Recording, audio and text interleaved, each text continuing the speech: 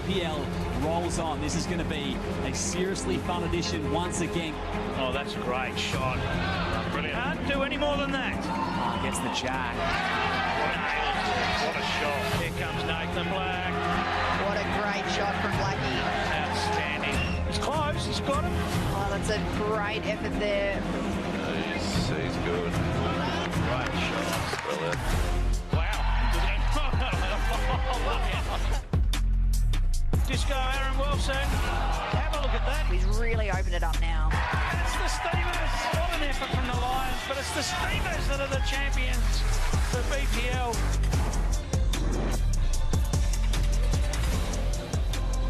BPL Thursday, the Bowls Premier League 23rd edition is getting to the pointy end. Welcome to Moama Bowling Club for what is going to be another fantastic night of action. Thursday is always a ripper in the BPL. It's great to have your company. Liam Ellison here. Alongside me is Jackaroo's legend, Lindsay Clark. Welcome. Thank you, Liam. It's great to be here for night 3. The crowd's great again. The BPL Junior Cup started today as well, so it's an extra level of energy. Just really excited to see what we're going to have on action tonight. Weren't we treated to just a wonderful night of bowls last night? Let's have a look at some of the best moments from day 3 here in Moama. Yeah, look, I think it would have been tricky to package this up because there were so many great games and great matches. It started with this amazing game between the Jets and the Extreme, and look, anything could have happened in this match, and everyone played a role in it, and it came down to a tie-break end and a skips winning bowl to get it done. It's a result for the Extreme because they had struggled in tiebreakers earlier. They had, and they were hoping to get that going again and help their momentum. Up next, it was the Moreton Bay Pirates and the Adelaide Pioneers, and Moreton Bay are having a great week. They absolutely are, and largely in turn of that great guy, Alex Marshall, played a bomb to seal it for the Moreton Bay Pirates, and they're really nice in top of the table so far. The drama in match 3, Steamers Hawks. Yeah, look, it probably didn't end the way we were all hoping, but Brett Wilkie, he was phenomenal again. He really is winding back the clock. Kelsey Cottrell's loving it. Omar did everything possible to win it, but a little bit of fortune and kind of in the area for Brett Wilkie to get the victory for the Hawks, much needed. That's how it can go sometimes in the BPL. Up next, it was the Melbourne Pulse, who are having themselves a flying week. Yeah, absolutely. The Saints have been battling a little bit, bottom of the table, but they really came out last night to prove a point that they can mix it with the top of the table. They did everything in their power to try and get the victory, but Gary Kelly, he played another bomb as per usual on this TV ring. He just loves it. Last game of the night, Tridents, Lions, two sides that needed to win. Yeah, look, and it felt like it was a desperation match for them all. Every player out there on the rink did something, and it came down to the last ball of the skipper to seal the deal for the Tassie Tridents. Is that one match of the night, do you think? I believe so, Liam. I don't know, you call it at home, but it was fantastic for me. It built in the day and just ended on that note. Phenomenal. Cody Marshall for Tasmania, one of 3 debutants in BPL 23, and he was terrific as lead. Yeah, look, he was, and Cody, to his credit, he really stepped up, playing against Kane Nelson in the lead spot, arguably one of Australia's greatest coming through at the moment, and he wasn't overawed. He was able to draw shots off, and we talked about how great Taylor was, but Cody set up the heads which allowed Taylor to be able to execute it and make numbers out of things, and what a phenomenal leads battle, and he's having a great first BPL. I think we'll see him in a lot of events to come. Yeah, no doubt. He's been terrific, and well, this one was fantastic. When Karen Murphy and Beck Van Ash came on in the second set, they did not miss a beat. They didn't, no. Every single player did their job last night. It was just a shame someone had to lose. Taylor Mayle, wow, let's have a look at some of his best moments, because this battle between him and Blackie, this almost made the match. Yeah, look, Blackie, reigning MVP. Everyone's a bit nervous playing against him because he's in some sort of form, but Taylor Mayle, I don't know what he had for dinner, but he came out and played phenomenally. Anything Blackie did, Taylor could do better. The Tassie crowd were up and about, which I really think helped him. Beck, she's a bit of a stalwart of the Tassie side, so she was up and about. And yeah, Taylor, he was the man of the night. So I would be surprised to see him up there in the MVP ratings at the end of the event. Yeah, I agree. Bowl for bowl, tit for tat throughout. And almost all 5 of the matches last night came down to that final bowl. Yeah, absolutely. I'm pretty sure every single match relied on the skip's last bowl to win it. So we know how important those big bowls are in the right moments. And we saw that every single game last night. Tassie are a proud bunch. They are full of passion and they remain in the finals hunt. Let's have a look at the ladder as we head into day 4 here of our broadcast. Still the Pulse up top. Yeah, look, they're probably the only team that's a guaranteed finals berth at the moment. So still lots to play for. Sydney Saints probably the only team that can't quite make it, but they can definitely impact the results. It's been a bit of separation in the last day or so. Some of the big boppers are up there and starting to lock themselves in. Yeah, absolutely. There's only three rounds left, Liam, so they're really going to have to make their mark tonight. Here's a look at our 5-match slate here on broadcast tonight, starting off with Adelaide and Geelong. Yeah, it's going to be a fantastic starter again. The Jets have a lot of fans here, so that's going to be great. But for me, match of the night, the last one, the Steamers versus the Pirates. There's always a heap of energy. The players have a lot of banter, so it's going to be exciting to stay up for that one. It's always a classic on your Thursday night. Steamers and the Pirates, the two host franchises. This place is going to be rocking. Yeah, it's going to be fantastic. So everyone stay up, stay here at the venue. It's going to be exciting. Let's welcome in the third member of our commentary team here throughout the week. Clive Adams doing a great job. Clive.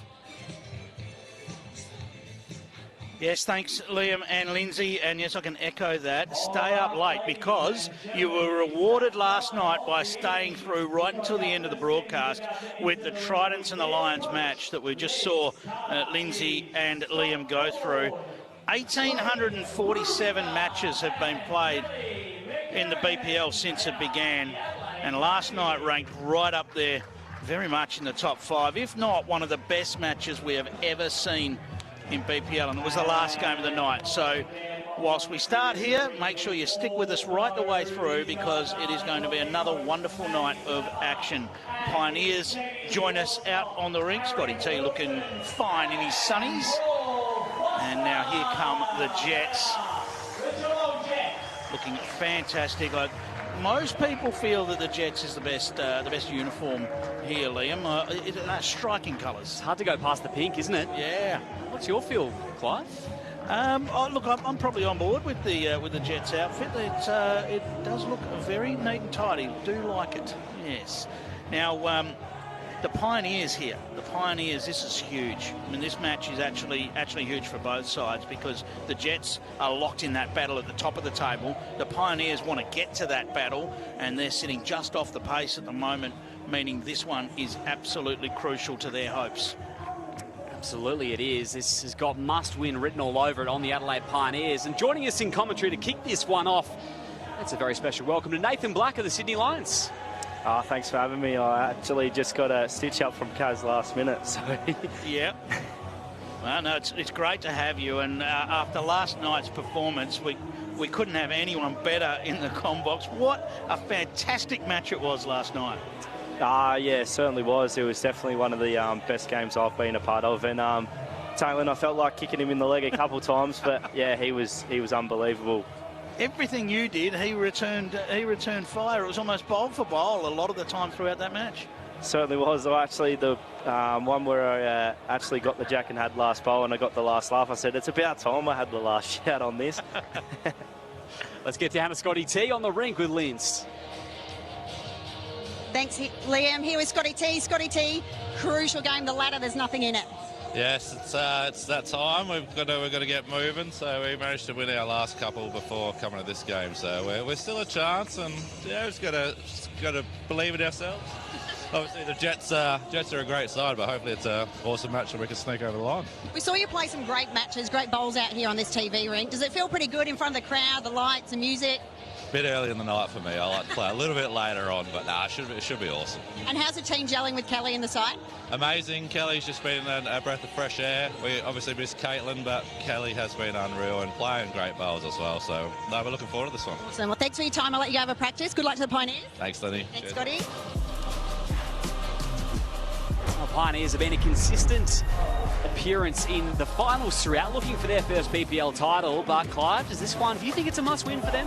The Pioneers have this knack of finding their way into finals. It always seems like every BPL, Blackie, we get down to the last couple of games and it's the Pioneers that are going to either just sneak in or just miss out.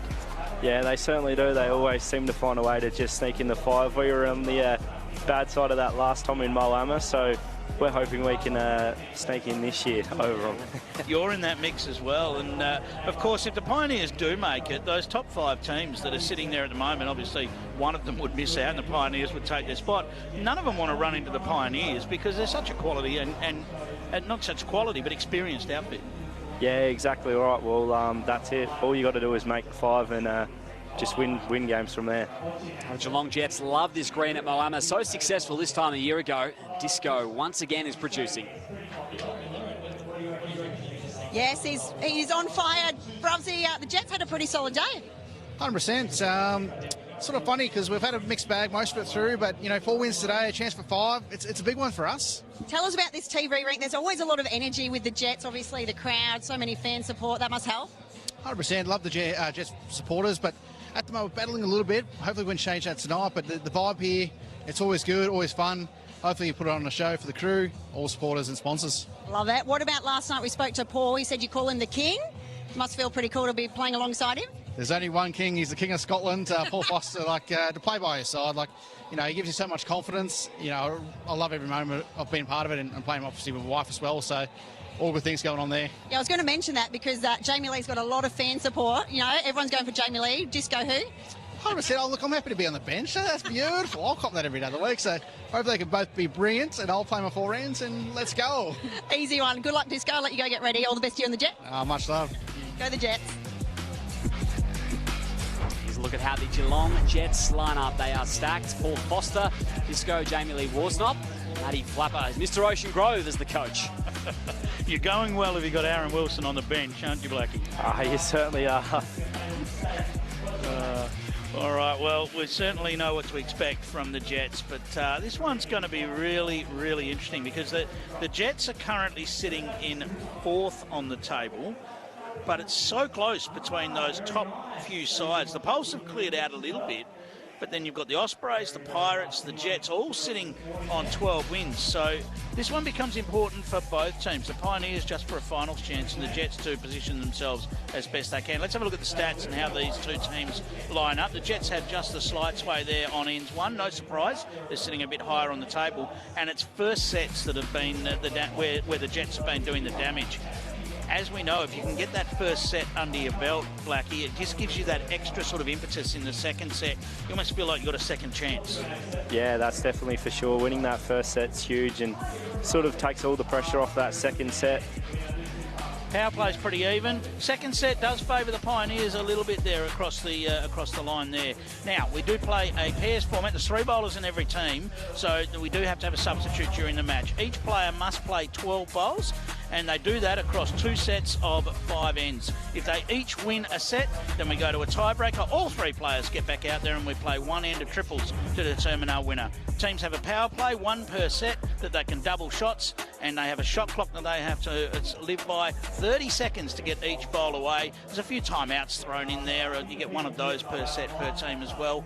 And the one thing that's not on that graphic is we don't roll the jack either. We do place the jack, 1 of 4 spots up each end for the mat and the jack, and we get on with the bowls.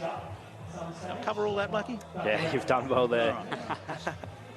Always do, Clive.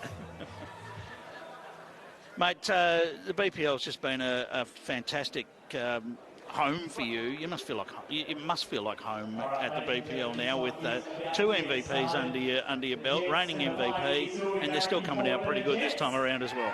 Yeah, it's always a great time of the year when the BPL's on, and just the atmosphere of bowls. It's the place to be. All right, here we go. Another big night. Thursday is always a big one, isn't it? It's built throughout the week. There's a festive atmosphere about. Good crowd in the house early for the 4 p.m. start. There was yesterday as well. It's crucial for the Pioneers. Short to short length. We do not see this very often. We have seen the minimum used a little bit when we go right up to the minimum spot and to the tee.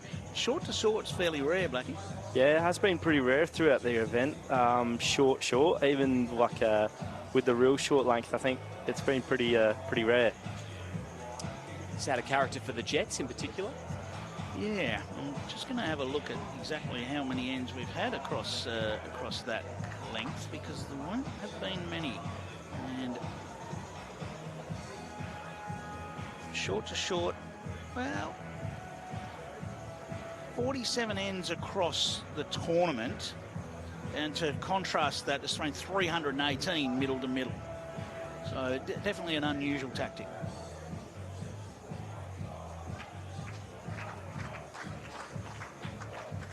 Today is Junior BPL Cup underway, culminating in the final tomorrow afternoon, and Lindsay Clark is down there on the greens. Thank you, Liam. Yeah, it's so exciting to have the BPL Junior Cup alongside our amazing superstars. And I found one of the mums. So this is Nat Vardy, your children Lily and Ashton are out here playing for the Tweed Ospreys. What's it like being a mum and having your kids at this event? Nerve-wracking and tiring, driving them all over the countryside and all over the state, and nerve-wracking watching them play each other, and yeah. Tell us about this event. You know, how great is it for them to travel and come play against other states? What's that like? Yeah, it's awesome. Yeah, we've got to see so much of Australia we wouldn't have seen otherwise. They love going all over the place and meeting all the other kids and all the other parents, and yeah, it's great for them. What would you say is one of the best things about playing bowls for your kids? The relationships that they make. Yeah, all the friends that they make from all over Australia and at the club, and all the support that they get from everyone. Beautiful. And there's so much support for the juniors with the elite players. I know Lils and Ashton love hanging out with Corey and Teasy and Chloe as well. So, and Bryson we can't forget as well. So that must be pretty special for them. Yeah, they love that. They love meeting all the big name players and getting a lot of support from them, and like yourself as well, and lots of hints and tips. And yeah, they're always here to cheer them on. It's great. Awesome. Well, thank you for your time, Nat, and we hope that all the juniors have a wonderful time as well. It's about having fun, and obviously the win is good, but all the best to you and your little kids. Thanks, Lynn. Go the Ospreys too. It's a great experience for the juniors, isn't it, Blackie, to come along, be a part of the atmosphere here and have a chance to spend some time with the greats of the sport. Yeah, it certainly is. Obviously, during the lunch break, we were able to go over there and watch a few of the games over there, and I wouldn't want to be playing them over there either, from some of the heads I've seen. It's high quality. It's a fantastic concept, and it just works on every level. Wilson just tight with them. A bit of a switch up here for the Jets with Paul Foster on the mat, Aaron Wilson skipper, and they haven't done that heaps this time around, but I think they battle with the best way round to play those two, because they're both just so good. Yeah, that's right. It's a hard issue to have, isn't it? Having Disco and Foster in the same team.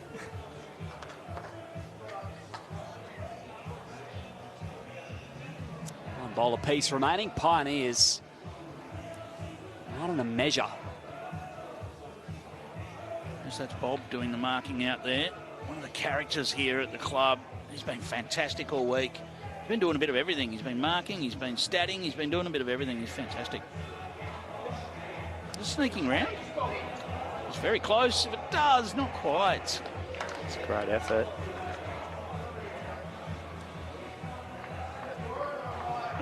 Definitely cut out one. I just like the signal there from Scotty T. The call was backhand, but it was a very careful call of backhand. It was like a slow motion backhand call. He's certainly the character. As we've, I think we've all seen on the social medias with the delivery through the legs. Yes. That's one to start us off for the Adelaide Pioneers. Ever managed one through the legs yourself, Black? I don't think I'm coordinated enough to do that. Whack it into the back of the heel or something like that. Ouch. Both of these teams do like the longer length. That's why I was surprised to see that short length to start with. Now we're seeing the stretched out length for the Pioneers. It's been awesome to see the crowd building up as the week's gone on as well. I know we had the late game at 9 o'clock and the crowd still all stayed out, so we really appreciated that, and it was an awesome atmosphere for that last game. They will have been glad they hung around as well, because they got an absolute treat. I was going to talk about playing in that sort of a game. That's where the fun in bowls comes from, isn't it? When you're playing a game where nothing's safe, you're playing great, but your opposition is too. So you just got to keep coming up with great bowl after great bowl. And what I loved about your game last night, it wasn't all about crash and bash. It was finesse, it was landing bowls, it was drawing shots. It was just brilliant. Yeah, well, that's it. Sometimes in quality games like that, it actually eggs you on and fires you up to play even better. So I think that's what we were getting the best out of both of each other. Yeah. And we can focus on yourself and Taylor's battle, but all 6 players in that game just played sensational. Yeah, definitely. All the front ends, they lit up well and really gave us heads that allowed us to convert and play good bowls on. Paul Foster. To like to just reach there and just change that slightly. Scotty Thalborn, I'd be very surprised if he doesn't reach again. Just looking to just nudge this jack around the corner or land the shot bowl.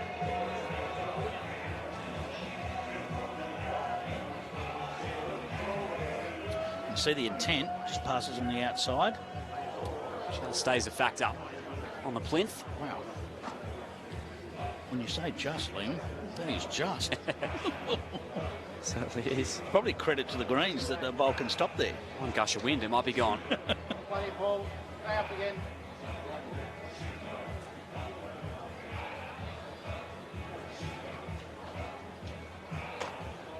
Shot for Geelong on the walk. Yeah. Feel like he might have liked that one past.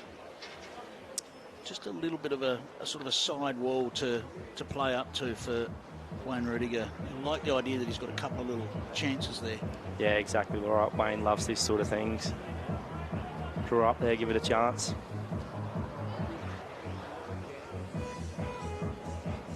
Fond memories in a Pioneers uniform, Nathan?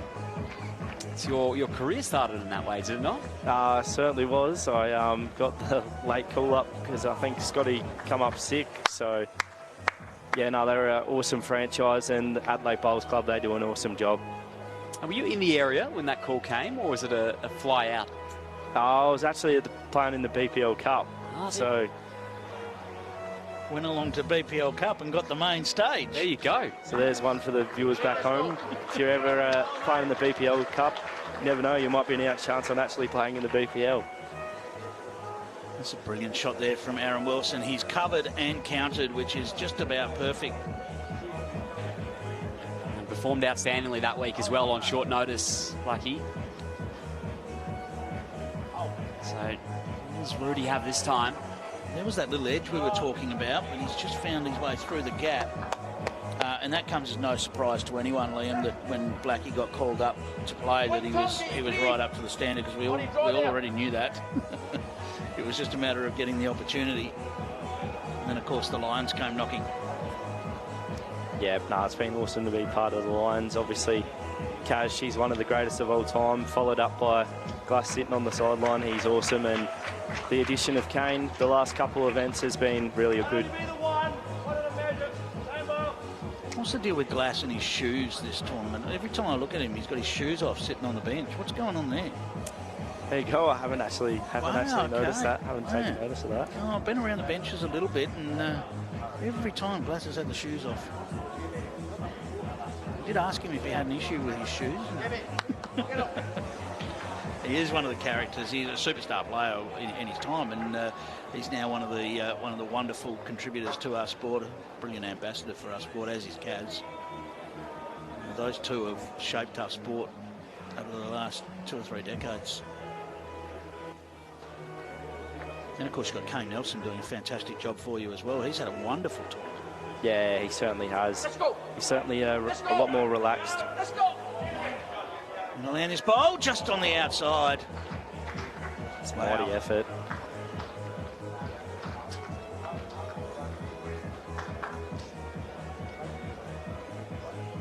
So what's the count for Geelong? Well, we may see the tape for the first time. Good look. So the shot ball has definitely gone the way of the Jets, but can they claim another? This will be close.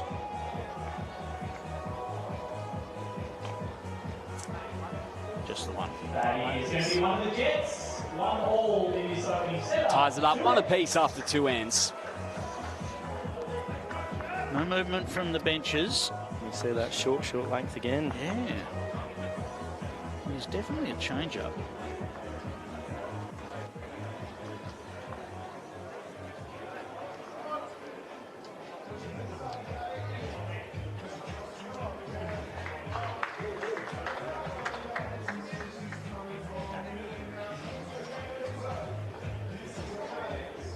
So throughout the tournament, short for the Geelong Jets. They've chosen it 4% of the time that they've had their choice.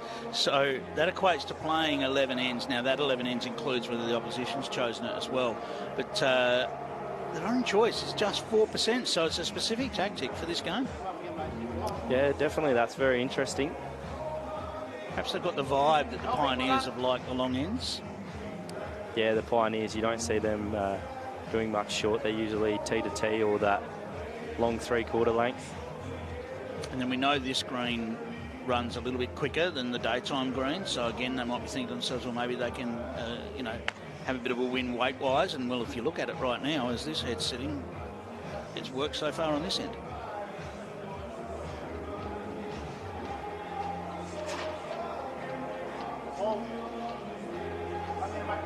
The ball wants down on a reasonable track. You see speed. Scotty will be looking to correct here.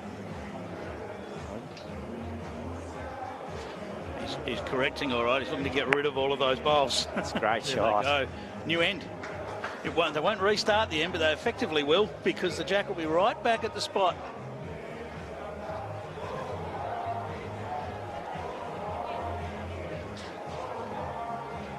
So the jack goes some 4, 5, 6 metres further up the green, and the skippers play a game of 3-bowl singles here.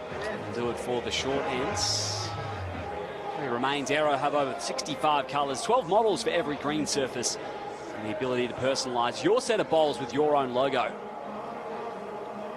Stop, let's go. This goes. Oh, what a shot. Lovely weight here. Great opener.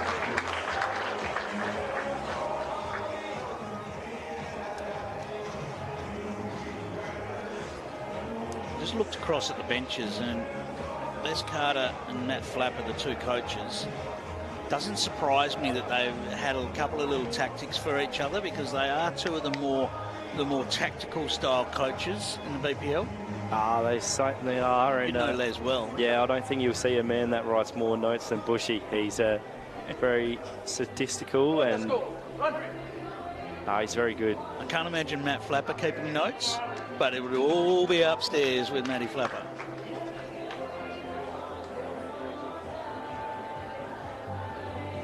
Another brilliant contributor to our sport with his coaching and everything that he's done over the years for the sport. He'll be forever responsible for a jack that's gone down the drain at Club Pine Rivers. We lost a power play jack, courtesy of Matty Flapper, one down the drain. Never to be seen again. Yep, into the corner of the green. There's a bit of a drain there. Whoop, straight down. Oh, there you go. There you go. Yeah. Searching late for Aaron Wilson. He's going to need to clear the front to start with. Oh, wow. Oh, Is it going to come off? Would you believe? I've seen some luck this week. That's luck times 4. He needs to go and wash his hands after that one. That's dirty. Wow.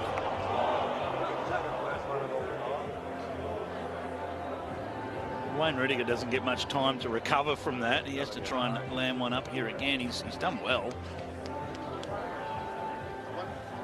Back to 2 by the looks.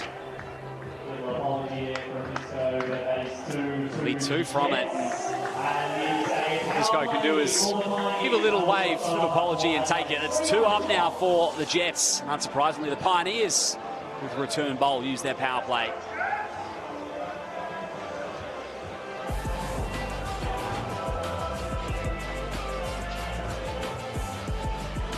So double shot opportunity for the Pioneers. Bucky, thank you very much for joining us up here in the booth. No worries. Good luck for the rest of the week. It's a big couple of games coming up for the Lions tomorrow morning. Superstar is Nathan Black. All right, well, Aaron Wilson is a magician with a lawn bowl in his hand, but wow, in terms of what he got there.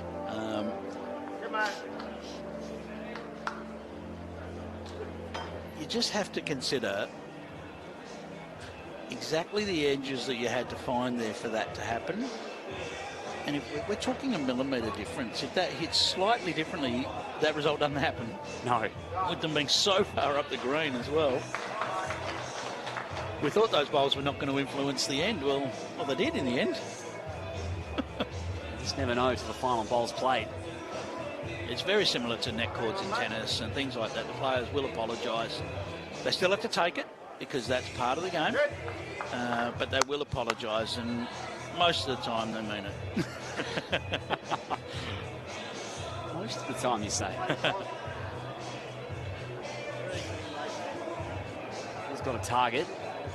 Pioneers bowl, that's a lovely effort, just sliding by it. Yeah, that was a winning bowl regardless. You know, he's finished in a very nice spot if that jack happens to move. Any sort of nudge on that jack and the jack will run to that bowl. So Melbourne looks to be on the tight side again here.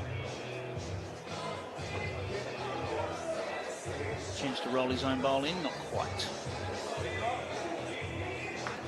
So now, the good thing for Aaron here is he can play confidently. He's got those couple of bowls past the jack from Paul Foster, and he can play confidently to the jack, knowing if he does get to it, he's probably only making things better.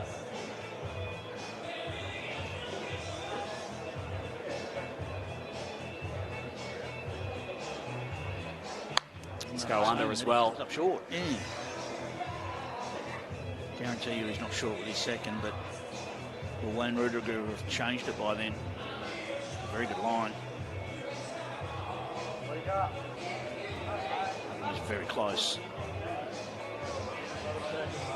Nice ball's that.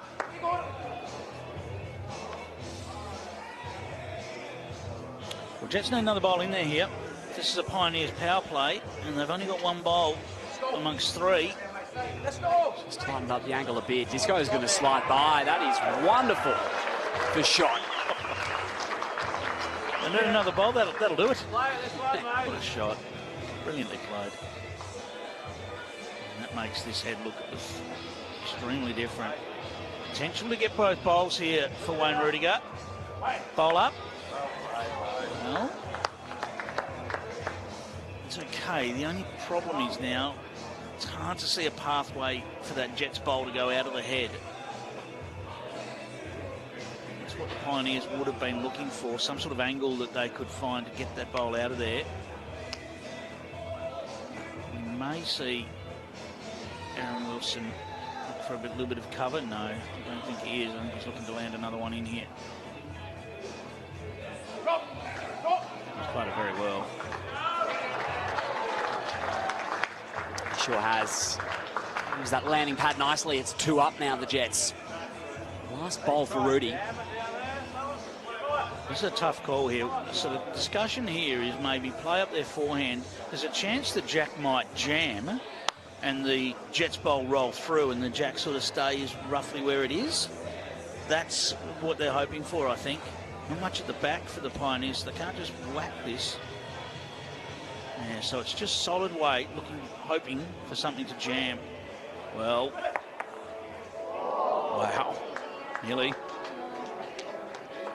So the Jets see off the power play, just one from it. They cut one out. That is crucial for the Jets. They take a 3-shot lead into the final end. Jets power play will be a non-factor effectively.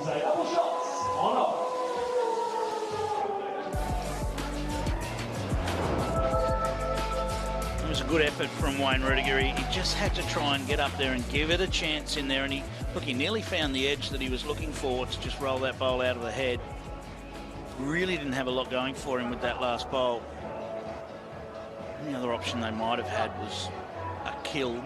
They would have lost their power play by doing that, but perhaps they would have had a second chance at perhaps picking up 1 or 2 regardless. Scotty Thelwell with a nice opener here. It certainly is.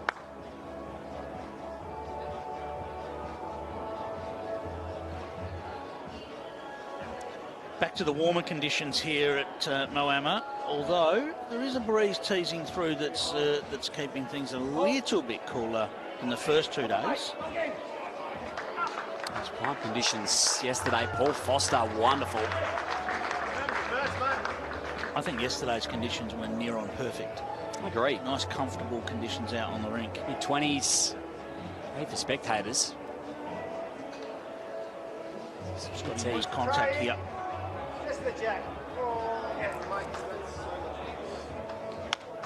What's your read on this short-to-short, Clive? Is it? I think it's worked from the Geelong perspective. Well, they're leading 4-1. It is on that front. They've won 1 and lost 1 in this direction so far on that short end. So it certainly hasn't hurt them. And I think it's a clear response to knowing that the Pioneers like long. But then so do the Jets. Skill to be adaptable. This is just going to drop under again, isn't it? No, he's held on. It's good weight. He's pushed it up onto the jack and made at least one. Just had that extra little bit of weight just to carry the line a little bit further. That was nicely done. Use that target to spit it out the back. Pioneers shot. Aaron Wilson will have that jack high Pioneers bowl well and truly in his sights here. That's his guide. Wants to just drop inside that. Which side of it's he on? Sort of got a belly. Still one to the Pioneers. They need to find 3 shots to get this first set. Might catch the blocker here. Oh, it's sliding by. Not a terrible result. Well, if it had fallen over, it definitely would have counted. I'm not sure at the moment whether that will count. Problem for the Pioneers. Aaron Wilson's got a fairly nice look at this. Wow. Just missed.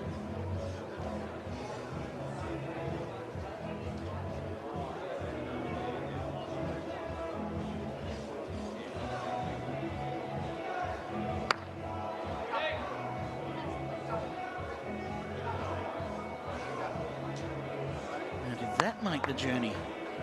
Not quite. So 2 down is the signal from Paul Foster, he believes, which is the 2 that are side on, the 2 jack high bowls for the Pioneers. The front one doesn't count.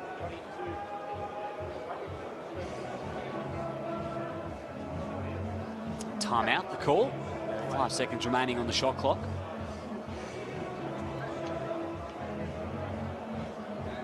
So looking to defend here, Clive, the Jets? Well, there'll be a temptation to look for that outside bowl and just try and push that through the head and take away the chances there. But the problem is on the draw, if he lands on the front bowl, he just pops the Pioneers up for another one. So go bigger. Yeah, there we go. Big indeed. Bang. There it goes. Undisposed of. Well, that now makes it difficult for the Pioneers to get 3 shots. They virtually have to turn their own bowl and come in with it. Perhaps a little nudge of the jack.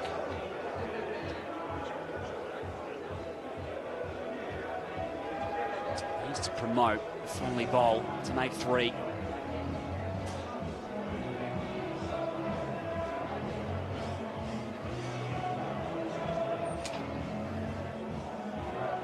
Is he going to find the outside? It's not going to be enough for 3. They get 2 from it, the Pioneers. So had a fair crack at it on that end, but not quite enough in the end. Yeah, I think based on the weight that he had, they were looking for a little nudge of the jack. That would have brought perhaps the back one in, but not quite. And it's the Jets that get it done, 4 shots to 3. This is what they do, Clive. We know they're fantastic with first sets. Yeah, they've been very good with them. They perhaps have peaked a little bit on that stat, but it's still a dominant stat for them, and they'll chalk another one up right there. The Pioneers under some pressure and need to win. 8 wins, 11 losses. The pointy end of the competition. They've got to get it done here against the Jets. Here's a look at the first set highlights thanks to the Host Plus. Yeah, well, look at that one. That was off those short bowls. We didn't expect those short bowls would play a part, but they certainly did. And they took it, and that might have been the decisive factor in the set in the end. Jets looking good.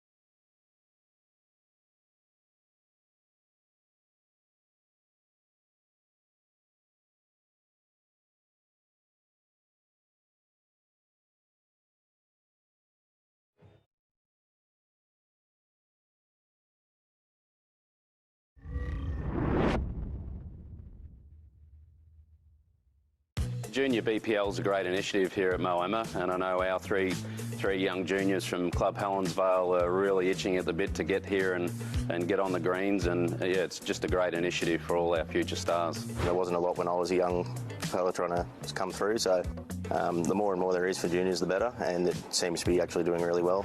To see them walking around in the uniforms throughout the week, stopping and watching them, cheering them on, that's what it's all about, the next generation. Hopefully they'll be playing BPL like we are in 10, 20 years' time. It just shows in Australia how safe bowls is. With all these young fellas coming up, you can see it in the Australian squads emerging. Lots of talent coming through, and a good stepping stone for these juniors to really stamp their authority and put their foot forward.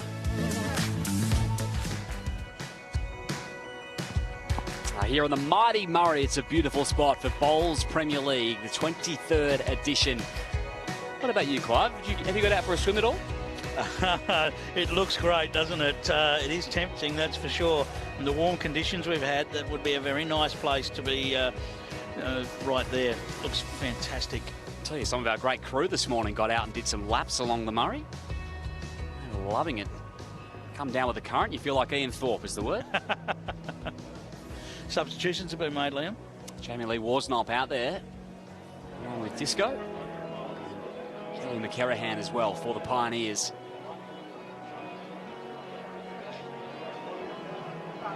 So, second sets, 10.5 to the Pioneers out of their 19. The Jets just 7.5. The Pioneers need this one to go their way. Might feel like they were a little unlucky in that first set with that big shot from Disco getting the job done as Kelly hits the green on fire.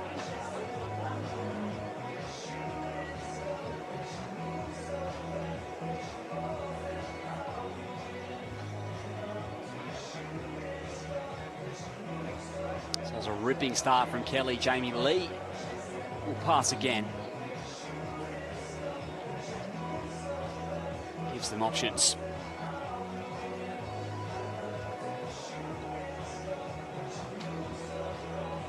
Now, the first thing in Kelly's mind right now with the bowl on the front of the jack is to drop this one past. Does not really want to finish jack high. It's a good bowl, but her third bowl needs to pass now. She's loaded up on the front of that jack.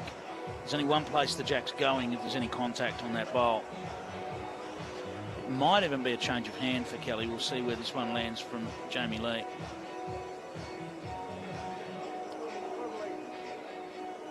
Now Wayne Rudiger has asked for the change of hand. Look to get round to those two bowls that are sitting just past. Can't be short. She won't be. It's a good result. It is. However, the angle is taking it more towards the Jets bowl. Should have loved that to be a foot further out. Didn't really want it right on the line. With Aaron Wilson in charge of this bowl, you might expect to see the angle shortly. It looks like he's just a little bit too wide for it with this, only just. And there's another one there. What it means is Wayne Rudiger's still got to get round to those bowls.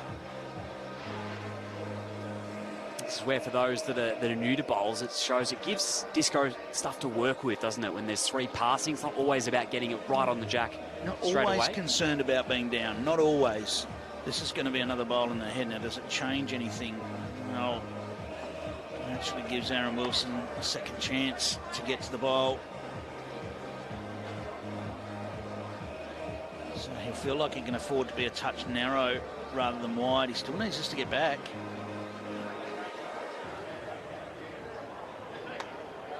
It's becoming an interesting head. Now it's risk and reward.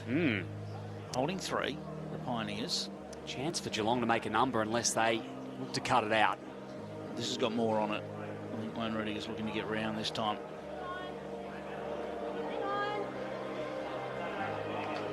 It's well played. It helps. Still don't quite have one on the angle they'd like. And Aaron Wilson missed 3 times wide. I wouldn't think so. But he has. It's going to be a big collect to to the Pioneers. Absolutely, this is wide open for 3.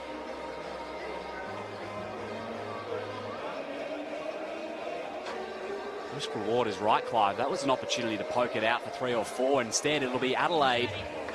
Jack won't move. Big collect, make it 4 to open up the second set. The second set for the Adelaide Pioneers, that is a 4 to start proceedings. Well, there was a plan to bump the bowl, but they just didn't bump the bowl.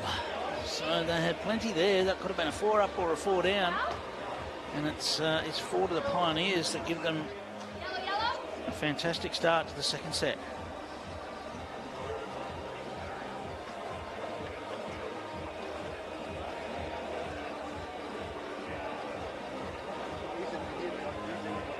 Now they will control the mat. Well, Kelly played a huge part in that by nailing it with her first bowl. You know, absolutely nailed it with the first bowl and made the Jets chase. Sometimes when you chase, it just doesn't quite work out. He's far away with his first one again.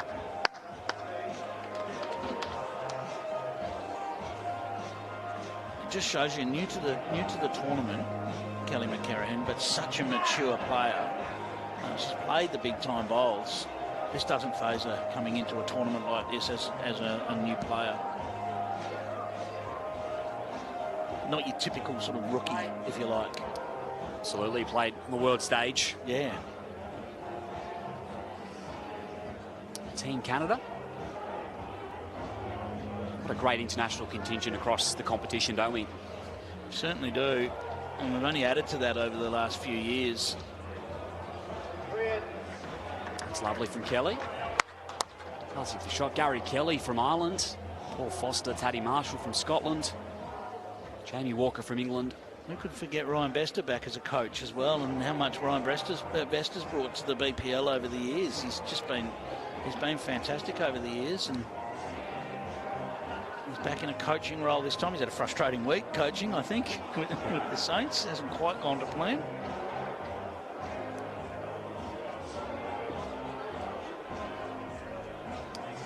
Difficult as a coach. You just want to get out there in that moment. Yeah, especially for the Master Blaster.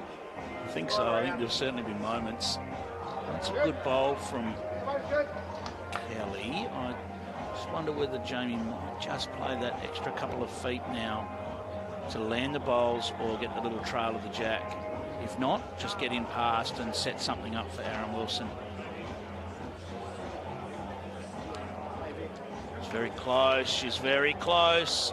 Jack movement and stuck around. Oh, and got a little back roll.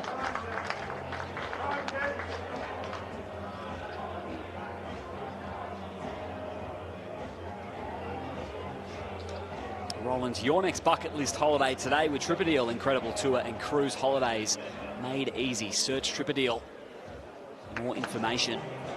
Players look for those little framed moments where there's a bowl on each side of the target and perhaps the jack in the middle. They look for those opportunities because you can get in there just with that little bit of weight on and get the little edge of each bowl, sit the bowls or get to the jack, and it's exactly what Jamie Lee did with that previous bowl and got the jack out the back there. Didn't overdo the weight. If she missed, she was still going to be in a good spot.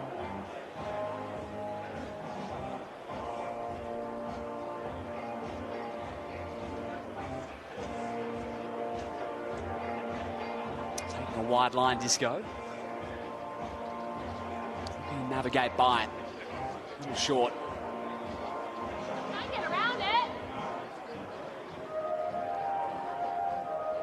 And the cool was you can still get around it. This is a challenging draw shot now. I thought he might have thought about being under it rather than around it, Wayne Rudiger here. And that's the path he's taking. Does he get all the way to the jack? Certainly does.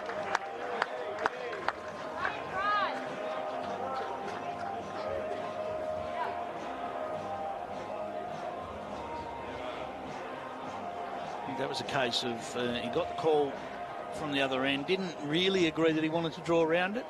Rather than waste any time on the clock, he just played his own shot and played up underneath there.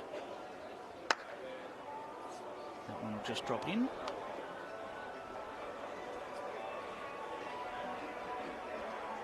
Well, this now looms as an opportunity again for the Pioneers. This one's out on that wider line. This time he is trying to draw around the front. He's done very well with it.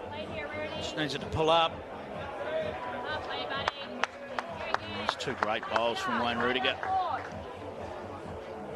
That was difficult. Wide track, and he landed it nicely. This is tough for Aaron Wilson. He's looking to find his way between the Pioneers' front bowls and get back to the jack. But the trouble is, it just won't bend late. You've got to sit. Can you do enough for shot?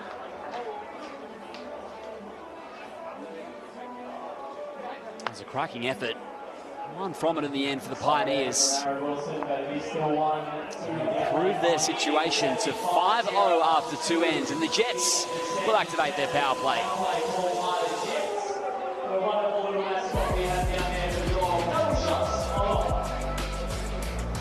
Nice start here for Adelaide.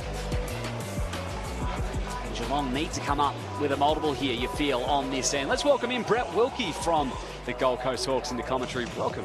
Yeah, thanks for having me again. Yes, welcome back. You did such a good job last time. They got you in again. Got another gig. Well, this is you come in at a good time because this is an important power play for the Jets. They won the first set, but the Pioneers have got away in the second, Brett, and now this power play end becomes super important. Yeah, need to score this end. Very important. We've seen the Jets mix this up a little bit with the short-to-short distance. We haven't seen them do it much through the tournament, but it feels like they've targeted the Pioneers and said, we think you like long ends, we're going to try the shorter distance. Yeah, well, I haven't seen many teams play this length at all, really, throughout the tournament. So it'll be interesting to see. And they've done it throughout the match at the moment, and they would be happy with it, but yes, it just means now, this second set, they just got caught chasing a little bit in this direction last time. Can Jamie Lee find a correction here? Needs to correct about a metre on her first.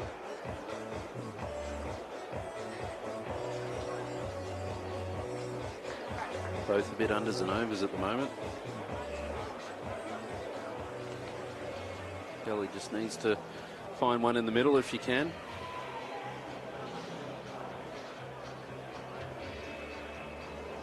Yeah, coming back in nicely. It's the best one so far. How's the Hawks day gone, Brett? We had a bit of a mixed bag today. We had a good finish with a win in the last game against Sydney Lions. It came down to an umpire's measure in the tiebreak. Really? So it was a crucial match for both teams. We're just in front of them on the ladder, so it gives us a game buffer now. So yeah, it was very crucial for both teams. Very nerve-wracking coming down to the umpire measure after the tiebreak end, and we were fortunate enough to be on the right side of the ledger. I've got some good news for you in a sec too. Let's just see what Wayne Rudiger does with this, but I've got some good news. I think you're going to be pleased. Wayne Rudiger in the area, just needs it to pull up now. And some good news is that you might have had luckiest bowl of the tournament, but not anymore. Oh. Aaron Wilson's taken that off you in the first set here. I've been outdone. I missed it. Bounced off two bowls that were about 6 metres out after the jack had been respotted, straightened him up, and he ripped out the shot bowl. Yeah. So you're in the clear. Yeah, you just never know, do you? If you're up, you're always a chance. Yes.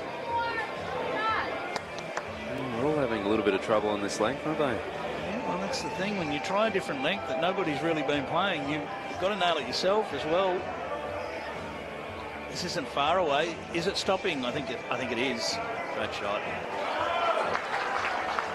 Worked it out that time.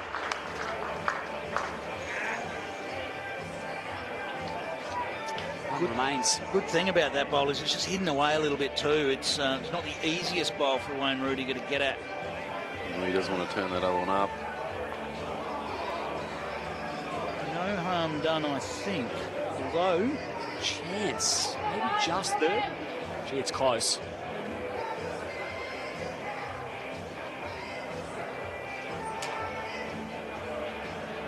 Yeah, big bowl here for Disco. As many as 4. Will it sit in? Yeah, good shot. Just back enough, I think. I'll remove 2, and we'll see about a third. Fourth one won't make it, but we'll have a look at the third.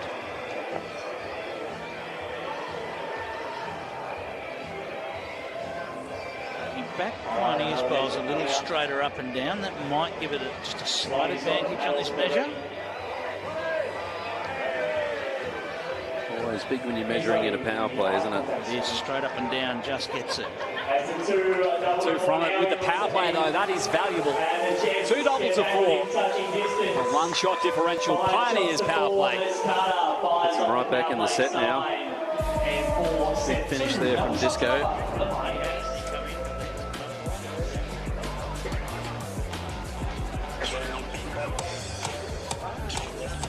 Well, now the Jets, that was enough for the Jets. Now they just need to win the next 2 ends and they will win the match.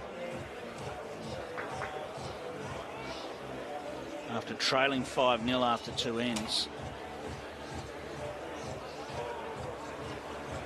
They would have loved to win that measure and get 3 and double it to 6. Those measures were essentially worth 2, as Jamie Lee started with a cracker here. Yeah, good start on the change of length. It is interesting. They've straight away gone back to that longer length and said, let's not do that short here. Let's go the longer length, where they've been a bit more accustomed. Certainly been more their choice throughout the tournament. Yeah.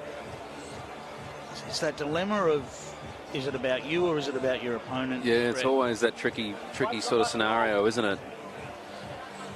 I sort of tend to more worry about yourself than the opposition, but sometimes you need to throw your opposition off the game and do whatever you can to change it up. It's trying to find that niche, isn't it? Not sure if she's pushed it any further. Good shot. Brilliantly played. Snuck round and hides away.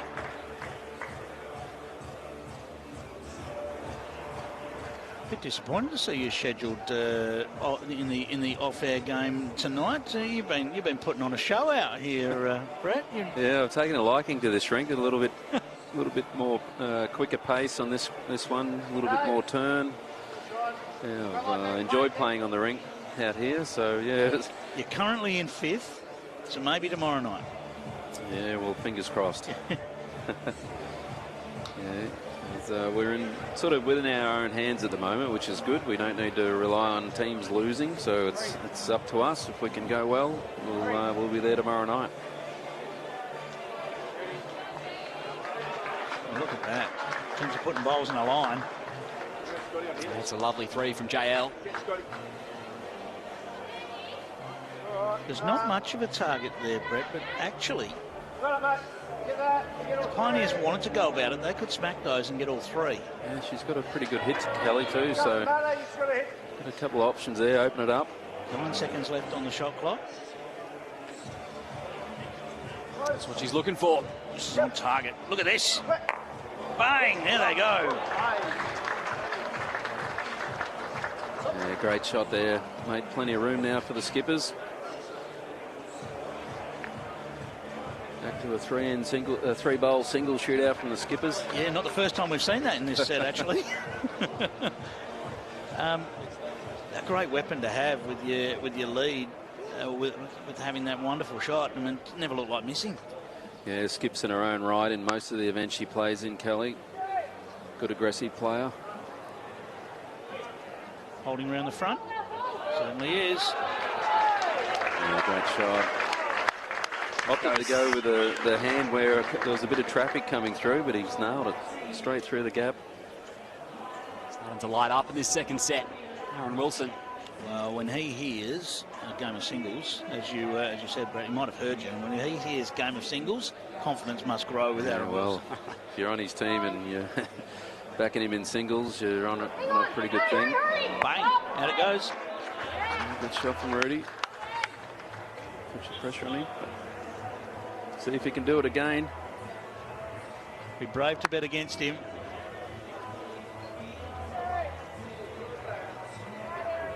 Go on the opposite side of the front bowl, or is he turning it? He's turning it. That'll do. did enough. That'll bring Wayne Rudiger back to a draw now. Now he's out in a wide line. Might come down to pace here.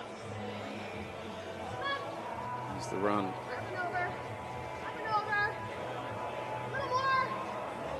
Not quite, I don't think. Still one to the Jets. Opportunity for Aaron Wilson to make it 2. Put the pressure on.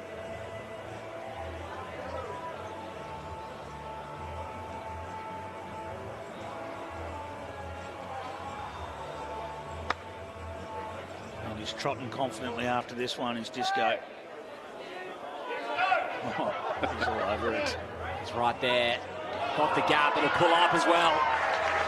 That's a pearl from Aaron Wilson. Oh, just broke the jack out a little bit, so it's given Rudy a bit of a target there. Sit or trail. Jack to the ditch is gold for the Pioneers. 2 back waiting for it. If you can get the jack. One made second. And he has run up for second, so when it comes down to this. And tied up. 5 apiece. Importantly for Geelong, they see off the power play. We've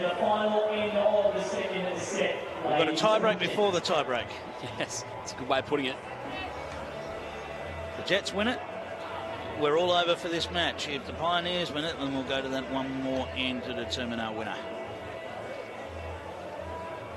Sort of the way you want it as a neutral. You watch any of these BPL games, you want a tie break, don't you? Yeah, it's always exciting, a tiebreaker. Except when you get a rub on the last bowl to win the tiebreaker. You know, these things happen.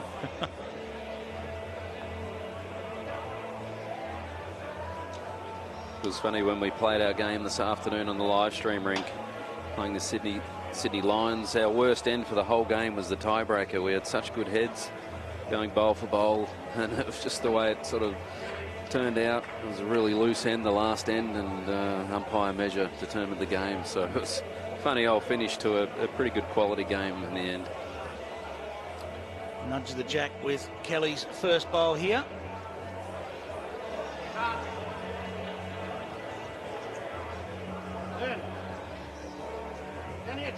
Pretty good reply here. Certainly is. Great shot. Jack high.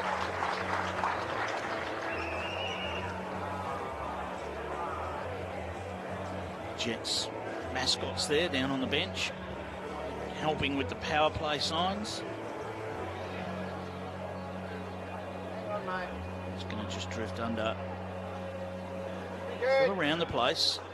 Yeah, weight was enough.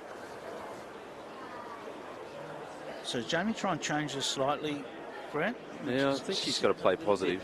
Yeah, there's a little bit of a target there, isn't there? Play positive, change it up a little bit. Trailer jack or just finish past. Turn the bowl around the corner.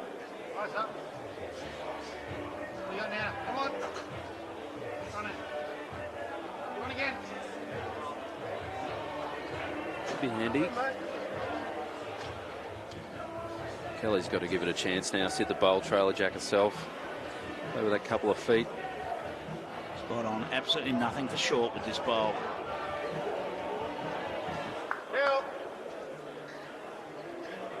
Well, it's in the area. It's in the area. Oh, it has come up short. She'll be very disappointed that she's dropped short. Should have known. Even a miss would have had her in a good spot. Just finishing the eye of both teams there too. I think Disco will be looking to trail a jack down on the forehand now. If you can get the jack back a couple of feet, make 3, hide it in behind the front bowls. Geelong was shot. You won't miss a moment if you drink wise. Disco doesn't mind it here. Look in his eye. Just passing through the gap. Does he stay up? He does not.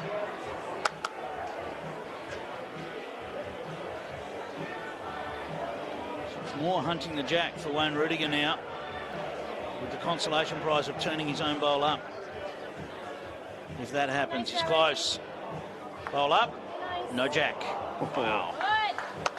Couldn't have played it much better. Still think that's your shot. You throw a shot in that. Pioneers must win the end to get it to a tiebreak. He has opened it up though, Rudy. He's got a clear run at it now. And 2 bowls left to do it with. Yeah, that's right. Aaron Wilson needs to get another one in there or trail that Jack in behind his other.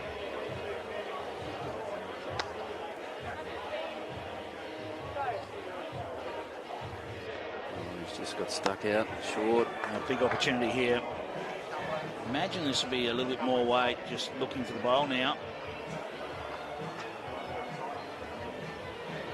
Still kept the controlled feel to it.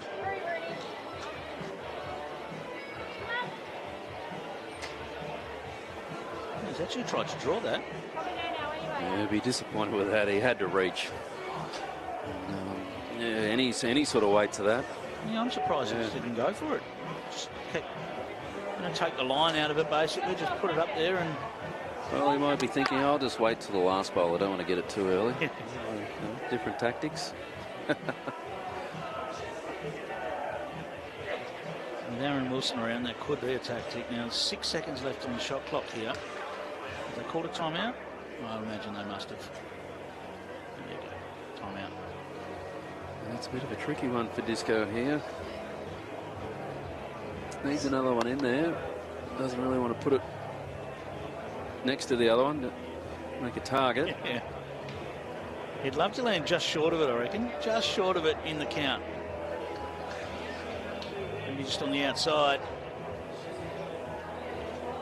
I think Rudy's just got to pluck it out now, whatever weight he likes. Set comes down to this. The Pioneers force a tie-break. Controlled weight from Rudy. Oh, he's got the jack and gone through with it. Catcher in the ditch.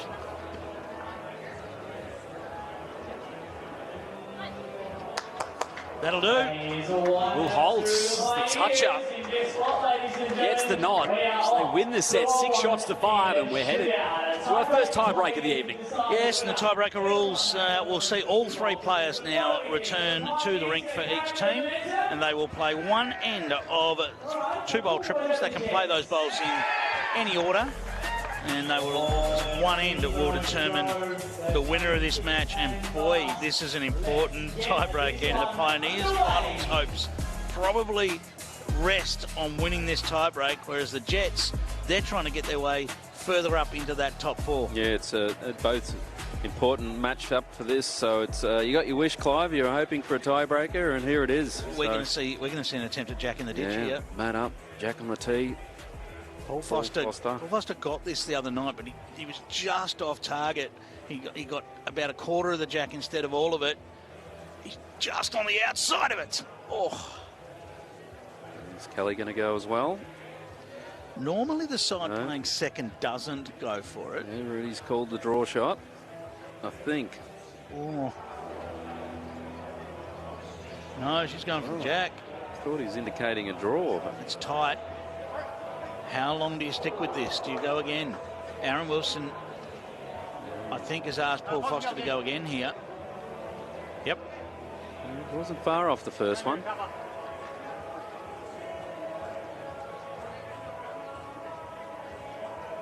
Oh, that's close out of the hand. Oh, it's the same. There's Paul Foster's 2 done. No, Wayne Rudiger has said draw this time. I thought he said that in the first bowl, but he had a crack. Pioneers the only side yet to win a tiebreak in BPL 23. Just been in the 3. And the Pioneers have got the shot. It's not too bad, no target. Still got to make them earn it if they're drawing. It's one of those things on these short ends, you don't want to sit a bowl right jack high, make a target. What do you think of the jack in the ditch tactic, Brett? Are you on board with it or not? No, I'm a bit old school. I'm not a big fan. So. I thought that might be the answer. The odds of doing it is, it's pretty slim, but you're a hero if you can. My feel about it is if you're going to do that, why wouldn't you do that every end? Yeah, if it was that easy. This one's going to find the ditch for Scotty T. Bit of a rush of blood. Yeah, opportunity now for Jamie Lee. She had perfect weight. She doesn't need to correct too much.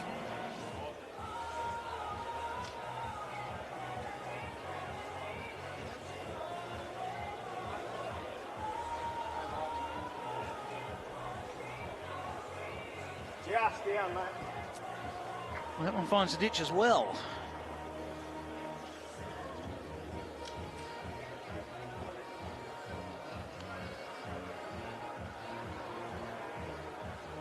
Still quick as well, I think. We know that it's been a bit treacherous up that end. Once you get to the tee, people have talked about how it just doesn't stop. The players we've spoken to have said it just doesn't stop for you, and it makes it quite quick. Aaron Wilson's gone to the other side. He's got his own bowl to work off. We'll hold on.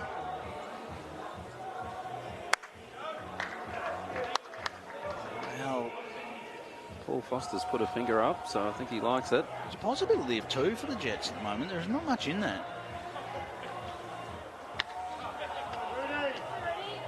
He's the run, I think.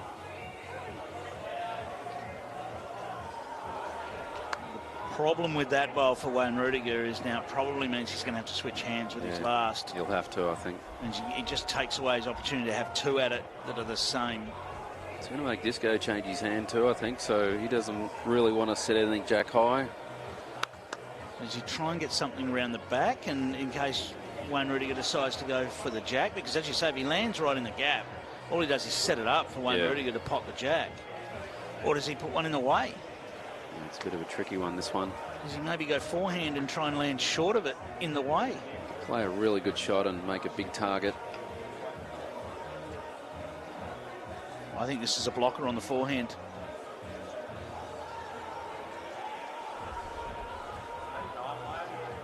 No, I'm wrong. He's going around the back.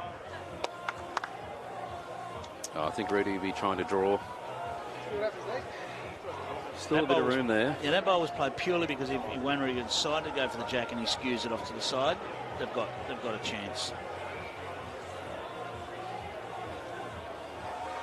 Last chance for Rudy. A delicate draw shot on the forehand. It's close. It's close. It's close. Fair attempt. Just rolled too far. Gave it every chance. Great effort there from Wayne Rudiger. Just a touch too much in the Jets. Take it in the tie-break. They get 1 from the shot. Another victory in the books for Geelong. 13 wins, 7 losses. 23. Entrenching themselves in the 5 now. Yeah, it certainly doesn't quite end the Pioneers campaign, but it makes it very tricky for them right now to catch the Gold Coast Hawks, who are sitting in 5th place at the moment, Brett. Yeah, we're just hanging on to that 5th spot. So, as I said earlier, it's in our own hands tomorrow with 2 games to go. So, I'd rather know that it's in your own hands than relying on other teams to lose. So, yeah, looking forward to a couple of big games tomorrow and watching some exciting more games tonight. Imagine you'll have a close eye on the Steamers a little bit later on, because they're the ones that might be able to catch you tonight. So, yeah, they're on our heels. On that one, mate. Jamie Lee Warsnop is down there from the victorious Jets with Linz. Yes, I did grab JL. JL, must feel nice to get that win, mate, secure your spot in the finals. Yeah, it's really good to finish the day on a high, getting the win over Adelaide. It was a great game, came down to a tiebreaker, and yeah, fantastic. Tell us about when that happens. You won the first set, you almost had the second set as well into the last bowl. How do you regroup and gather the win in a tiebreaking? I think with this event, you know that anything can happen. I mean, there's lots of tiebreakers going on. It's a roller coaster of an event. So I think you sort of really regroup, refocus, you know, 3 people back on the rink, and it's anyone's game, really. Awesome. Well, keep up the great work. We look forward to seeing you out here tomorrow night. Thank you. Go the Jets. Go the Jets. Moama is a happy hunting ground for Geelong. They'll be in the finals fixture. 2 games for them tomorrow to find out where they finish on the table. Let's have a look at the full match highlights thanks to Host Plus. Yes, well, there was that lucky one again. Made Brett Wilkie feel a bit better that somebody else has got a luckier shot than he has. Aaron Wilson there. You just don't need the quality of Aaron Wilson getting luck. The Pioneers gave that everything. They knew everything was on the line. They managed to pick up a 4 there to put themselves in with a good chance of winning the second set. And in the end, they managed to get that second set. But it was the Jets that had enough in the tiebreak. And with Wayne Rudiger's bowl just rolling it too far, and the Jets booked their place in the finals. Coming up next, the Tweed Ospreys sitting in second place. They are star-studded, taking on the Tassie Tridents, another must-win situation for them.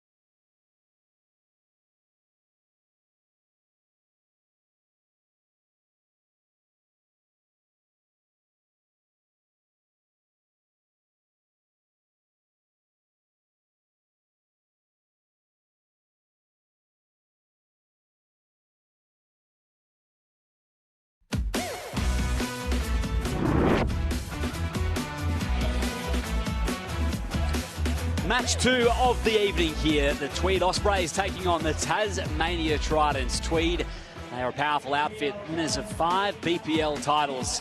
And the Tassie Tridents, who are trying to stay in the running for the final 5. They were victorious last night on the TV rink. And what might be, Clive, in your opinion, the best game we've ever seen in BPL history? Yeah, it was right up there, as I say. Yeah, as I said at the start, 1,847 games, 1,848 now that have been played in a BPL, and that was one of the best I've ever seen. We see a couple of the spectators that got some shirts there. I tell you, the junior BPL team for the Tridents came out with them.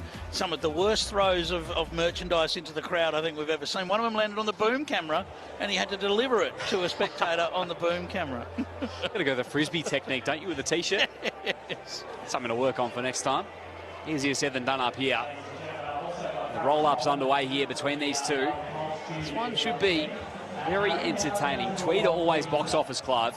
Yeah, well, it's another one of these matches where we've got a team that's up there in the top 4 looking to lock a place into finals, and a team that must win to keep any finals hopes alive. So it's another one of these matchups that we just saw with the Pioneers and the Jets.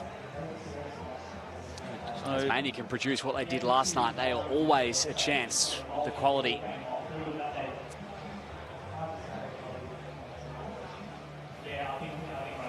Chloe Stewart, long-time member of the Tweed Ospreys, is on the green with Lindsay Clark. Thanks, Liam. Here with the awesome Chloe Stewart. Bit of a topsy-turvy BPL for the Ospreys, but you're right in the mix now. Yeah, 100%. You know, we had a not so good day on Tuesday, but yeah, we've bounced back. You know, these things happen, as we know, in BPL. So yeah, you just got to stay positive and keep the ball rolling, I guess. This game tonight, you win it, you're into the finals. What's that like in terms of pressure, or is it exciting to have that in your own hand? Yeah, no, I think it's really exciting. You know, we get an opportunity now to, secure ourselves a final spot. So, yeah, we'll just go out, play our best and see what happens. Sounds good, Chloe. All the best to you and the Ospreys. Go team. Thanks, Lenny. Well, you take out day 2 from the Tweed Ospreys, and they're just about the form team in the competition. They've won 3 of their last 4. In fact, make it 5 of their last 6 in straight sets. That is dominant stuff. Yeah, you look along that form streak, and it's pretty good. There's only 2 losses in virtually recent times. Only 2 losses in the last 2 days. So they've certainly been turning it on. For the Tridents, well, they've had a bit of a tough day, only getting 1 win from their 4 matches today. So this one now becomes absolutely crucial for them to stay in the mix. Let's welcome in the commentary for this second match of the day, Kelly McCarahan from the Adelaide Pioneers. Welcome. Thanks very much for having me. Yes, this is going to be another fantastic match, Kelly. We see so many great matchups, and this one with a lot on the line for both teams. Yeah, look, everybody can play in this event, right? So there's never an easy matchup, and yeah, every game has seemed to be going down to the wire. So it should be a great contest here. Looking forward to hearing the thoughts of Beck Van Ash with Linz. Yes, thank you. The legendary Tassie legend, Beck Van Ash. Let's talk first off about last night. Probably one of the greatest games we've ever seen in BPL. How did it feel to be part of that? Oh, it was awesome. Like, I enjoyed watching it on the sideline, and then coming in set 2, I was sort of a bit nervous, thinking, geez, I hope Kaz and I can sort of carry this and keep the momentum going. But yeah, it was an awesome game to watch, awesome game to be a part of, and the vibe was terrific. Yeah, it was fantastic. Let's talk about today. It hasn't really gone to plan, but it's still in a chance. You need to win tonight. Yeah, it is a must-win game for us tonight. Look, we can't lie. We've been really disappointed with today. It has been a real shame. We've lost 6 sets, and we've been losing in straight sets, but 4 of those have come down to last end, last bowl. So we've been right in the hunt. We're just not ticking it over for wins. So these last 3 games are really important for us. Awesome. Well, there is so much support here for the Tassie crew. Hopefully they can help you get over the line tonight. Yeah, thanks, Linz. Go Tridents. Go the Tridents. All on the line for the Tasmania Tridents. As per the words of Beck Van Ash, this is how they line up under coach Chris Dudman. Yes, their last 6 matches have been straight sets results as we have a look at how these 2 line up against each other. And you see with the Ospreys, that's one of the better ends won we've seen. 102 ends won against 91 for the Tridents. But as we look down, this first set looks like it's the key for the Ospreys. They've had far more success in first sets than the Tridents. And of course, when you win the first set, puts all the pressure on in the second, Kel. Yeah, no, it sure does. It sets everything up. You know, you can play a little bit more defensively at times as well. So, yeah, first set wins just sets the tone for the whole game. And of course, we said the power plays there. We know that Wayne Turley will use his power plays late because he'd rather take them home than use them. So we know that. That's the way he's done it. And who can argue, because the Ospreys have always been very successful with the way they go about it. If it works, right? Yeah. A couple other things to look at in this one. The Ospreys have tended to play more the medium to long type ends. Their most successful is actually the T2T. And the Tridents, well, they've been short. Very, very short is their most successful length. So it's going to be interesting to see that contrast. And whoever plays first, we actually don't know who's playing first yet, to see which way they go. So the contrasting styles will be an interesting matchup. Yeah, and this rink is a lot faster and a little bit different than the other rinks. So, yeah, one side's a little bit faster than the other as well. So we'll see who adapts the fastest and, yeah, gets the job done. Tough result for you there. Yeah, it was. We battled really hard, actually. I'm pretty happy with how we played, and that's just the nature of this format is, yeah, it's a ball here, a ball there. And Jets are on a run, aren't they? I mean, that's 5 out of 5 for the day. It's one of those ones where you get momentum going, and it just seems to work for you at the BPL. Yeah, it often comes down to a ball here, a ball there, and it can be frustrating at times. We're running the roller coaster of emotions of the highs and lows and whatnot. But yeah, they're a great outfit, and they're just too good today. A bowl here and a bowl there, perhaps the edge of a bowl here and the edge of a bowl there. With let's not talk about that. I've seen a lot of wicks and good results over my time, and that was one of incredible. Yeah. Never looked like missing, really. We had Brett Wilkie join us, and I've got him in the clear for the luckiest shot of the tournament. He was a bit lucky last night, but Aaron Wilson's taken that. That crown. That's next level. All right, here we go. Corey Wedlock's going to get us started, so it's the Ospreys that are starting, and as a result, we will see a medium length end.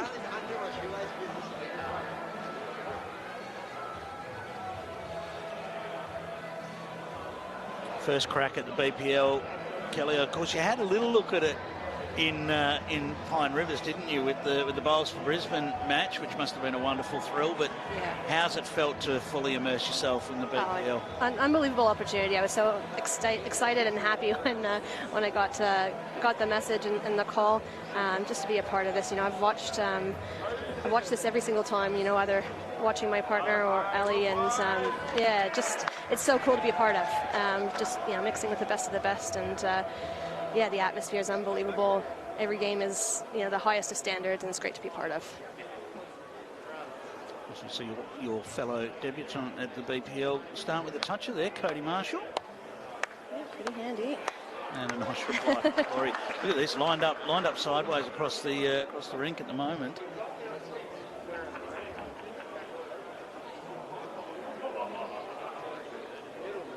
Cody Marshall leading up. Taylor Mail has been terrific in his debut tournament. Well played, Cody.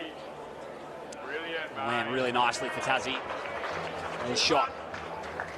Great start to the game. Something I love about watching Aaron Tees play the sport, he was clapping that about halfway up the rink. Yeah, I've played a bit against Teesy, and he definitely, the good shots he claps regardless. He plays a few good ones himself too. Corey Wedlock was so close to getting the jack round the corner there, just didn't quite let go. It's a good setup spot though. It's anything past is a good thing. The jack moves heaps here, so.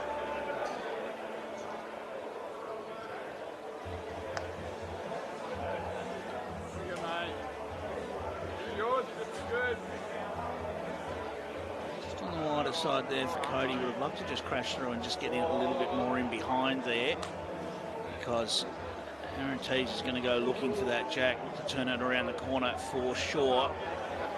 We're talking about you being in your first BPL, but experience-wise, you're not the average rookie to come into this tournament. You've certainly played on the big stage and had a lot of success on the big stage as well.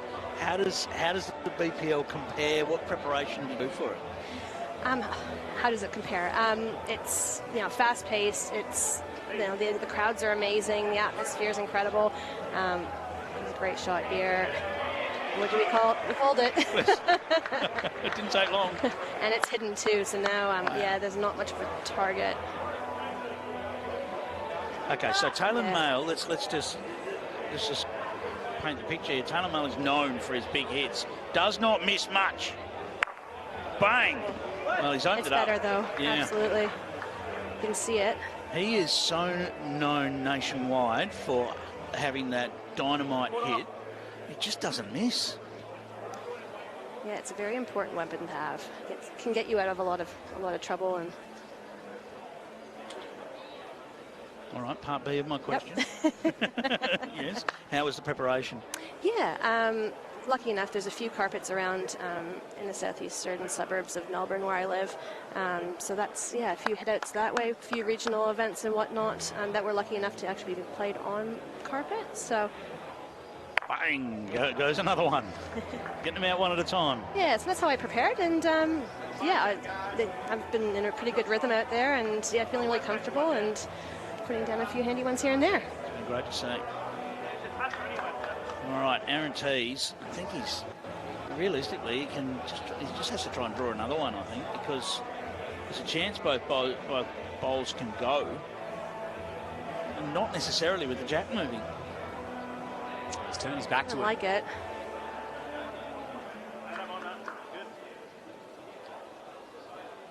He's sort of got just in behind. Between. Yeah. Get them both. Everyone got the tee. Last chance for Taylor. More of the same. That one well under. So it's 2 for Tweed to start us off. Pretty entertaining first end. Yeah, well, it is. I wonder how pleased Taylor will be to open the match with 3 drives. You know, sometimes you want to just work your way into a match, and suddenly you find you're on the draw and you haven't even played a draw shot. Yeah, when I'm skipping, I always kind of like to have a couple of draws just to get into a good rhythm and whatnot. But these guys are all so good, so I expect them to get into a rhythm as well. There's the odd pennant game you play where you might be, you know, you have your roll up and then about 6 or 7 ends in and it comes time to draw a shot and you think, I'm drawing a shot for about 3/4 of an hour. I've been playing runners. Not a great feeling, is it? No. Cody just 4 feet short with that first attempt, so the only issue with that is he's leading against the best in the business and Corey Wedlock's likely to punish him here.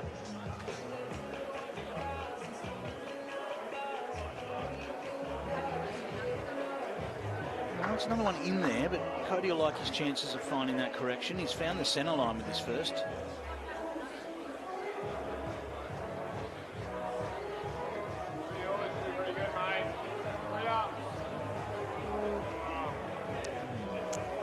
Won't be happy with that. He had a little bit better weight. He would have run a bit further, but just crashed.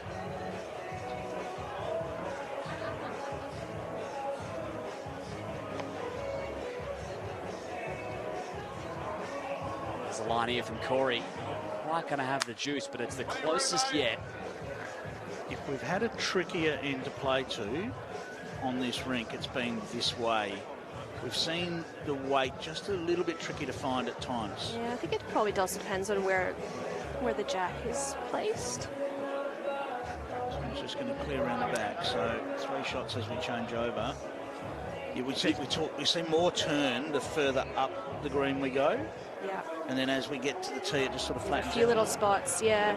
It's pretty good though, but also the speeds are a little bit different from side to side. So just being really aware of that when you choose to play the slower of the hands. Just you have to believe and trust what you're feeling.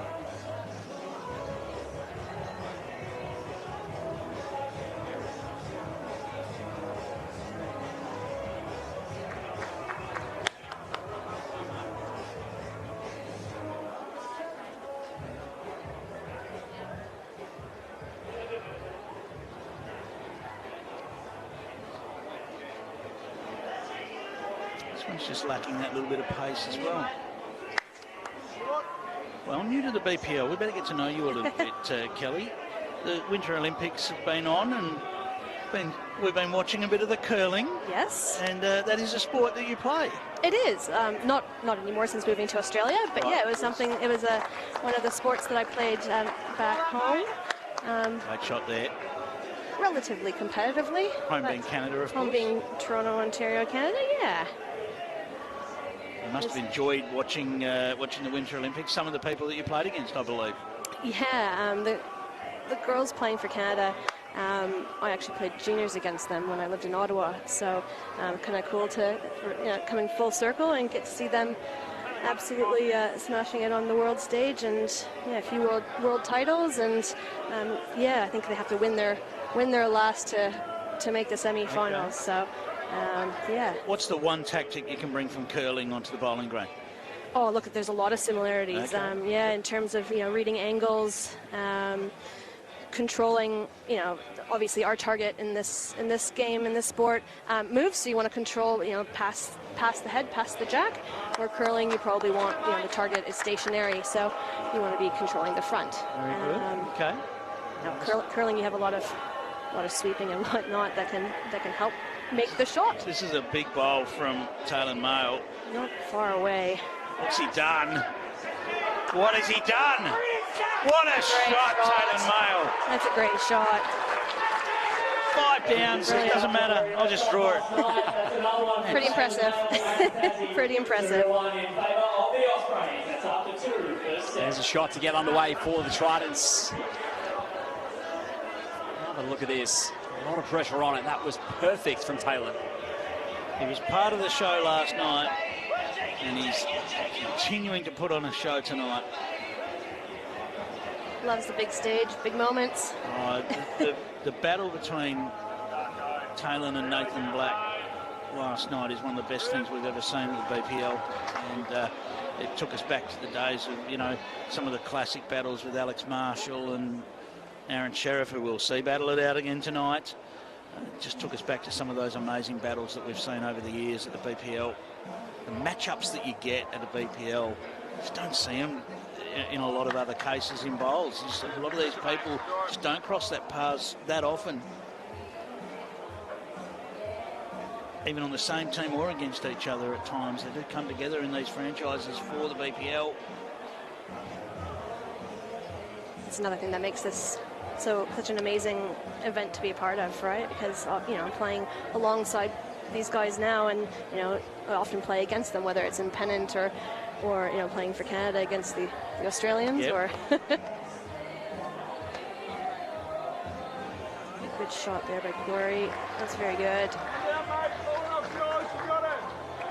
Now Cody doing the ply. A nice setup for him just to reach up there. Yeah, it looked good for him on that. He's in the zone. About his speed here, I think. He's right in the zone. It's a great shot. Touch out for Cody. He settled in so well to his toe. Unflappable character. Doesn't give a lot away. No. Corey Weddle. This is a pretty fair reply as well. Brilliant. Brilliant.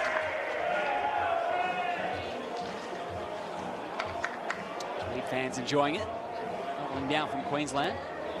Two pretty easygoing young men, those two that are leading, aren't they? You don't see an awful lot of emotion from Corey either. He just gets the job done. And Cody, well, as I say, you just wouldn't know. He just very steady.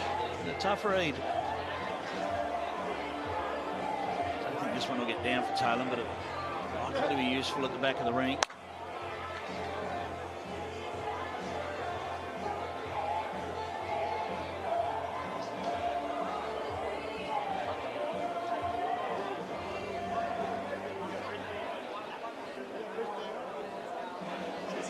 Just touch this around the corner.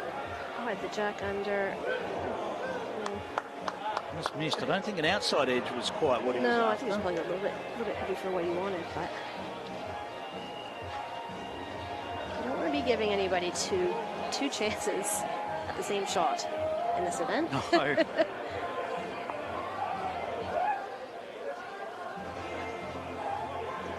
Nervous moments on the previous for teasing. Wipe at the brows, just missed the jack. Just got this time. More a weight correction than anything. It is the faster of the sides, and they just keep on rolling and rolling. And further you go up, the more you get that effect, is what we're hearing. Yeah, in our tiebreak, I thought Rudy was perfect and just kept going. Unfortunately. And if you're a fraction on the high line, it just doesn't quite come back. That was the only issue with Rudy's first bowl, just coming up that little bit short on the backhand. He actually blocked his own shot off, and then he had to change, so he didn't get that chance of two of the same shot. Right, and dropped short because it was on the slower side of the green. Yeah. So, yeah. All right, Aaron T's final bowl of this end. Is he getting around the front? I don't think so. I don't think so. Just the one. For the Ospreys, they'll increase their lead to 3 shots to 1. Here comes the Tridents power play. Oh, Kelly McCarahan, thank you very much for joining us up here in the booth. No, it's been my pleasure. It's been a lot of fun. Yeah, you've been a fantastic addition to the BPL, and we look forward to seeing more. Thanks very much. Chance for double shots for the Tridents.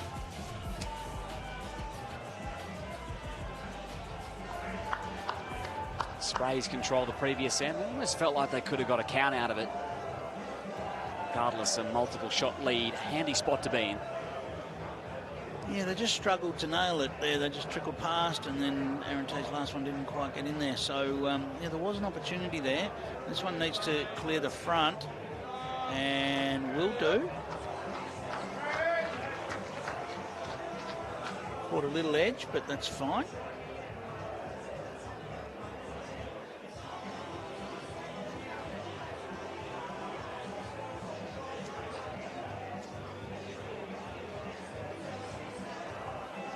That's handy for Corey. Yeah, key for Cody here is just to work past his own bowl now. He's got one in a nice spot. Just wants to work past. He still needs to hold on. He's already turned his back on that. He'd be disappointed with that one.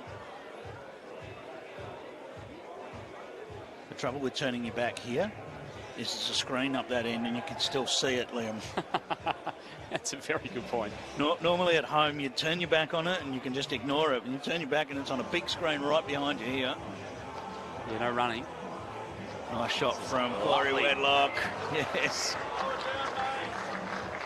There'll be a change of hand for Cody Marshall now.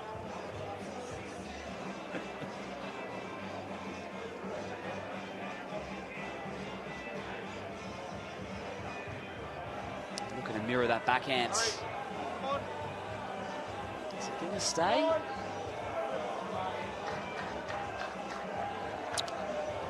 Well, he just caught the edge. You'd be happy that fell out because it still left a line there for Taylor to get down to that bowl. If it'd fallen in, it would have made things very tricky for Taylor. But now he's got a bit of a guide to line up to. And it looks like Corey Wedlock's asking Aaron Tees to play that same sort of area. Don't want to just leave it for Taylor to have 3 shots at it there.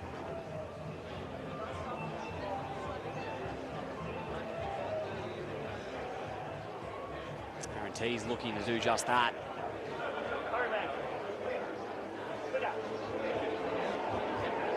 Look at a helping hands. Well, that's consolation prize for them because that has landed in that way. Now that was where I was just saying it was handy that Cody's bowl didn't finish. So it's a 4-hand attempt now for Taylor. This is more about landing their own bowl and popping the jack out into the open. Looks like he might be onto the Ospreys bowl. What's he doing with that? Doesn't really open things up any. I wonder whether he might look at now the front Tasmanian bowl. Might look down onto that. Of course, Aaron Tees has got another attempt first. There's some logic to attacking for the Tridents right through the middle of the front bowl. We'll get a look at as Aaron Tees' bowl comes to rest here. What's he going to do here? Have it up a little bit. Have a good look at that angle. They will have a really close look at that angle at the front there to see whether that bowl comes straight through onto the shot bowl. It'll go very close to it. Give yourself a chance to drive. Through the hole, you can get it off clean. Yeah, maybe. Yeah. Does the front cannon work? And Cody said maybe.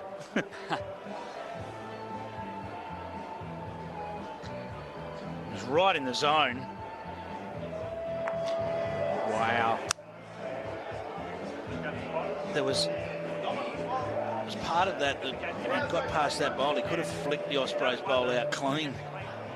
Just caught the edge. Didn't quite find the belly to get that cannon going. One apiece remains.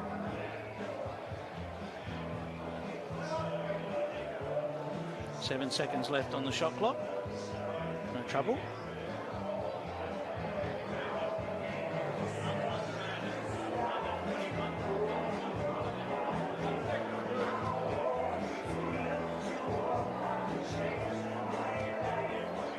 Looking to see if there's going to be a nomination to kill here.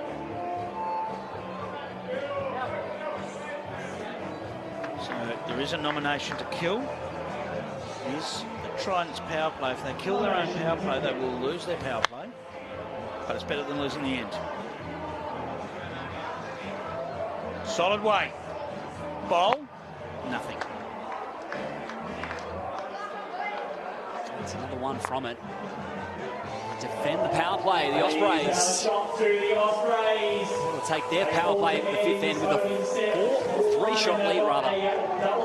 4 shots to 1. Shock horror, it's a Wayne Turley power play on the fifth end of the set. That is the tactic he loves. You will not sway him on that. He's done that for years. And with the success the Ospreys have had, who can argue? Yeah, that's right. I've tried, but who can argue?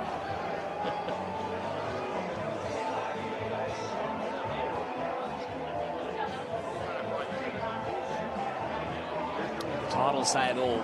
The Ospreys. Very good, mate.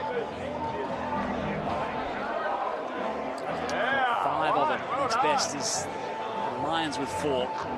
Yeah, one down. Have a look at 2 opening bowls. Stop it and draw, you tap it, you're good, you miss highs, just as good. Both players.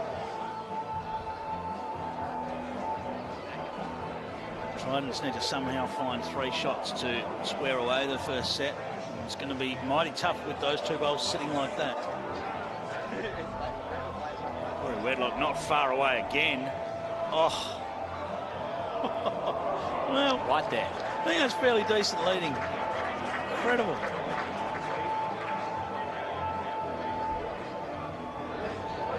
Look for early jack movement, the Tridents, Clive. Well, this is not far away. This is not far away from it. Oh, that is super from Cody. He's unlucky not to get shot out of that. Still the Ospreys. Look at those 4 bowls.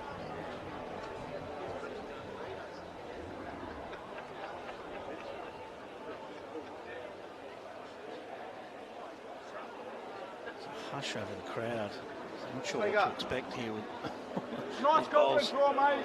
huddled around the jack. Goal moving, the Jackson hang around.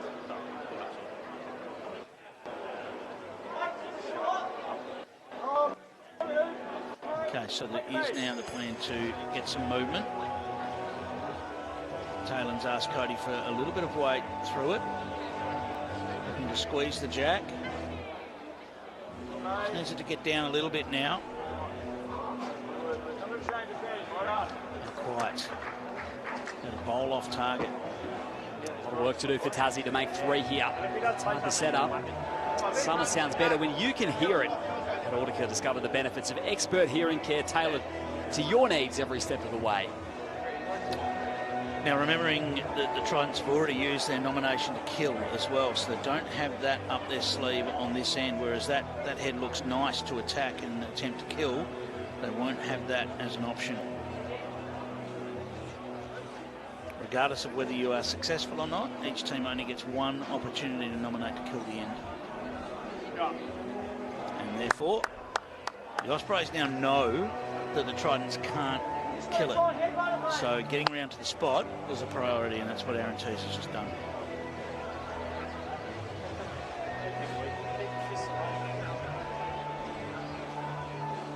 Taylor again coming in hot. It's been shaping under. The similarity is if you're batting in cricket, you've already had your allotted bounces. You know where that ball has to be pitched, and a little bit similar here. The Ospreys know where they've got to be here because the Tridents don't have a lot of choices. This bowl just needs to finish between those 2 Tridents bowls. That's the target. Just wants to land in there. That's perfect. Jack movement a priority here for Taylor Mail. Needs to try and create some sort of opportunity with his last. He's got onto the jack. Hasn't really gone anywhere. Now, does that create a chance for 3? It actually does. That's much more like it for Tassie. Yeah. It's a great cushion to land in. Well, he could get the bowl out clean and stay. If it gets a little piece of the jack, he could get more than 3 and win the set. Is that where Teesy's heading?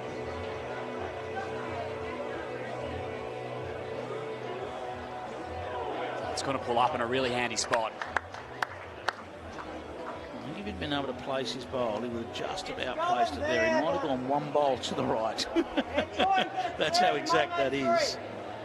So it's the little splash of the jack that Taylor Mail will go looking for here.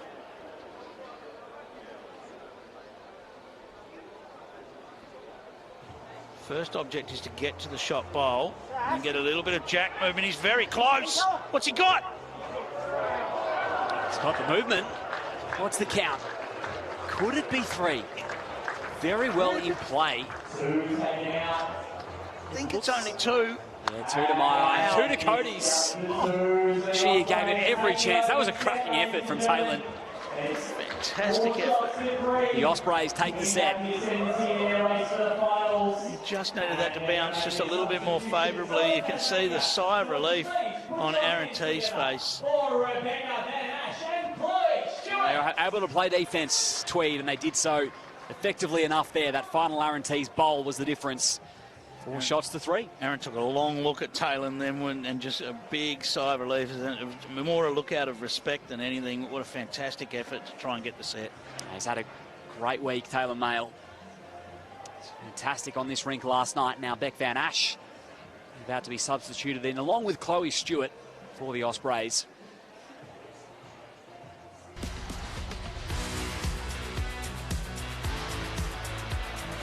Look at the best moments from this first set, Clive, thanks to Host Plus. Yeah, another match with fantastic shot play and trails of jacks, as we saw there.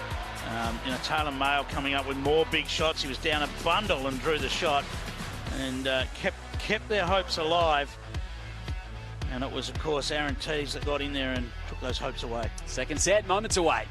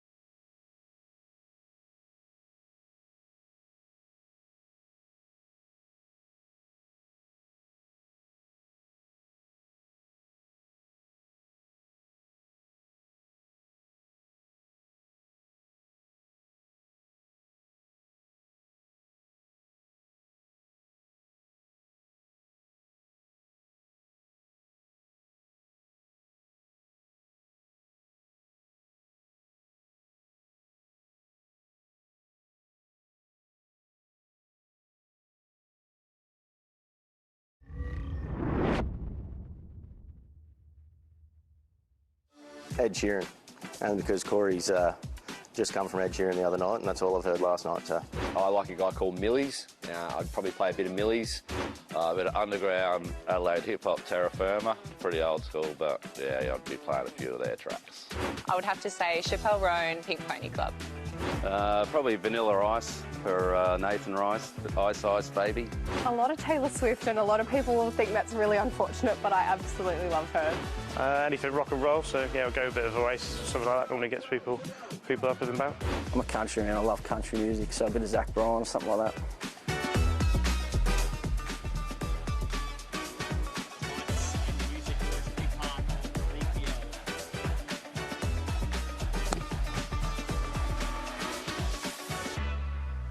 Back here on the Murray here for BPL 23, and when the second set is underway, the Sprays and the Tridents locked in a battle here. Halfway through this first end, we join you as the Tridents have shot. Teasy trying to track his way in.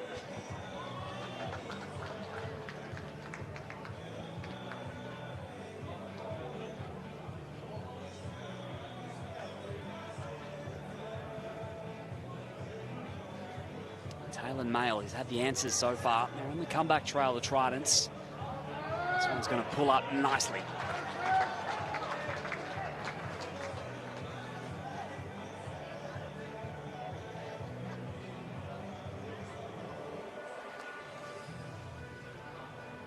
And Tees now with the opportunity just to bump that last bowl. Doing it with a little bit of weight, and he's played it really well. Now, has that stayed in? No, it hasn't. It's gone out of bounds, so it'll go back on the tee, where the Tridents hold 1 at the moment.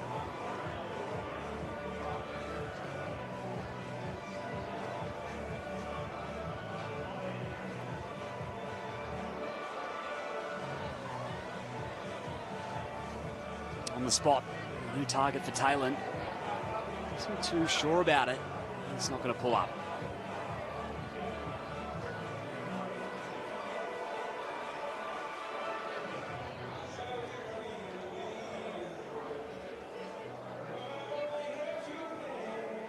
Trident shot at this stage, but maybe yet to see the winner. R&T's. That will do the job. Still plenty of room to operate in for Taylor Mail.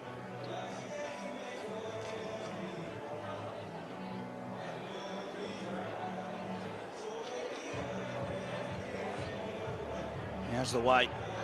Is he there? I think so. Chloe just having a second look, but that will be 1 to the Tridents.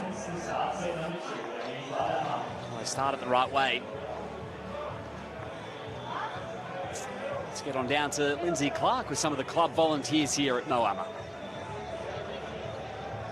Thanks, Liam. Yes, you know, we've spoken so much about this amazing club, so I thought, what better way to speak to 2 of the local legends. First off, Moama chairperson Swanee, the legend, Giovanni. Tell us about, you know, the club, the amount of volunteers that are involved to get an event like this up and going.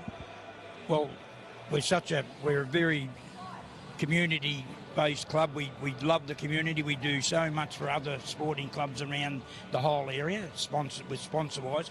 Now, to put this on, me as chairperson, I'm so proud of our members that have put their hands up to give us a hand. It takes 75 members per day to run this, and it's a big ask, so I'm so proud of them.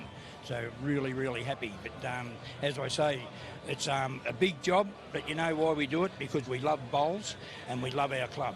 Simple as that. That's awesome, Swanee, and everyone loves coming here as well. So tell us, is someone in charge of the show and telling everyone what to do? How does it all work like clockwork?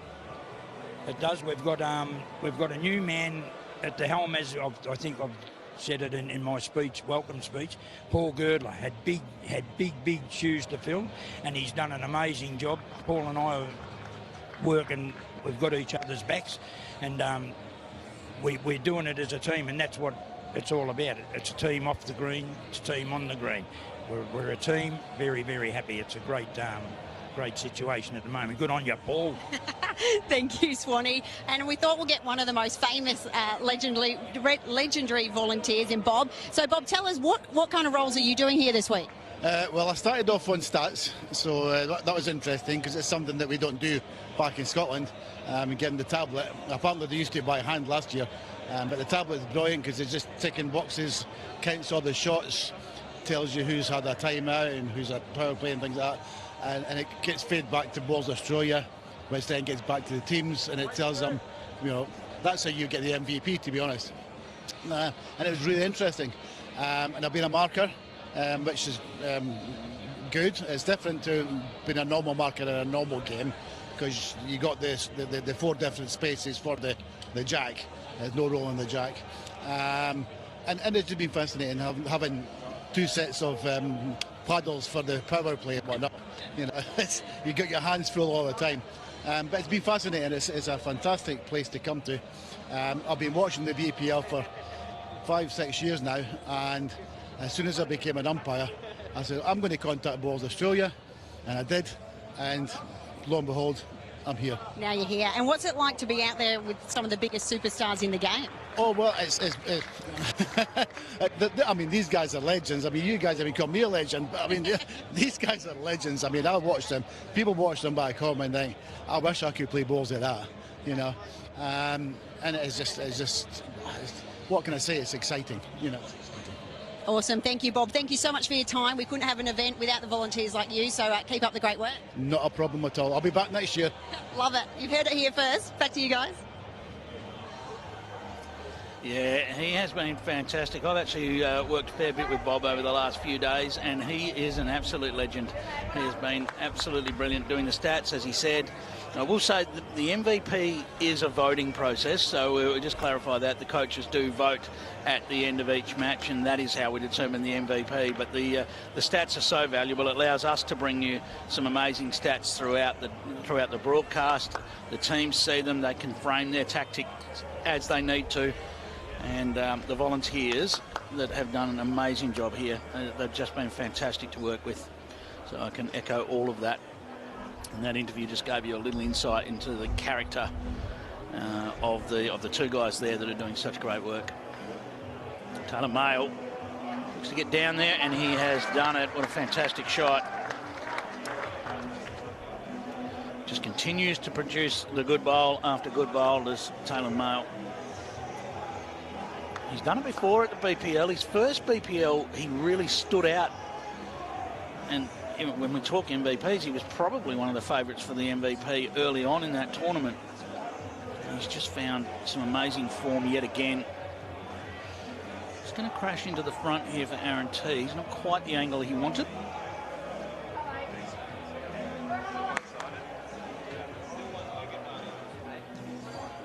And Taylor Mayle now with the opportunity to do it again. Needs to hold on a little here because he doesn't really want to splash the jack too far. And he splashed his own bowl. Just see the outcome of that. Just see whether, I believe it might still be 1 to the Tridents.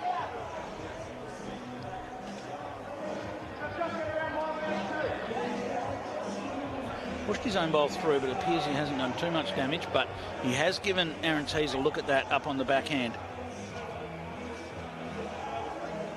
So, Aaron Tees needs to clear the front bowl first. Does he get past? No, but that will work. Not quite the way he was after it, but it was certainly an opportunity there. And 1 to the Ospreys, 1 shot apiece in the second set after 2 ends. Couple of singles to open up. We had 2 chances up there. He played good weight for it. He had the weight to land the bowl. He had the weight to turn his own up. His only concern as he turned his own bowl up is whether he was pushing it right to the jack or not. So a tight match here. And remembering that the Tridents, their finals hopes rest on this match.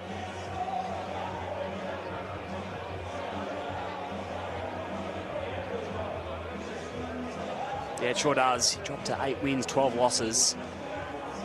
It's just about a mountain too far to climb. 2 games tomorrow morning. So with a negative net sets as well.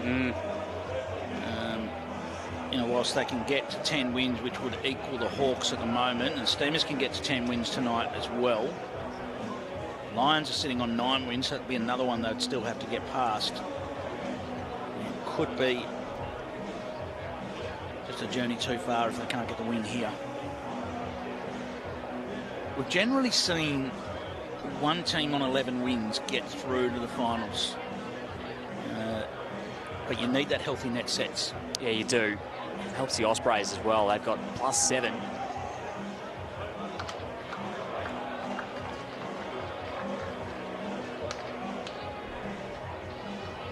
They've done everything but lock in finals, the Sprays. They'll make it official here if they can come away with the victory.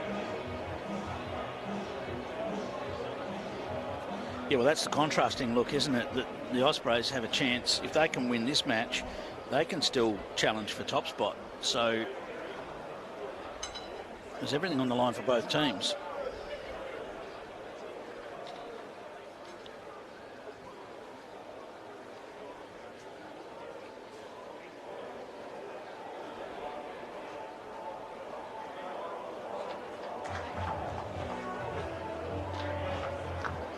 Stewart hunting it down.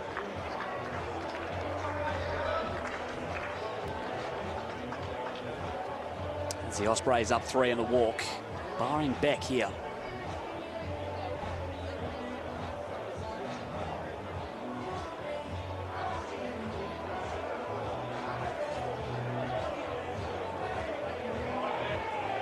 Beck, Van Ash, how's this look? Gliding by, it's a lovely effort, still remains the Sprays.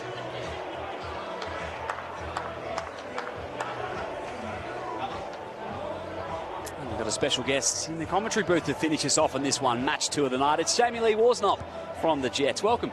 Thank you. Great to be here. Yes, we've got another one of these matches in front of us, Jamie Lee, where, you know, we've got a team that's pushing for as high up the ladder as they can get, a bit like your Jets, and we've got a team that's trying to keep themselves in finals contention, which in your match was the Pioneers. Right here, it's the Tridents. Yeah, look, it's one of these events where it literally comes down to the last day, and every game counts from here on in. Certainly does. Now, can Talon get onto this jack? He'd love to just land in there, land on the bowls, or just get a little piece of the jack.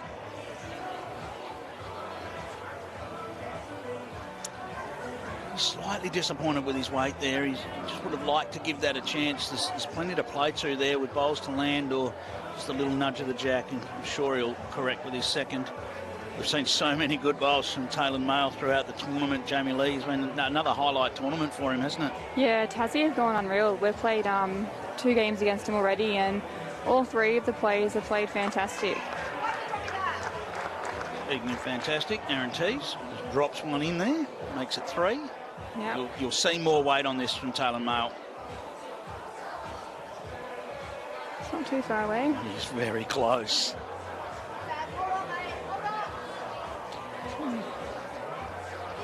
It's a good shot. Beck thinks one up. Not so sure. He's close.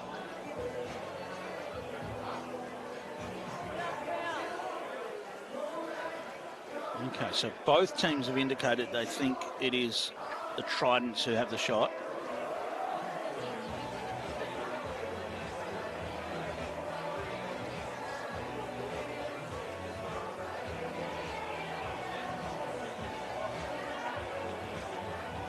Last chance for Teasy. Just unders with that one. He turned his own bowl up, but I don't think far enough. Beck's having a look round at all of this and still favours the Tridents bowl.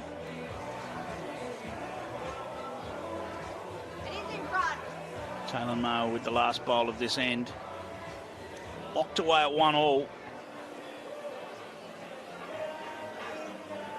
Out on a slightly wider line. It's the pace.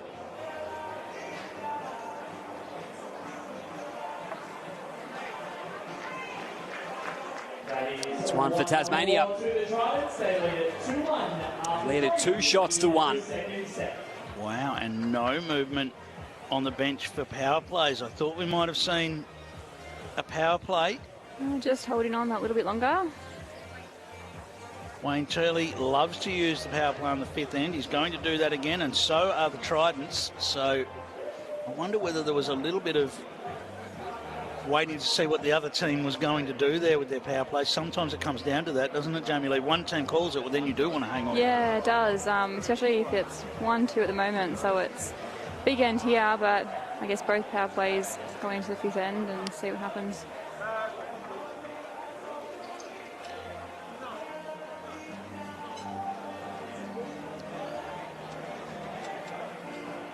Your match was so tight. Your match was almost a typical BPL match, wasn't it? Oh, it had a lot of ups and downs in there, Clive. We've had a few of those games today. They could go either way, and has Aaron been and washed his hands after that first first one that he got? Yeah, we were just inside with the Adelaide crew, and we had to have a little bit of a laugh about it, because if you don't laugh, you're going to cry. So we apologise for that one. It wasn't very good, but as we say, that's bowls, and sometimes that's just how it goes. Incredible how the angles work sometimes. It is. Saying, you know, 1 millimetre difference there, and that result doesn't happen. No, well, if he cleared the front, he could have actually potentially got the jack. So, I mean, he did get 2 dirty wicks, but So we're going with he was close if he missed. Oh, I don't know what to say with that one. No, it was not good. Two good shots from Beck Van Ash there. Beck's playing really good this week. Chloe was a touch unlucky with the little trail that went to into the Tridents.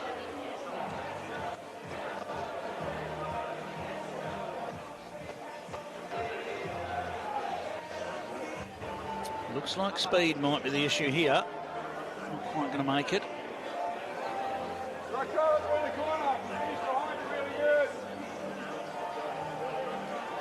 I'd like to get into the team rules of each team, Jamie Lee. If you've got two bowls that, like Chloe has there, that have ended up short. The first one moved the jack. So what are you doing with your last one? Are you trying to draw the shot, or are you trying to get past?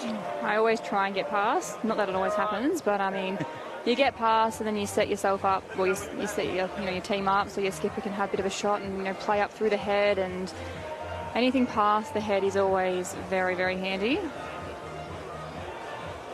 Which this is Chloe's going to be trying to do that now, I think. Try and trail a jack or not in the area. Just unfortunately sent it out a bit deep. Has got past, so it's useful in that regard.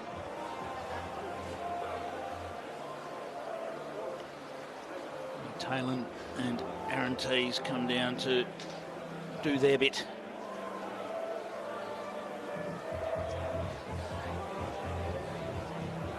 Tassie 2 up here.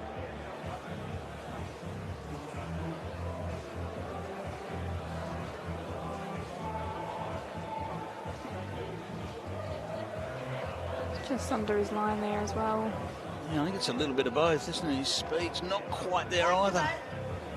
Just a little bit of both. Yeah, it does change, I find, this time of the afternoon. It's very different to the daytime. So you've got to be mindful of, the pace you're putting on it as well. I know my first few bowls were flying through the head this afternoon on here, so I just have to be a bit mindful. Looks like Aaron Tees is just on the outside of this. A couple of times they look like they're going to pick up the jack down here, and they just pass on the outside. Super close from here. Right intentions though. Let's explore the personalities in the Jets. So, are you the calm, cool, collected one? It feels like it. Yeah, we can go with that. I think Paul's somewhere in between. Yeah. And then we've got and then we've got Disco. Yes, we do have Disco. Yep. I think we're a good mixture. We've got a lot of fiery personalities, but we get along really well, and we gel off each other, and we're here for a good time. Well, I hope at least two of you in that team get along really well, because I mean that sort of goes with the territory, doesn't it? Yes, I would hope so. 10 years and still going strong. 10 years? Yeah, 10 years this year, yeah. Fantastic. Yes. Not every day you get to play a sport with your partner, so it's pretty special. Yeah, for sure. Got a couple of those partnerships in the BPL, haven't we? Yeah, it's really good to see, actually. Not all on the same team. No. I'm pretty lucky, I think. Get to play alongside Aaron Wilson. He's one of the world's best. Beck likes this one. This is very close. Once again, just on the outside of the jack down that way. We've seen so many bowlers across the evening sessions that look like they're going to get that little trail, and they just miss by half an inch. Just don't get back enough. And that goes with the fact that it's just running a little bit quicker up that way as well. I think so, yeah. You get stuck if you're a bit too wide. Okay. Yeah, it's in between. Timeout called here by the Ospreys. Another 30 seconds goes on the clock. Each team gets one of those per set. Interesting. Backhand with a bit of weight here. Yeah, trying to promote his own or find the gap. Oh, he's in the area. What's he getting? He's found his way right through the gap.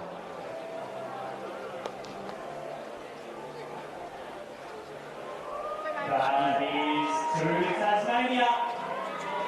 On their way in the second set. Lead at 4 shots. And guess what? It's 2 to the Tridents. They lead at 4 shots to 1, trying to fight back for a tiebreak. Here comes the Sprays power play, and It'll be a double power play here in the 5th. Yeah, I think it's the first time we've seen a double power play on certainly on the evening games. What was that? Aaron T's just decided to play a little trick on us. Projectile in the commentary box. Might see if he needs his cloth. We were talking good things. We'll see if he needs his cloth. So he's a character. wait until the bowl's been delivered and maybe deliver it back. Breached the 4th wall there.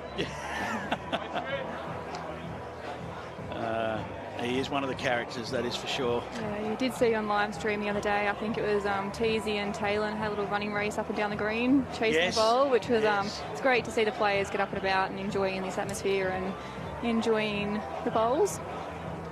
I've seen a bit of interaction between the players, which is fantastic. Yeah, it is great. And acknowledging each other's good bowls as well. That's one of the things we love about the BPL is a mutual respect there. That's the most important thing, I think. If good bowls are put down, good bowls are put down. So it's really important to acknowledge each other and how hard we all work.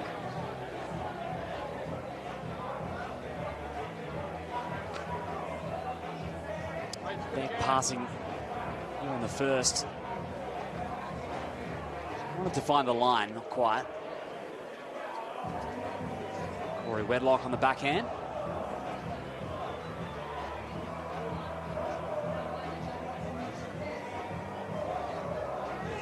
Needs to be a 2 to avoid the tiebreak for Tweed with the power play.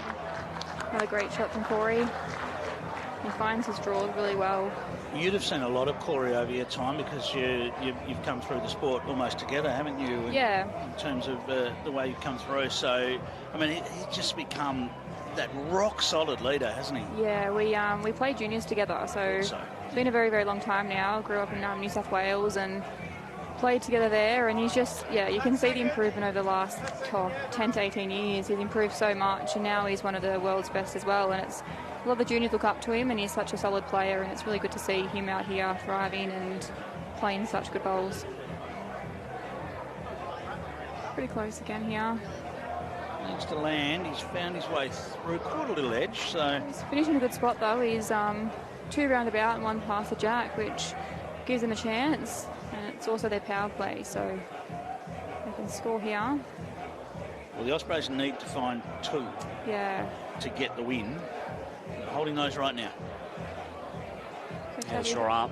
Chazzy can afford to drop a 1, and Taylor probably just trying to be getting as close as he can here.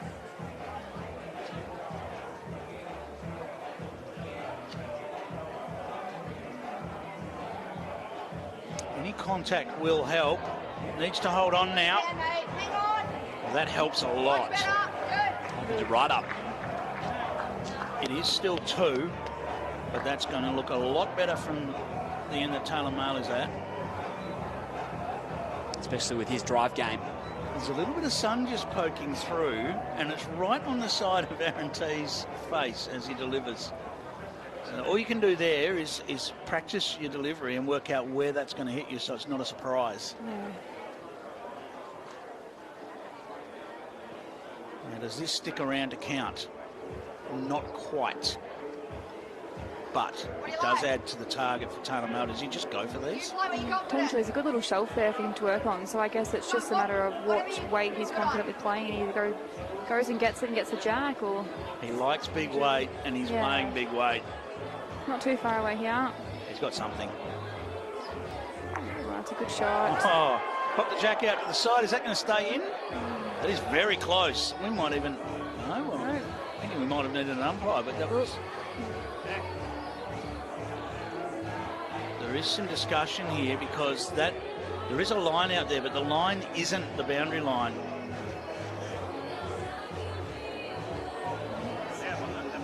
Are the players comfortable that that was out? We may have a discussion here.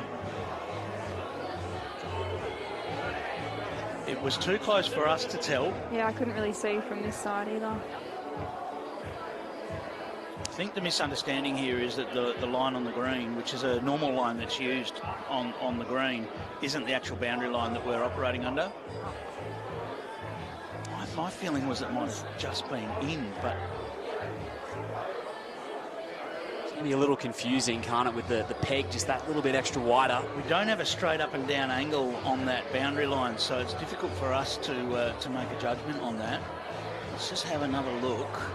So that could potentially change where the jack placement is. And the players can see that on the screen and they can work out that probably was in.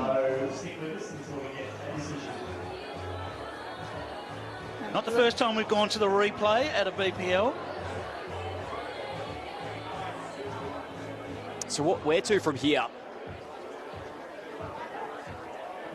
Is it going to get re-spotted roughly where it was, Clive? It was very close. Yeah, they're asking us. It was very close. From here, it looked like it would have been worth a look. Well, there might be a decision here to call this end dead and play it again. That might be the only way they can go. Unless they can judge from the picture, we can't call that because we can't see the peg down this end. That's the problem. I mean, if I was forced to choose, I think it might have just been in. I'm nearly with you there. If you can see on the replay as well, it was a little bit away from the white line, but it was very hard to tell. Players discussing the umpires here, what the next move is. A little unprecedented here at BPL. Well, we're talking about the fortunes of both teams here. You know, it's unfortunate. But I think the only decision here is going to be agree to play the end again.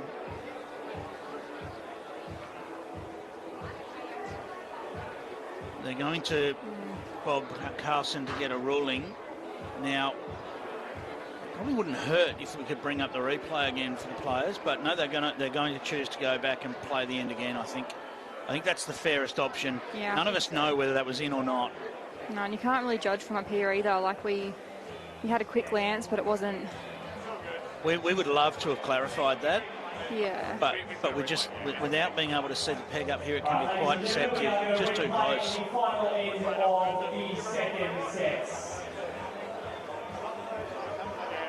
Well, there you have it. Reset for 6 more bowls. Here's another look at the replay. Jack spills out. It's very close to that peg. And I'm with you both. That looks just in.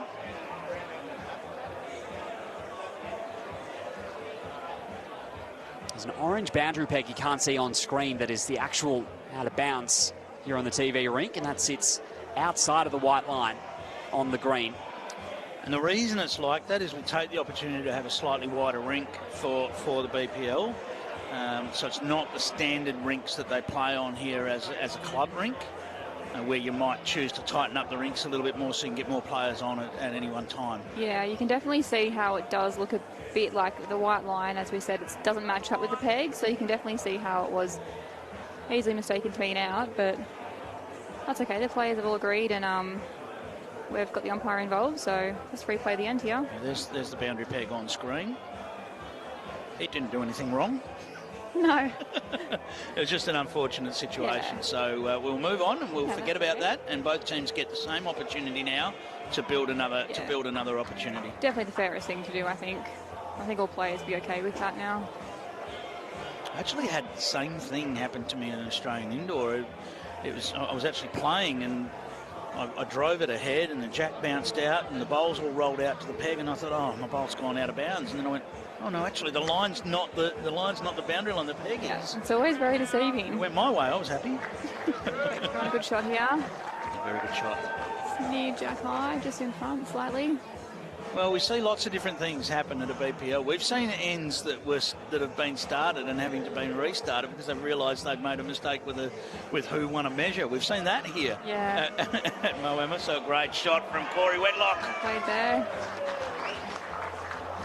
A really good reply. I think last year could have been we played at Pine Rivers, and we actually played against Tassie on the TV game, and I think us Leeds had our bowls down, a really good end of bowls, and we got called off because of thunder and lightning. So we had to, I think 20 minutes or so inside, we had to wait and go back out and replay the whole end. Yes, I was sitting high up in the commentary box that night, and that wasn't very much fun sitting up there with the lightning around. I don't think I would have lasted long up there. A couple of Pine Rivers BPLs ago, I reckon. That might have been BPL 20. I think it was probably my first BPL, actually. Yeah, my first one I played in. All right, can Corey find a way in here? He looks like he's just travelling a little, but he does have 2 shots. And he's got another one past the head. So, once again, just remembering where we're sitting here, it is a double power play.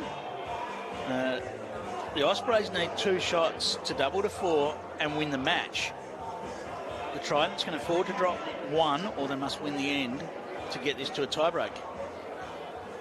I think Tweed have last bowl here as well. Taylor will just be trying to draw a second shot, I think, here, as close as he can, and I think even try and get the shot. He's got plenty of room there to get the shot, and I know he's capable of doing that. It's not far away here. It's a really good shot there. And sit down, so still Tweed. Still Tweed, but back to 1 shot, and that's crucial. Far less room for Aaron Tees to get another one in there, although he never needs much. He never needs much room, and it's slightly more than that. Great effort. Perfect weight there, Jamie Lee. Yeah, it's really close, just underneath that bowl. Beck's just trying to call another good second here.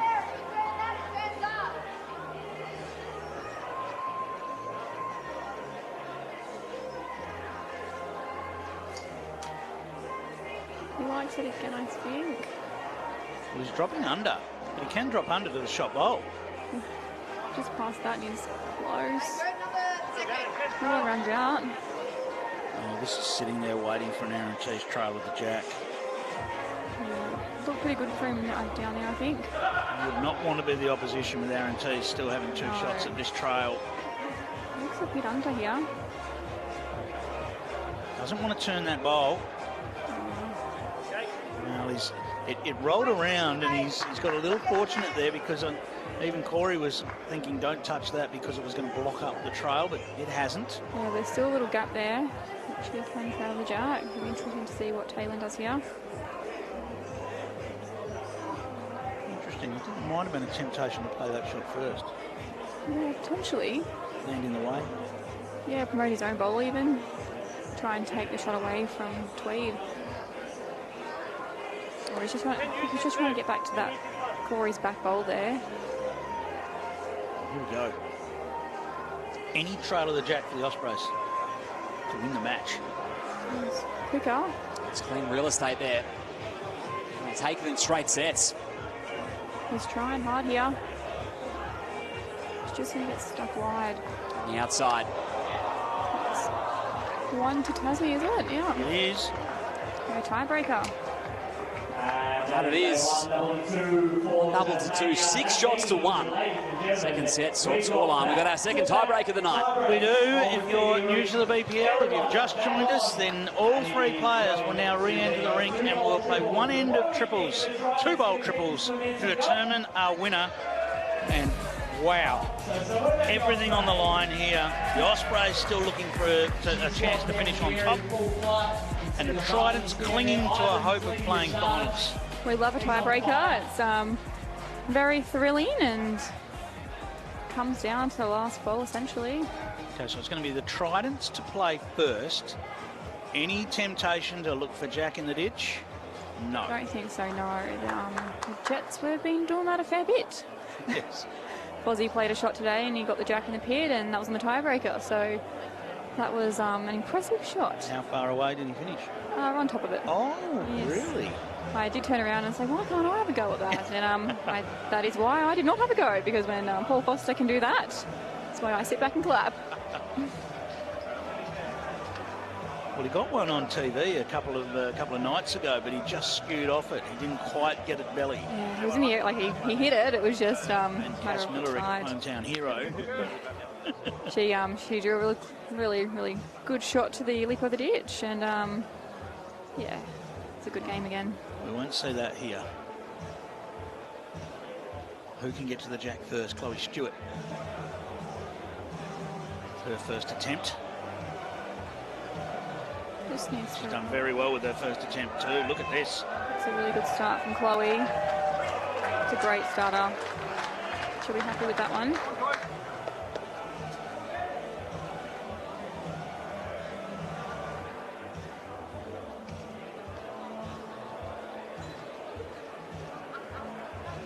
Chloe's landing right on it, but she's right alongside it a little bit. Expect take advantage of that. It's a really good effort from back. You either go again, or you just try and get one back. You pick it. Tridents with the spot.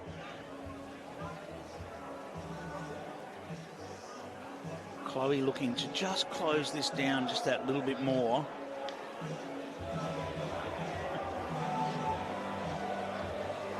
Can she just develop this a little bit and just maybe close down the target just a touch? Looks pretty good again there. Fair, I reckon. Wants to rock her own bowl down. She's going to just pass on the outside. Two really good shots from Chloe. Yeah, she'll be really happy with that. One on it, one past.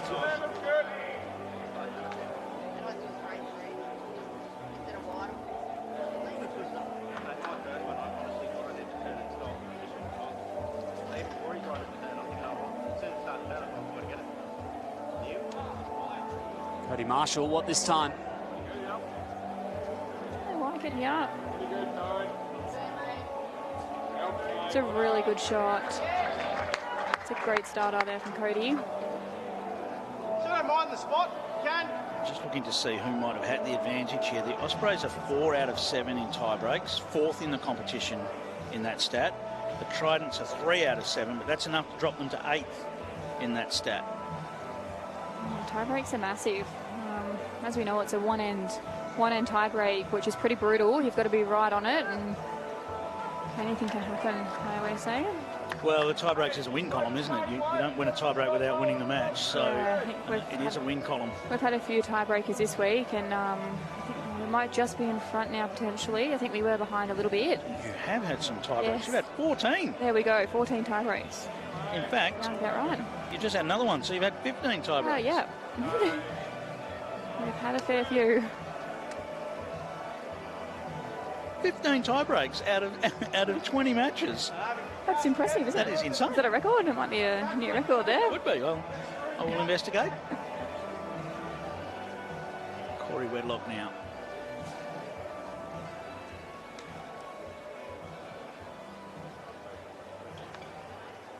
How's his speed here? Needs it to get all the way now. He's trying hard. He just wants to park in behind it and lock things in. Well,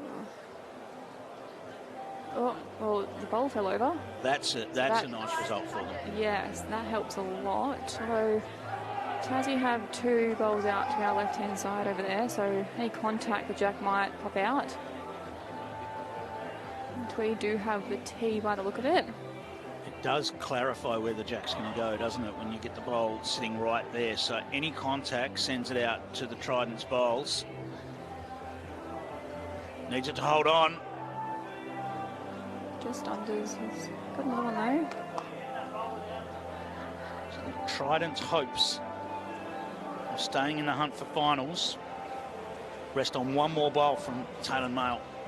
Teasy will try and put one out to the wing over there, I think.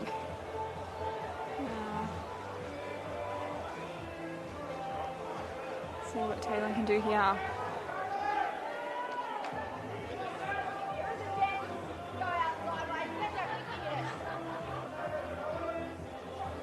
One chance each remains. I think they're trying to work out whether or not it's going to splash out into the open. Which gives Teasy a chance to draw. Yeah, so how much weight can he use? Yeah. They're thinking about a kill. We're going to nominate a kill. Must have used to Tweed. Ospreys fans are happy they take it in the tie-break. After winning the first set, they take 2 from it here. That's another win on the board for them. Number 13 of the competition. They are sitting pretty in the top echelon of the table. Yes, well, number 13 locks them into finals now, and now they can just concern themselves with where they want to finish. For the Tridents, that's going to make it very, very tough for them to play finals. Yeah, it is. Just about rules them out. They'll be 8-12 the record. Well, we saw everything in that match, didn't we? We saw the end have to be replayed. I don't think anyone really took any advantage or disadvantage out of that. Just one of those things. Good to see the teams work it out and work out what they needed to do. And then the Ospreys get it in the end. After a very narrow first set victory, they got it in the tiebreak. Sure did. Here's Corey Wedlock with Linz. Yes, here with Corey. Corey, nice little victory, cemented your spot in the finals. Yeah, no, I think it was a pretty good team performance. So stoked to be in the finals again, and yeah, once we've got a pretty good record once we get there. So it's happy to be there. So yeah, no, it was, like I said, it was a great team performance, and good to see a great crowd here too. So it was awesome. Yeah, there is a great crowd. Tell us now about the mentality. You've got 2 more round games tomorrow before the finals. What's the thought about trying to get as far up the ladder as you can? Yeah, obviously trying to finish top 2's like awesome, to be honest. So trying to finish there, obviously, but the main thing's been in the top 5. But yeah, that's a huge advantage to finish top 2. So two important games tomorrow, just as important as the finals tomorrow night. Wonderful. Well done to you and the Ospreys, and good luck. We look forward to seeing you tomorrow night. Thanks, Lenny. Cheers. They'll be in seconds. The Tweed Ospreys, thanks to net set points, jumping right back above the Jets after their previous win. And here's a look at the full match highlights, thanks to Host Plus. Yes, that ongoing debate of where you want to finish on the table and where the advantages are, but some fantastic shots, as we saw. Taylor Mayle produced as much as he could, but the Ospreys, Corey Wedlock, had plenty to offer during that match, and so did Aaron Tees. A couple of little nudges here and there made the difference in what was a tight match. Tridents managed to strike back. We saw that jack get picked up, and we weren't sure whether it was in or out. They replayed the end, and it was the Ospreys that got the win in the tiebreak. That they did. The Ospreys marching on, powerful franchise. Up next, the Suns and the Sydney Saints. This is a must-win as well for Perth. And the Sydney Saints, it hasn't been their week. Can they cause some trouble down the stretch here? In BPL 23 on the Mighty Murray in Moama.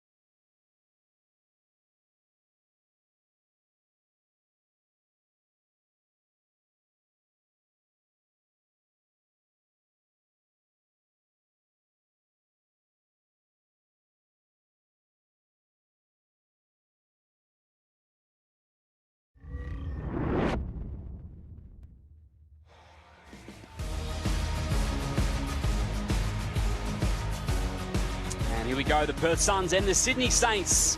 10th place Suns need to get it done. The team from the West in match 3 of the night. BPL Thursday here at Moama Bowling Club. The roll-ups just about underway.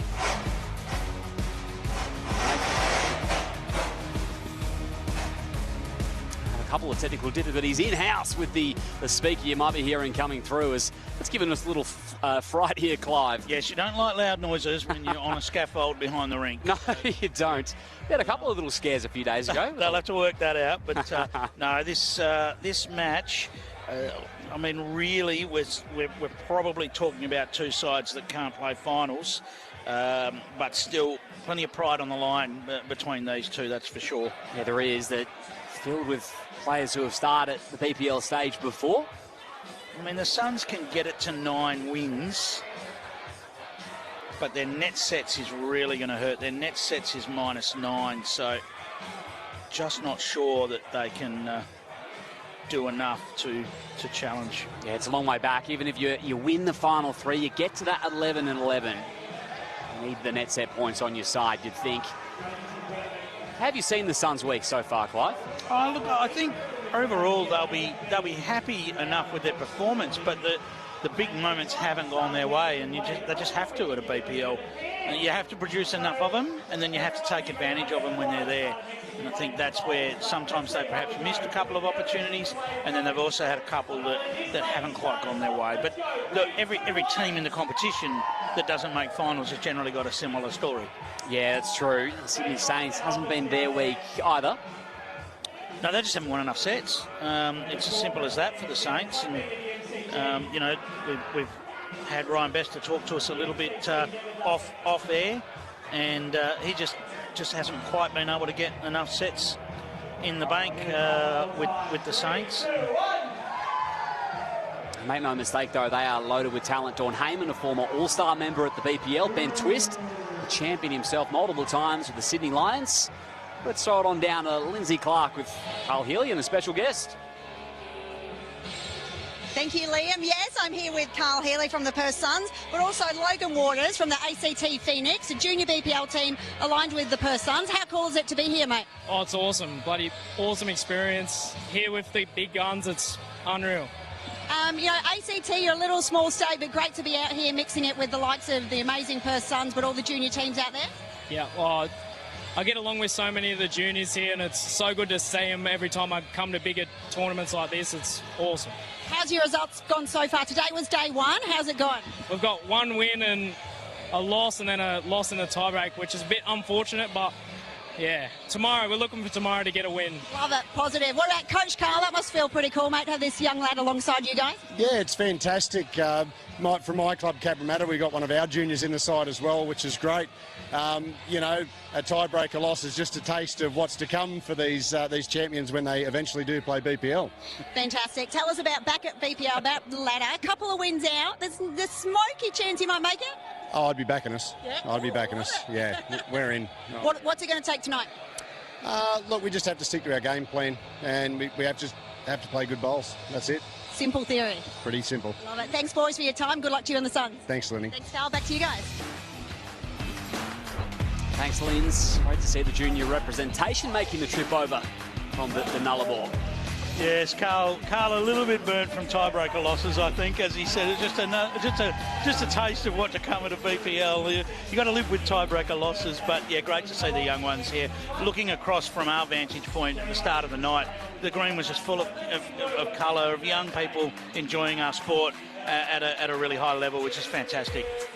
They were wearing the colours of each of the 12 BPL franchises here. And here's Jamie Walker, all the way from England, out representing the Sydney Saints with Lindsay Clark. Yeah.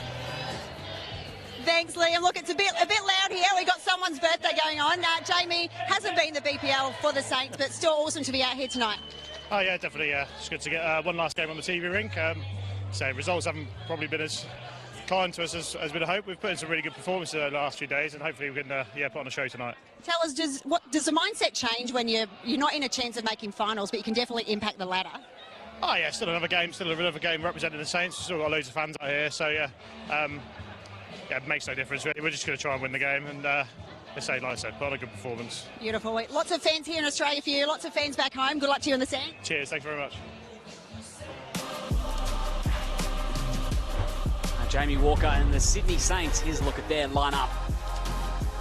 Ryan Bester as Coach Clive. Yeah, and look, I guess the Saints are a prime example of how difficult it is at a BPL, because that is a sensational lineup that they have, and yet they just haven't quite been able to get the results going their way. So they'll look to put on a good show tonight.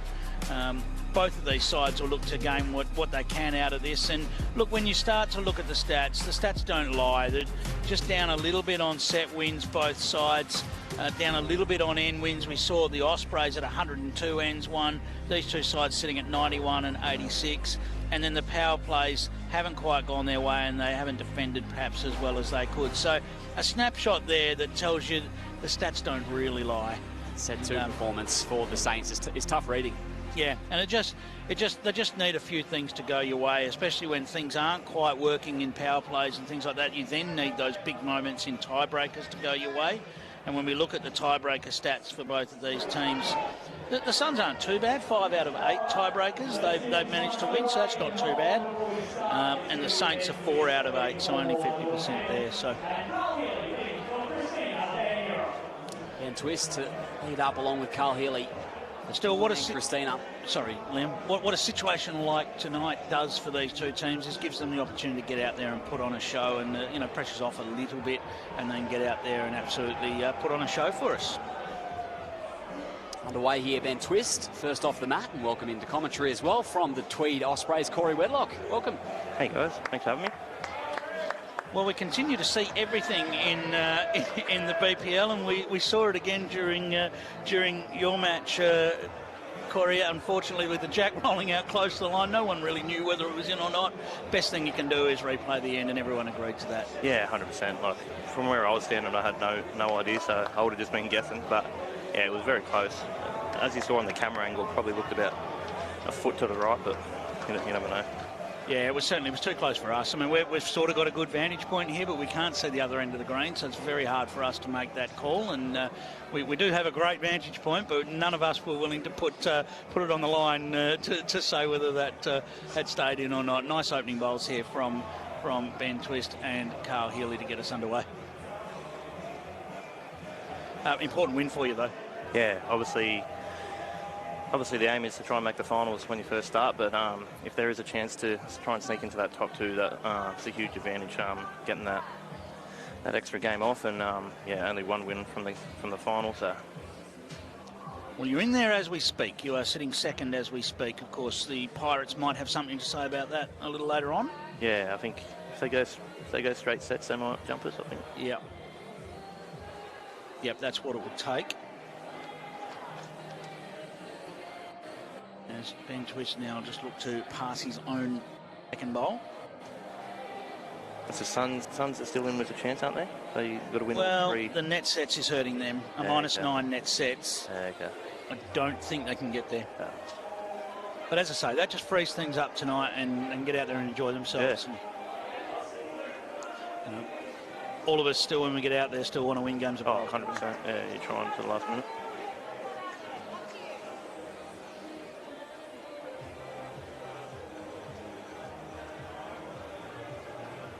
So last lead bowl for Carl Healy.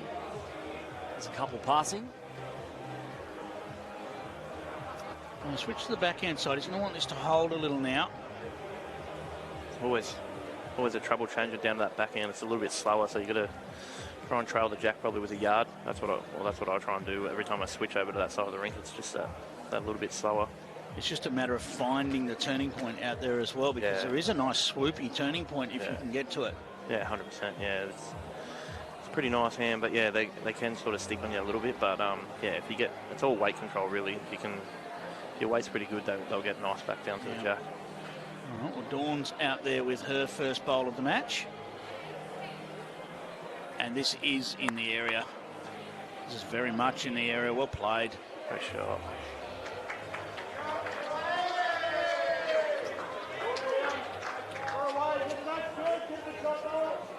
So it just almost feels a little bit like business as usual for the Ospreys. You know, working hard through the tournament again. We've often seen over the years you've either been right up the top or right down the bottom. It either works or it doesn't for the Ospreys at times. But we're now seeing far more consistently that you are up the top as Christina just on the inside line. Yeah, I think we've just got a special bond there. Obviously, we've been together for a few years now. We all sort of know our role, and we just back ourselves. And obviously, Tells is pretty good too. He's pretty laid back sometimes, but no, he's pretty good. So yeah, we've got a good thing going on there, but not finished yet. A few games to go. Is Dawn getting around the front here? Whoa, a little edge. Great shot. Perfect home too. Not sure it got down to count. It might, the little edge. Oh, it did in the end because it fell down.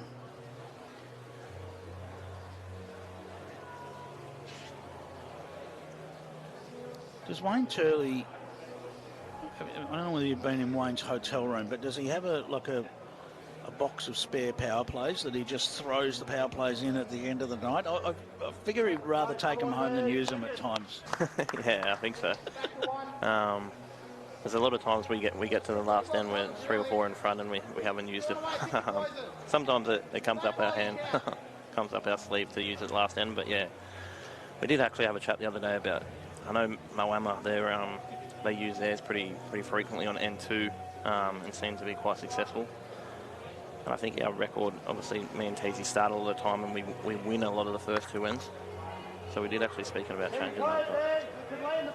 Yeah, well, this is the sort of thing you can look at from the stats. So you talk about the Steamers. 18 times they've used their power play on N2 of a set, and they've won 11 of them, so 61% hit rate.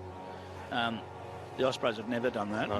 No. not in this tournament, and I'm not sure of any others. And I think can you go back and have a look how many N1s you've actually won? And 1s and 2. Yes, I've got that in front of me as Christina just passes across the front with the little edge. So 1 shot it is to the Saints to get us scoring. Yeah, so your scoring on first ends is 36 shots, which is right up there. There's a few others that are up there on those first ends. The Suns and the Pulse scored 39, and the Saints actually, that's by far their highest scoring end on a 41. But it's one of those funny ones, isn't it? Because every end's the same in a sense. Yeah. We put more importance on last ends. Yeah, and last ends and last bowl. They don't have to be more important. That's it, especially if you're going pretty good one direction. I know tonight I was probably going better this forehand away from the commentary box, but then coming back. So just little things like that, sort of keeping in mind too. A lot that work their way into it. Yep. Solid opener there from Ben Twist.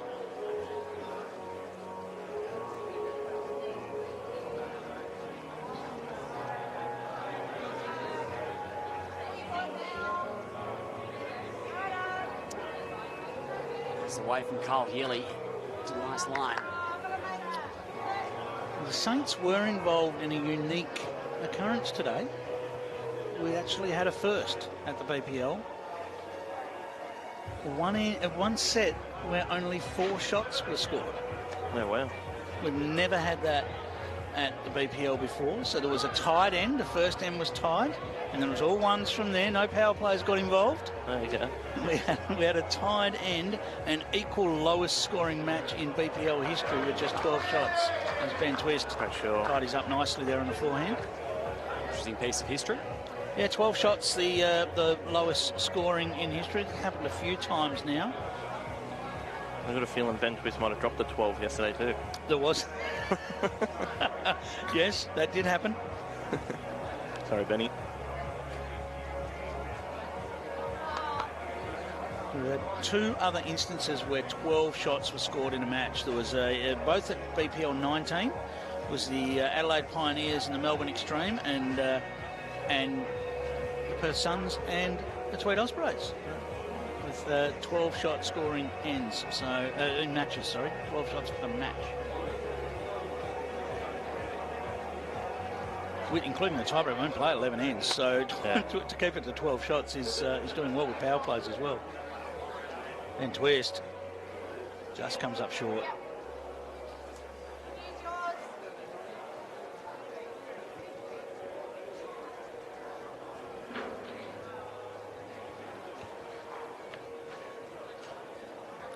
Carl, we're looking just to arrive down here, try and trail the jack.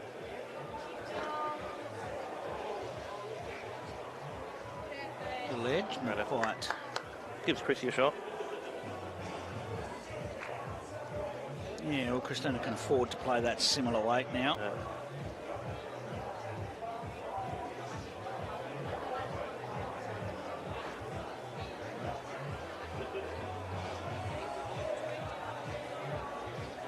Still 2 more classic matches to come after this.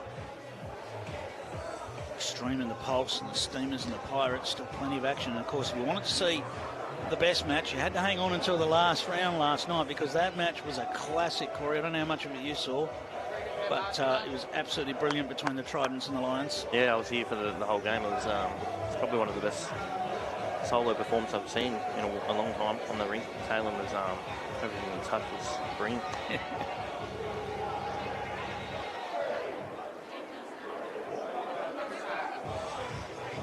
Christina. Does she get a kind edge? Great effort. Caught the edge of the jack. Either way, you can play there if you like. It's up to you.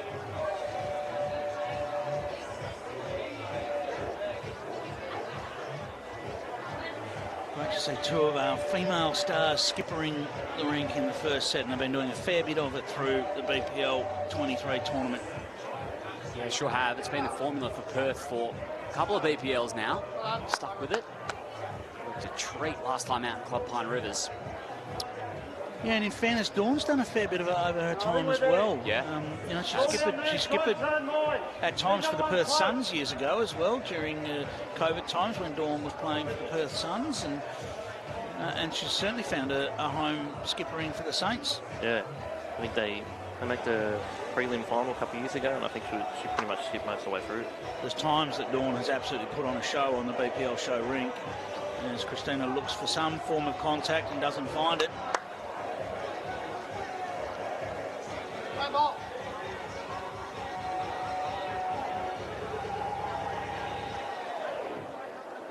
Your formula for the Ospreys mixes up a little bit, doesn't it? I mean, Chloe knows her role. Yeah. At times you go with the flow as to who's skippering best in terms of yourself and Aaron? Yeah, we normally just obviously start with me leading to Teasy, and then if we find a tough rink or Teasy's just not finding it, then I just tend to probably skip Chloe. And then I suppose we're just seeing how our form is too throughout the tournament. If one of us is struggling a little bit, don't hesitate to put the other one up skipping. How important is ego control in that sort of discussion, and ego control and honesty? Yeah, 100%. Yeah, open and honest, and just doing their best for the franchise, really. Christina close here. Oh, not quite, and that is not going to be a good result for the Suns. This could be as many as 4 to the Saints. No, just a 2. Okay, there you go. These back bowls must have been a little closer than they looked. Here comes the power play. No surprises from Brandsma. 3 shots. Last bowl coming up for Perth.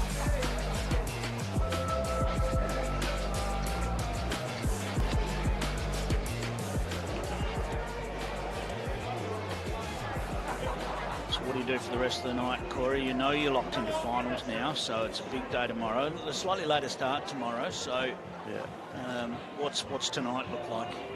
Oh, pretty quiet, really. Probably have a couple of beverages and early night, and yeah, obviously big day tomorrow. So I'm looking forward to it.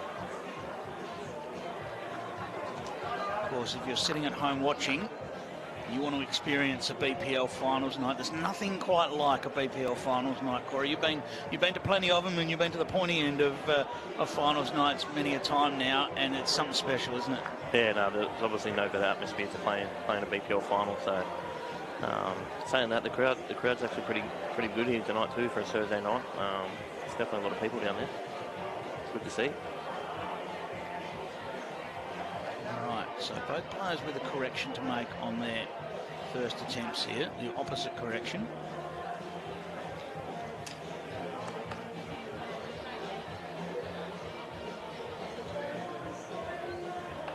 Christie's draw. Bettering up. Has the weight looking pretty good. the target too. Back bowler Saints, pretty well set up early.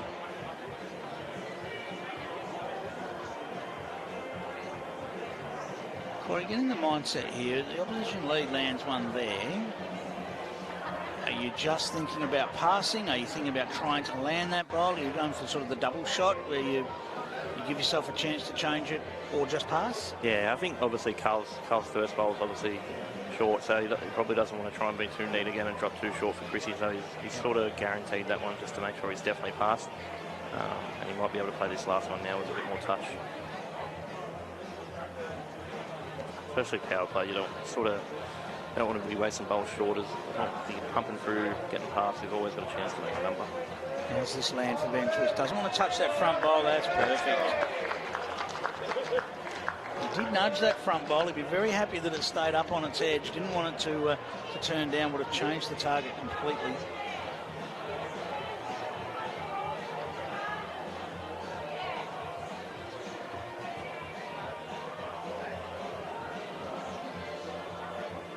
For the backhand, Chrissy. Trying to change these angles here, disturb it. Far off. Oh, it's a lot better. Good shot. Well, someone unlucky not to have popped the jack there, but certainly widened the target by about another bowl width. And the angles aren't bad. Looks like the jack might get rattled straight down the line with some contact. Thanks to Audica, the official hearing partner of Bowls Australia. Saints supporters there. One with a very vested interest. Tom there. Yeah, you can always hear Tommy, no matter where he is. Very good player in his own right. Shot he up. It's a great shot. Tidied that head up beautiful. There's Tom in that picture, Dawn Heyman's partner. They've had success together on the green as well, haven't they? Yeah, I think they win the state mixed pairs, yeah. Yep.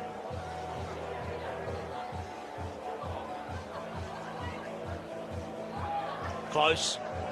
Very close. Any jack movements. There it goes. Cracking shot. You said it looked like it was loaded up to come straight down the line with a little squeeze on the two bowls, and that's perfectly played by Christina Van Nierop. Can afford to reach here, definitely give it a good show, try and get down and then land that Perth Suns bowl, which is on the high side. Doesn't want that.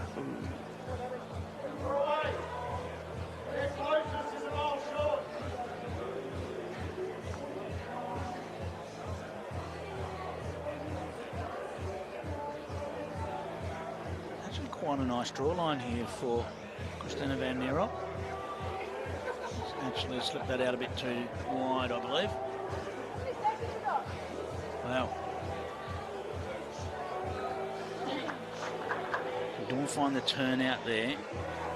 Only issue with this hand is as it gets close to the target, it tends to want to hold on rather than drop with that little bit of weight. Just tighten it up a fair bit and they sort of tend to rip.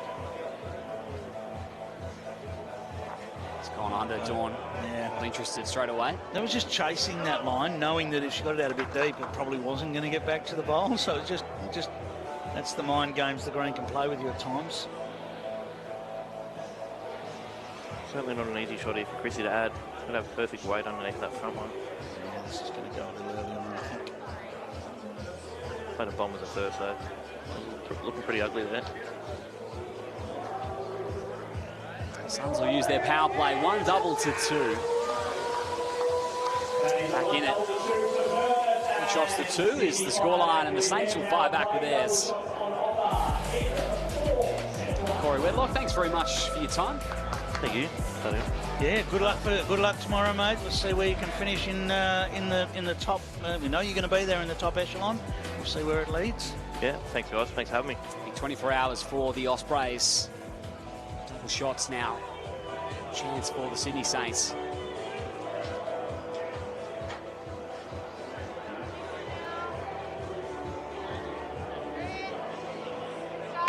All right, solid start there for Carl Healy. Yeah, the Ospreys, they're such a successful franchise. They've got their formula. They stick to their formula. They won't be denied. There's times when they could be seen as wasting power plays, but it's not a waste because there's so much quality there that they do a lot of it without even using their power play to full effect.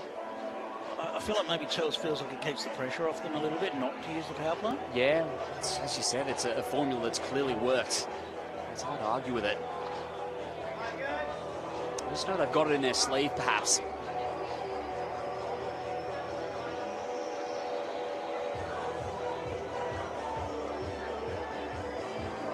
Right now, the Saints looking to establish a set-winning lead by just getting this end. Even if they just get one, the Suns need the end to stay in touch.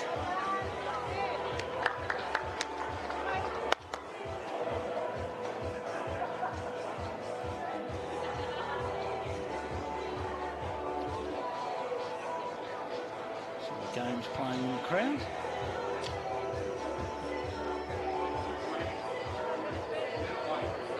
This one hold for Twisty. Needs to pull up. Oh, it's looking very good. Just tucks in behind it. Lovely. If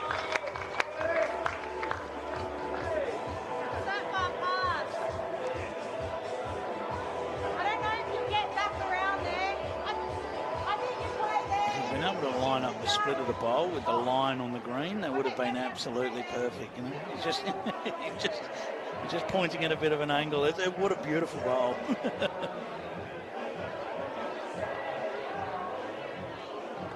What Carl Healy was after.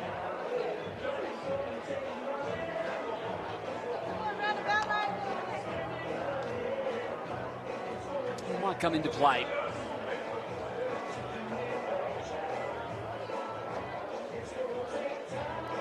Saints looking to make a number and take advantage.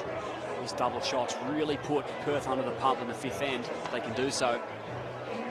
Especially now he's sitting right behind the jack. It's just tough to get that bowl out of there. Doesn't want to turn that. That's okay. Not the worst place to land because it's unlikely the jack's coming straight down the line, so it's going to come to one side or the other.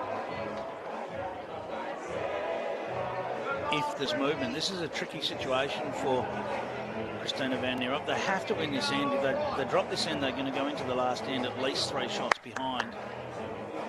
It's just tough to find scores of 3. Up to you. Just draw the shot. We've had 1 score of 3 tonight.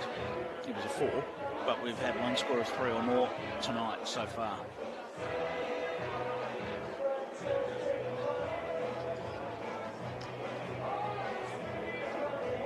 We'll see, will she get the landing? Right. Speed's okay. She will. It's gone close for second shot. That's past. Well, that could be useful later on. With big weight, that could be used to get the bowl off the back of the jack. You could drive at that bowl and bounce off and get the bowl off the back of the jack. But she's going to have another bowl to get off the jack because Dawn Heyman is right in the zone as well. Go again. Speed's good. A couple of leverage points. Chrissy to use.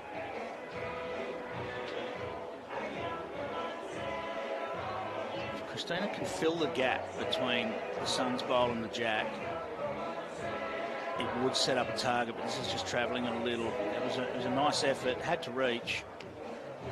You just got to play away from it. You don't go near it. Yeah, get out there. Come on.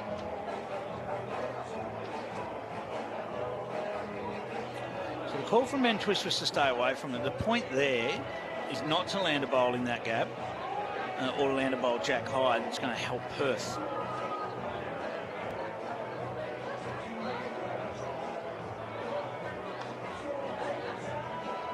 Nominate the kill, go get it.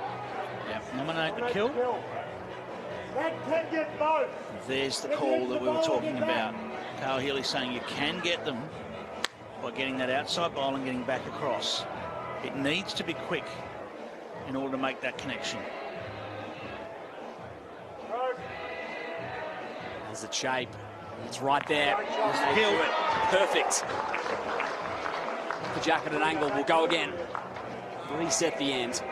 The Saints will retain their power play, so it remains a power play for the Saints.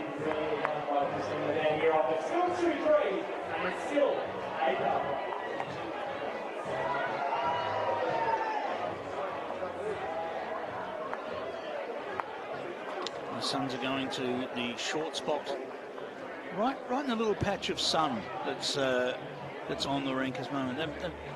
Maybe that feels right. With the Suns out there, they've put the Jack right in that little patch of sun.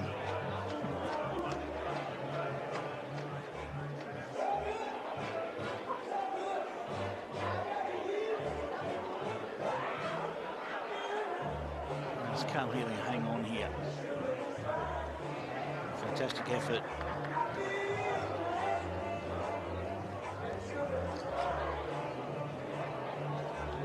Light just starting to fade away, and as that sun gets lower, it can find its way through, just to find it the little bit of sun on the rink. And it's fitting, as you said, Clive. It's only a little window pane where the Jack sits. And Twist set them up really nicely before for the Saints. Can he do so again? Settled down to nice, comfortable conditions now. The heat of the day's gone. And for a hot one tomorrow as well. I think we're in the region of about 34 degrees tomorrow, I think is the forecast. And it warms up for the weekend.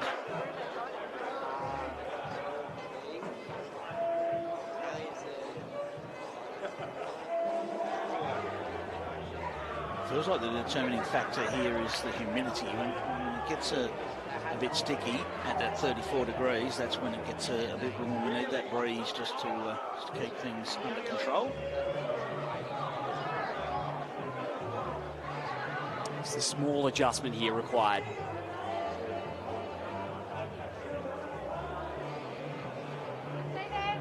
Still tracking, but just that foot of weight. Tomorrow's an interesting day for players because it's a big day because it's finals day, but it's actually the shortest day of competition. Only 2 more rounds tomorrow before we get into finals, and then of course the five finals matches. So it's an interesting day in terms of, yes, it's a big day, but they've had some massive days of competition so far in the tournament. It's a chance to reset themselves for what is a big final night. You're one of the qualifying teams. Now, 5 rounds of 1 hour-ish matches doesn't sound like a lot across a day. When you consider that's 10 ends a match, maybe a tiebreaker in there, so you're potentially playing 55 ends across a day. That's a significant day out in the green in pressure moments, with lots of pressure moments. That's a test of your concentration, especially when it gets warm. Yeah, it sure is. Often there's a break before you get ready for the TV rink, which brings its own sort of pressure too. And Twist just finds his way through the gap there.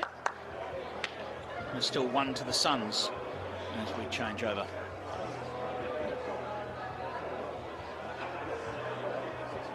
Visit Aerobowl's website to configure a 3D model of your Aerobowl with your own Actuality logo. Dream it, they print it. Patent pending. Great to see the young junior BPL teams up close to the benches, seeing how the players go about it, seeing how they carry themselves even when they're on the bench, getting a little bit perhaps nervous, or how they handle all of that. I'm sure there's some great conversations had down there on the benches. Christina works her way past here.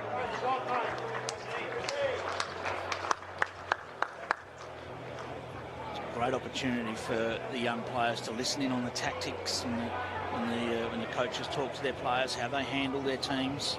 It's all great information for the young players to soak up. It's fantastic access for them. Really delicate. Hold his head in front of the Jack.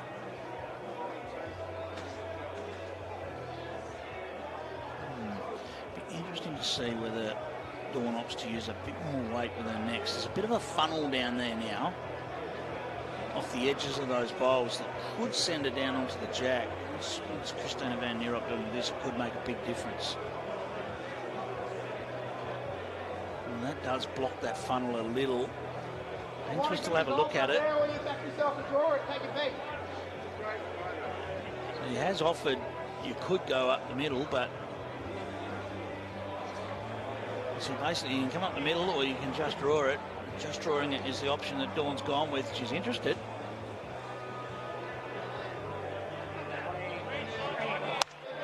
Great shot. Landed nicely off the Suns' bowl. Suddenly it goes from hidden for the Suns to hidden for the Saints. And this is a Saints power play, remember.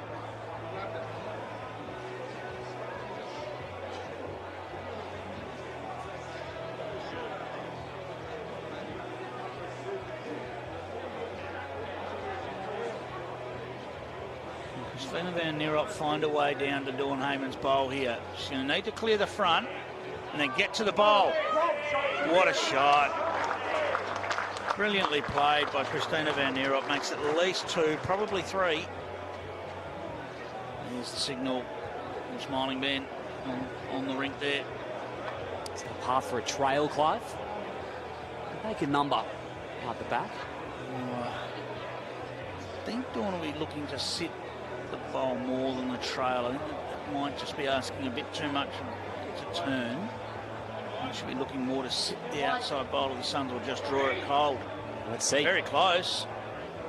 Just didn't quite get down to the jack, as we were talking about. It's crept its way through. It may have cut one out at the back. Fine margins. Looking down to the tape. 1 has already been removed for the Suns. So I think the fact that Carl's measuring a Suns bowl probably means the back one is out of contention. And we're just measuring for second shot. Yeah.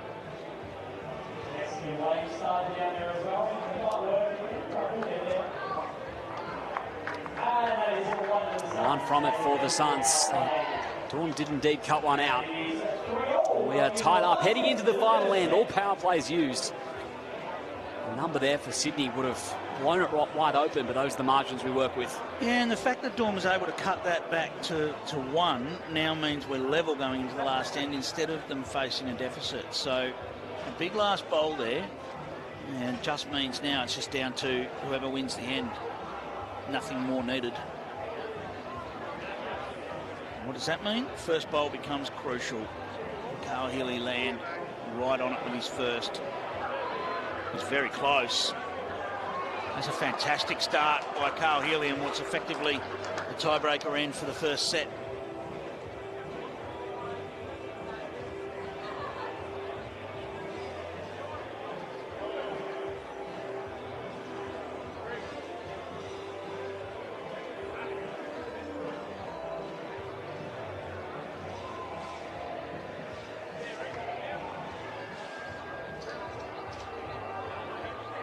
Twist is considered off the mat.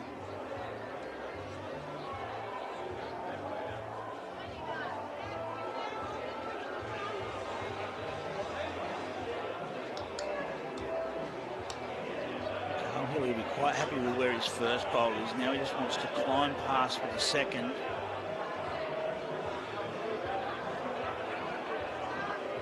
It's a nice recipe. He's probably gone a bit further than he would have liked, but still.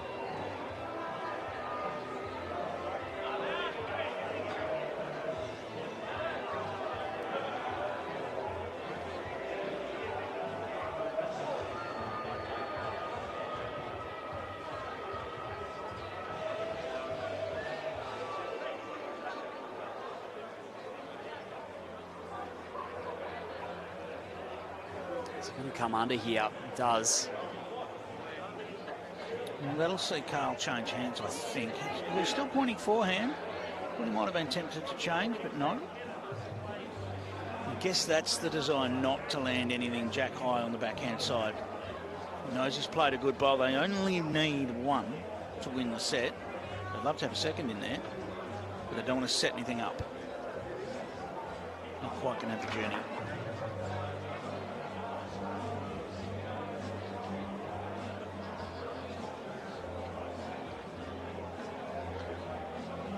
Not always about trying to crowd the jack. You know, in the simplest form, our sport is about drawing close to the jack. There's a lot more that comes to it in terms of the way you structure the head.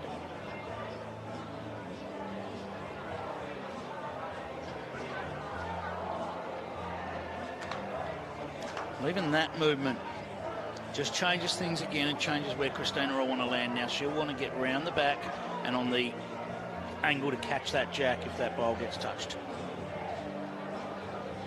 Rollins, your next bucket list holiday today with Tripadil Incredible Tour and Cruise Holidays. Made easy.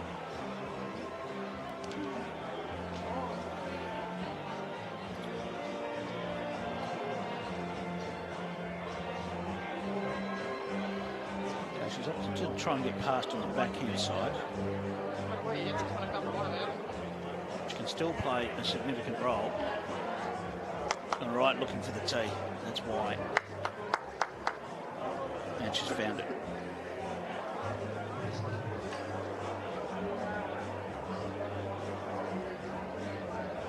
So that covers the really big hit of the jack. See some young stars on the sideline.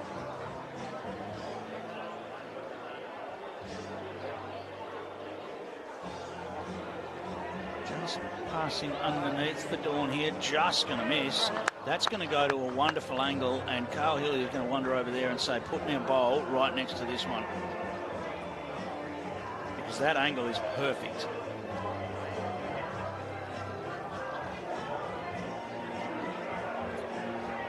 It just goes to show the different skills in our sport. It's not about drawing close to the jack now, it's about getting where that jack might go. Got to be able to predict it. 1 or 2 steps ahead sometimes. And that plays a role, and it'll make Dawn just think about her weight a little bit now. It's not about just crashing through it. She's very close here. Very close to contact, just underneath.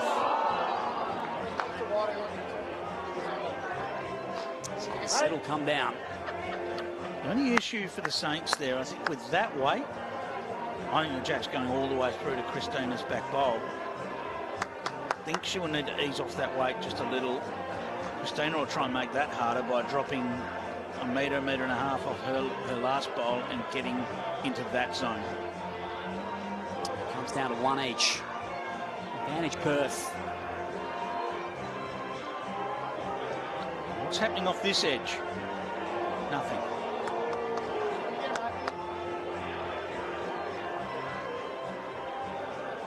There's a nomination to kill the end.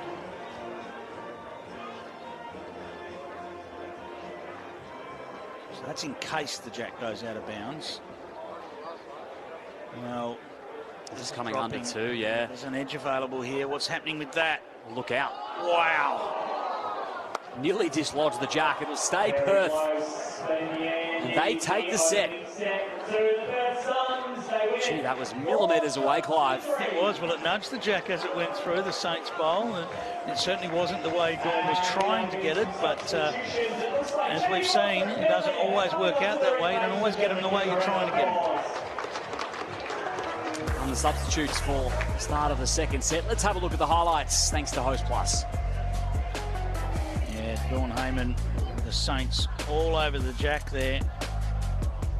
Christina Christie good enough to break that up and send the jack straight down the line. That was an important bowl in the outcome of the set.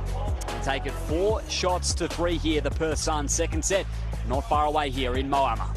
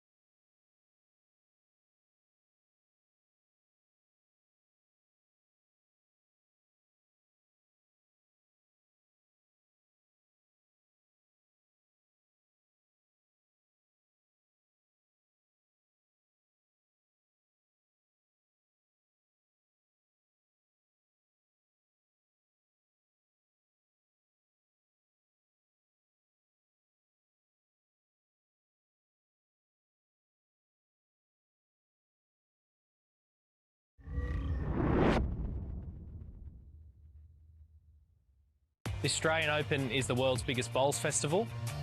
It's the world's richest prize money event.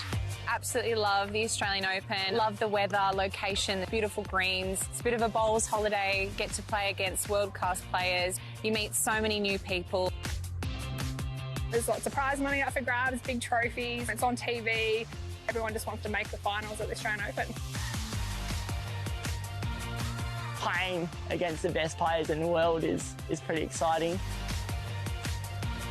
The Australian Open singles has always been something I'd absolutely love to win. It's an unbelievable event to be a part of. So many different venues, so many different people to play against and countries. It's open to male, female, players with a disability, players over the age of 60. We've got under 18 categories as well. It really is the event for everyone. To get along to the Australian Open in 2026, it really is one of the best bowls events in the world.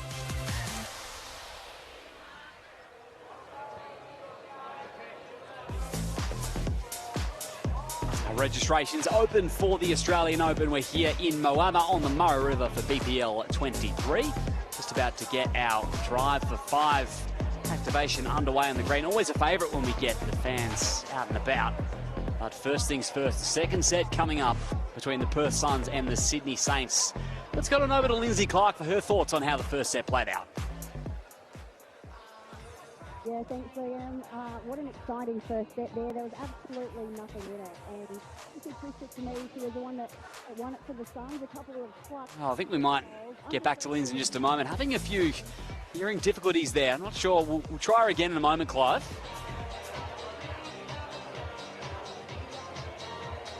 Yeah, second set just about to get underway. You've got trouble hearing Lindsay. I mean, over 1 in 2 people over 60 suffer from hearing loss. Have you had your hearing checked at all in the last few years, Clive? Probably need to. You can book a free hearing check today. Call Audica at 1800 029 068. Try Lindsay again in a moment. Ben Leggett into the match for the Perth Suns.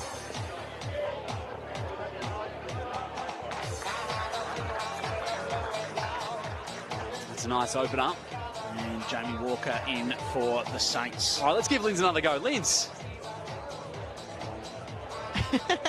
Thanks, guys. Yeah, I was just saying, what a great first set. There was absolutely nothing in that one. And for me, Chrissy Christic as a skip under pressure there. She played a couple of clutch bowls to really seal the deal for the Suns and a much-needed first set victory. So there's a lot of energy about, and I think, the Saints have a heap of support down here.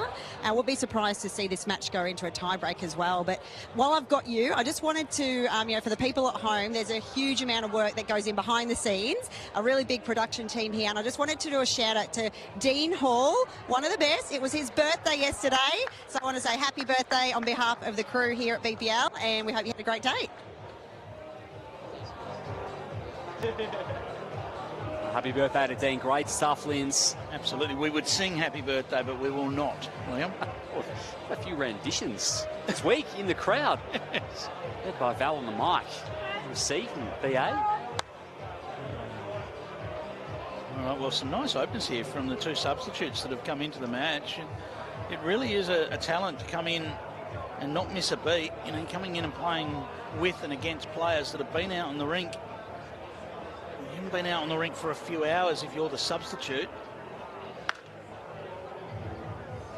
And your challenge is to get out there and continue to support and set up your team, and Ben Leggett's done that really well with his 3 bowls there. Yeah, sure has. Really tight around the jack. I wonder whether there'll be any temptation to go bigger here. Jamie Walker was nothing for short. He'll be looking to reach up and land or trail. Not quite. Okay, no harm done. He has turned that Suns bowl closer, but that is a very inviting target. And Carl Healy now, who's taken over the skipper's role. That's the formula we see the Suns use. It's a nice target. Are you a hip-hipper or a hoorayer, Clive? I'm more of a hip-hipper. Really? Yeah. Okay. It takes a bit of an alpha person to do that, doesn't it? That's one way you'd put it, yeah. Someone who wants to take it on. Love that. Can be a bit of a family battle sometimes at the family occasions, who's going with the hip-hip, and sometimes you're surprised by the person that goes the hip-hip, aren't you? Yeah. You had to pick one player in the BPL to be a hip-hipper. Who would it be? I feel like disco. Yeah. Disco's a hip hipper. Well, there is a wall of bowls here. I think this has to be big weight. Great weight, yeah. Can Dawn split them up? Just didn't have a choice. This had to be big weight. What's she got? Well, oh, it's slid out. Shot. Maybe still with Perth. I think so. Yeah. Here's the best look at it. You cannot have a target 2 feet wide with 4 bowls and a jack in it and not go for it. It was just almost obligatory.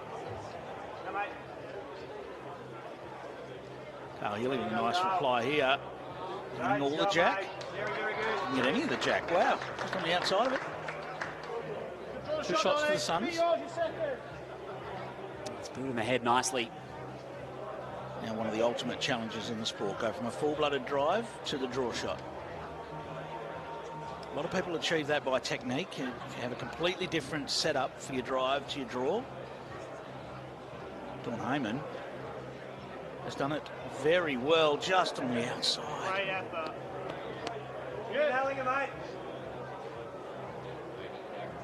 Something that viewers at home sometimes can almost take for granted, the way change from backhand to forehand. Someone of your experience, Clive, talk us through how hard that is to do. Yeah, well, it can be. It's more the speed. I think the forehand backhand side of things, especially in these more controlled conditions, isn't as challenging as in windy conditions.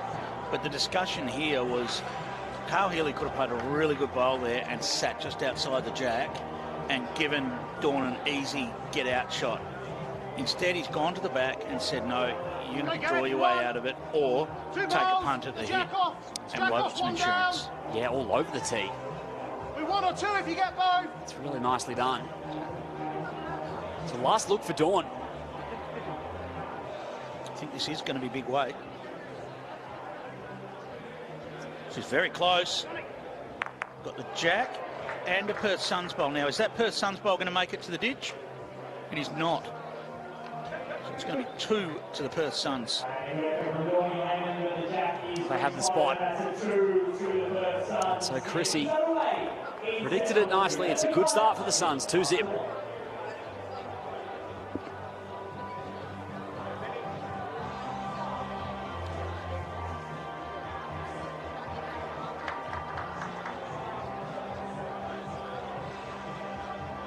Ben Leggett did a great job on his first end, put 3 all around the jack. Not sure whether any of them counted in the end. I don't know whose bowl it was that got launched to the back of the rink that counted, but I think it might have been one of Ben's.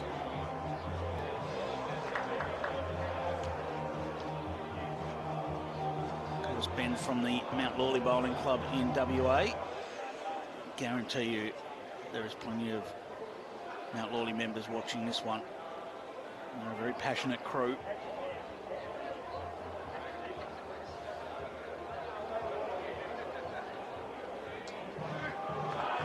Jamie Walker, of course, one of our international stars of the BPL, showing his quality right there. He sure is.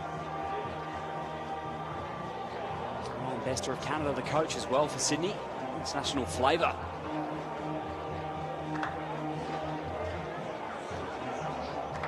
Leggett leading up. That's handy.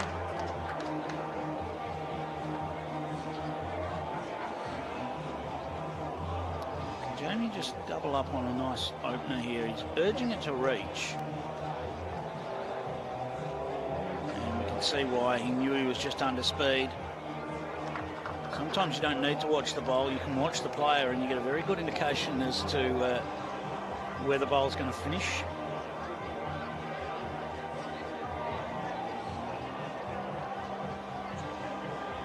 Ben Leggett, speaking of, he's still interested. This is hunting down the jack. It's going to promote it forward. That's really lovely. Close for 2. Might be. Snags there for second shot.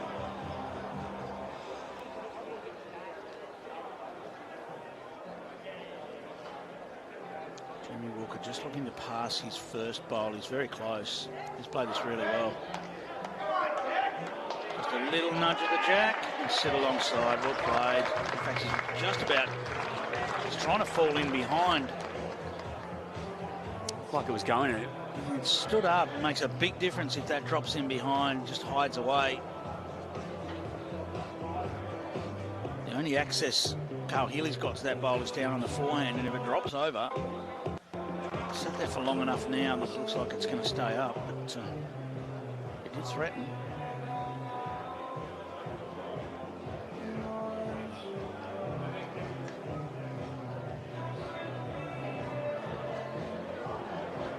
This reply's very close as well. Round the front. Little nudge to the jack and the bowl. May still be down. Probably favour the Suns slightly. Yes, and Jamie Walker's just confirmed that. It is 1 to the Suns. Just try and draw a shot with the bird.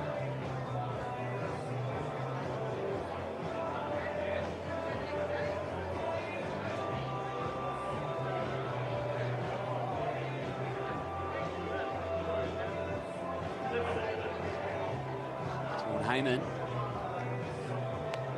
He's putting one back. You can get to that back one. Sun shot.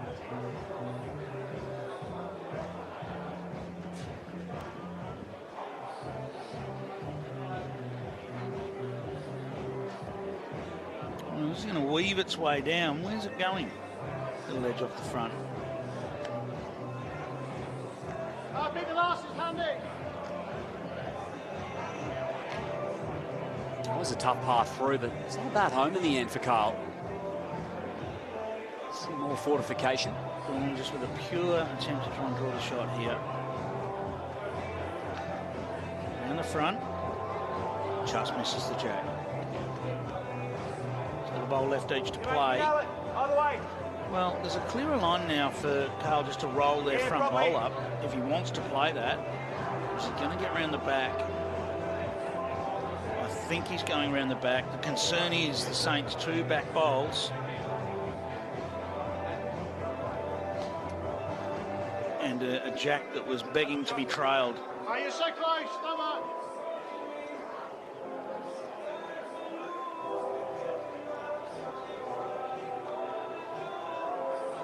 It's going to require a bit more control now from Dawn. Yeah, I feel like she's still quick here.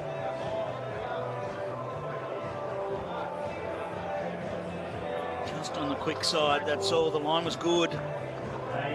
One it is. 3-zip. Ryan Best is going to pull the power play. Into second after 2. And this wide, power play, double shots on Alpha for Sydney. That's a pretty textbook power play situation. Last bowl down 3. Need some momentum here. Yeah, absolutely. Absolutely, Liam. It's, no science behind that one. That's a very obvious one. And I guess perhaps more obvious is the Saints need to win this end. Ben Leggett was all over it on the first end when he came on as substitute in this direction. He's carried just a little pass with the first, so opportunity now for Jamie Walker to get on that jack first.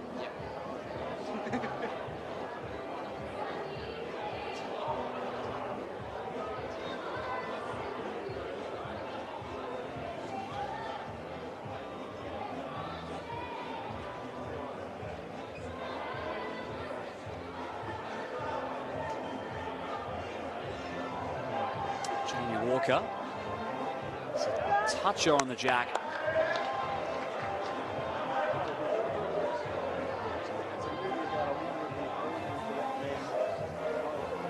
It's a warm welcome and commentary to finish off this match. It's Tassie Tridents. Cody Marshall, welcome. G'day guys, how you going? We are going really well, mate. We've got the best view in the house up here as Ben Leggett looks to get down to the jack, and he's done a fairly good job with that. Mate, you must be loving it. Oh, First mate, BPL. It's certainly the best experience I've had in my bowls. Start of my bowls career. Playing for Tassie is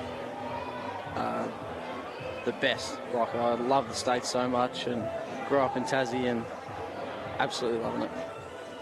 Now, you should be very proud of what you've done so far because you've played very, very well. Now, a first BPL, there's a lot of discovery about a first BPL, and it seems like you've handled yourself absolutely brilliantly, mate. Yeah, well, The bowls, they come and go, but just got to put a smile on your face and do your best on the green and hope that you can do your best for the teammates and, yeah, hopefully get a few wins. Johnny Walker looking for the jack here. Looks like he's just going to pass on the outside.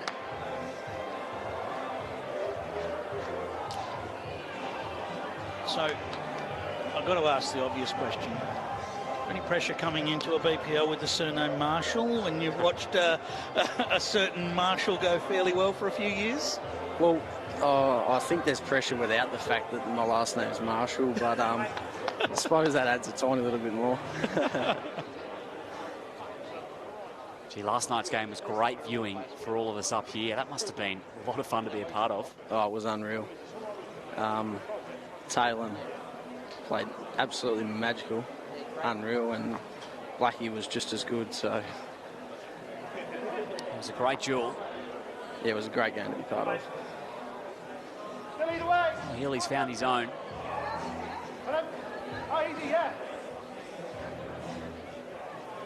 A bit of discussion as to which hand to play. Dawn settled on the backhand side.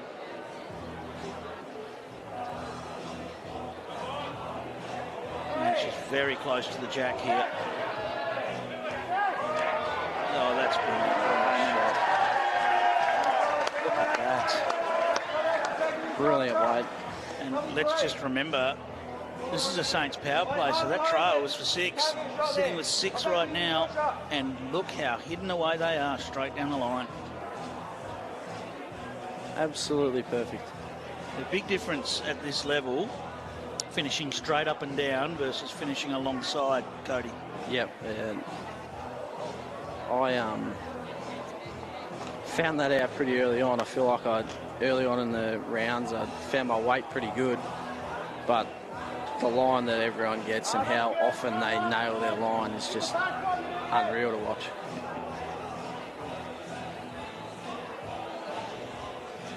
All right, Dawn on the backhand side again. To climb around the front. There's Orange bowls the Perth Suns, who's very close. Wow. I mean, wow, that is just sensational stuff from Dawn Heyman. There's just no doubt that she's one of the best in the world, and she continues to show it. Absolutely, that was perfect. Two very, very, very good bowls. It's been a big few months for you, Cody. Of course, represented Tasmania in a home nationals, which is very exciting, I'm sure. Yeah, it was really cool. Played pretty good from what I saw as well. Oh, I think going into the nationals with the stateside and stuff, we were all pretty confident on home turf how we could go. And Carl Healy in the area here. What's he done? Oh, he's dreadfully unlucky. Wow, that's a good effort. Could not have played that much more. Sorry, mate, we cut you off there. Yeah, we were all so keen on home turf, and we thought we were pretty happy with how we played. And yeah, your position in the side? I was playing third snapper, Dylan Fisher. So yeah, we won't talk about the result between Tasmania and WA. All right, agreed. Yeah, I think that was one of the few games that we won, but it's always a good tussle with you guys. All right, Dawn sticking to the backhand side.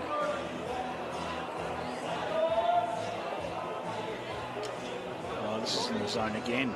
I mean, why would we expect anything different? Dawn Heyman. Oh, that's brilliant. Wow. Perfection from Dawn Heyman.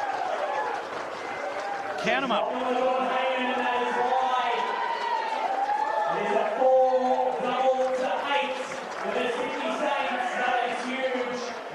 4 double to 8 the count. Dawn Heyman has blown this wide open. The Saints fans love it. It's forced Perth's hand.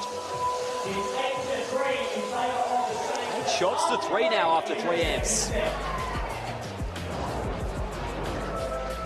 incredible. Anytime you can grab any more than really a 2 on your power play is successful, isn't it, Cody? But if you can grab 4, you don't do that too often through a BPL.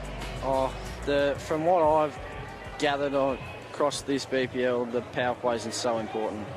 You can win 4 of the 5 ends in a set and still lose the set. The power plays are so important.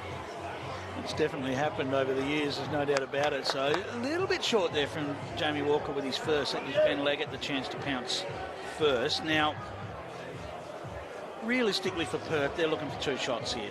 And if they can get 2 shots, then they just need to win the final end to win the match. So whilst it sounds like it could be irretrievable, dropping a 4 on the power play, they just need to knuckle down and look for 2 shots here in return. For the Saints, they just want to win this end.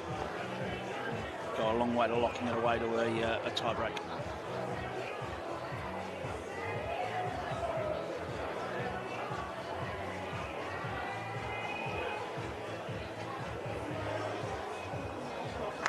Without playing alongside Beck, Cody, I mean, Beck's just an absolute legend of Tasmanian bowls.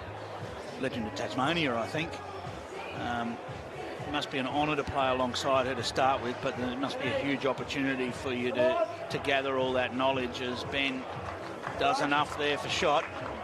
Yeah, Beck's such a Tassie stalwart. She's like, everyone looks up to her. She's been such an accomplished bowler over her time, and she's also, for the start of my bowler's career, she's been such a... Pause as Jamie Walker draws the shot. She's been such a big part, and she's so good to play with, like so encouraging, and she is so knowledgeable, and yeah, she's the best. She certainly keeps Taylor and I in line. Great effort from Ben Leggett. He's just going to pass on the outside, but certainly a handy home.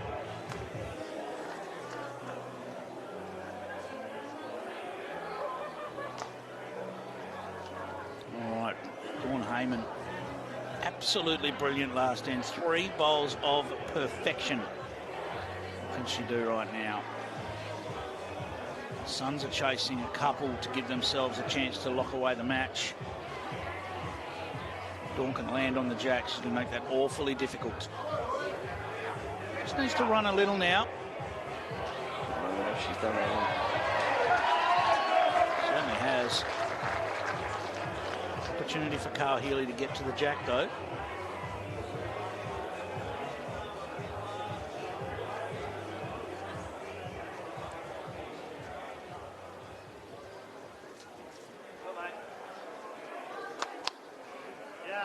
So obviously coming into a BPL, Cody, you would have had certain expectations. This is one I always like to ask without notice. What surprised you about the BPL? What did you, you might have expected a few things. What's made you really sit up and say, wow, Yeah, well, obviously I've watched the BPL for so long, so you know how good they all are, but as we were talking about before, is their line. They're like, people talk about having good weight, but on here, if you can nail your line and your weight's somewhere near it, your bowl's always in the game. And I feel like that's what they've nearly all the players. Like we played Disco, his line every time, ditch to ditch, absolutely impeccable. And doesn't seem to play bad bowls. No.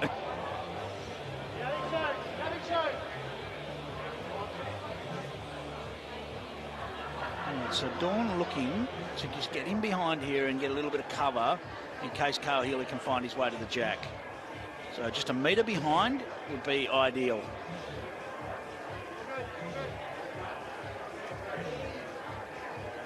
She's gone a little further than she would have liked. There's an opportunity here for Perth.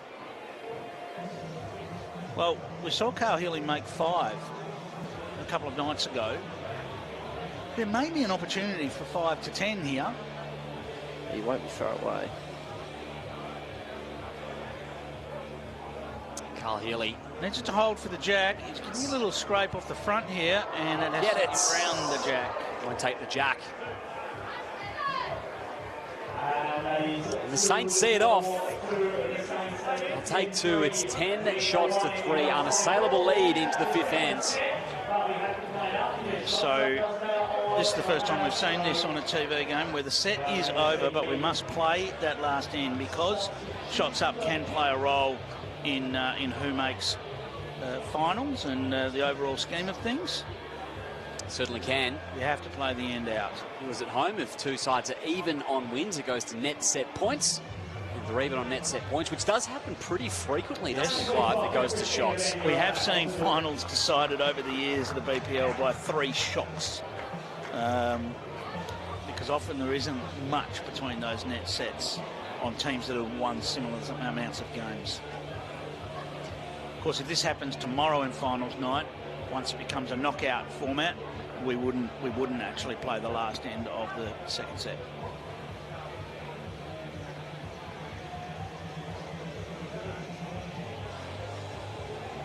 Last little bit of sun just creeping through between the roof and the clubhouse. Not getting to the rink. Which the players will be pleased about, staying off their faces. We saw that work over Teasy a little bit earlier on tonight. Now we've seen Perth make a substitute. We get Chrissy a feel for the rink. Yeah. They all head out for tiebreak. So Ben had played his 4 ends that he needed to play. So there's no problem with making that substitute. And yeah, Christina gets a bit of a roll up before the tiebreaker kicks in. Wouldn't surprise to see Ben Twist come back in as well as skipper here.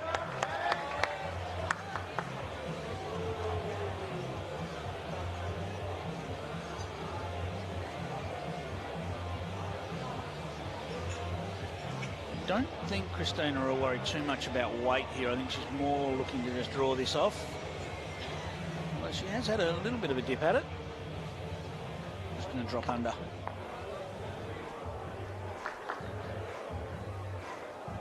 This is the teams almost use this as a warm-up end now, Cody. Yeah, well, like you said, I definitely think we'll see Ben come on for a bowl or 2 at least, I'd say. Yeah, no movement at this stage, so Dawn's sticking on the rink right now.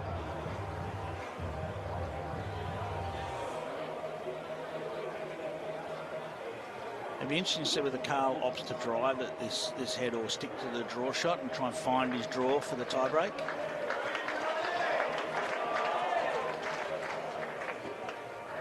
Right, he's going it and he's got it on the nose.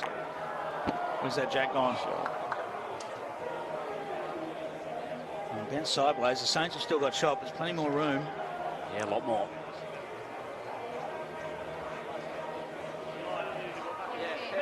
Heyman can draw to it now.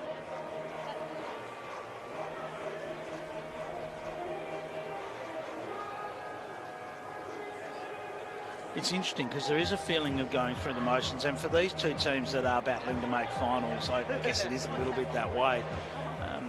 At other times during the tournament, there is still that feeling of going through the motions when the end doesn't matter. Until you get to the end of the tournament and find out it would have mattered.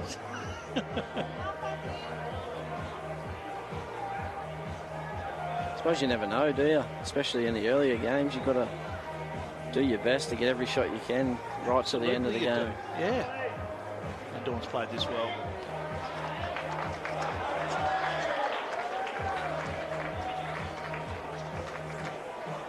All right, well, we didn't see Ben Twist, but we will in a sec.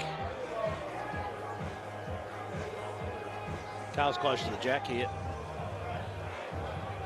He's got the jack. Sure.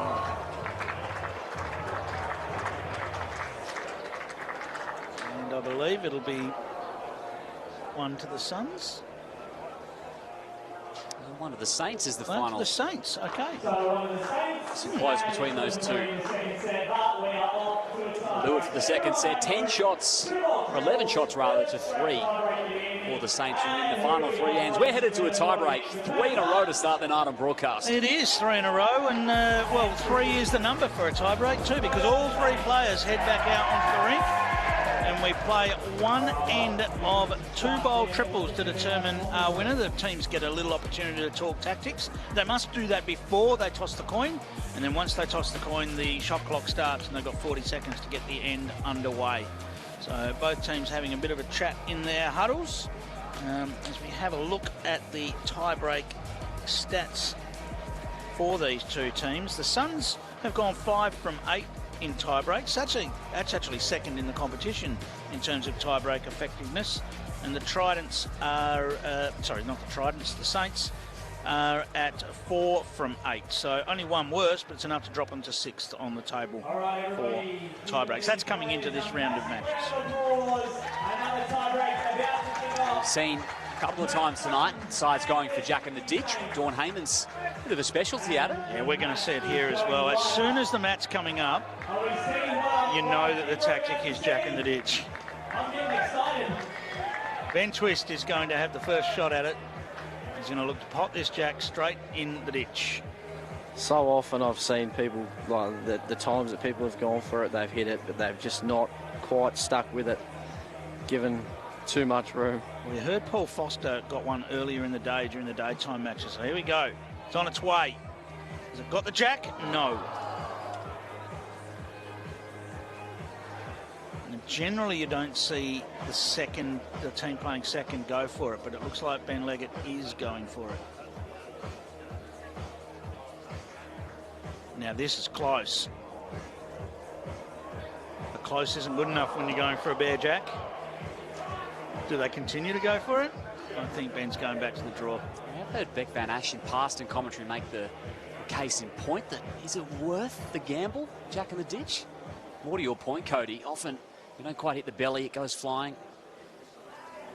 We'll go the draw this time. The problem is, well, the crowd is not happy. The crowd wanted to see another go.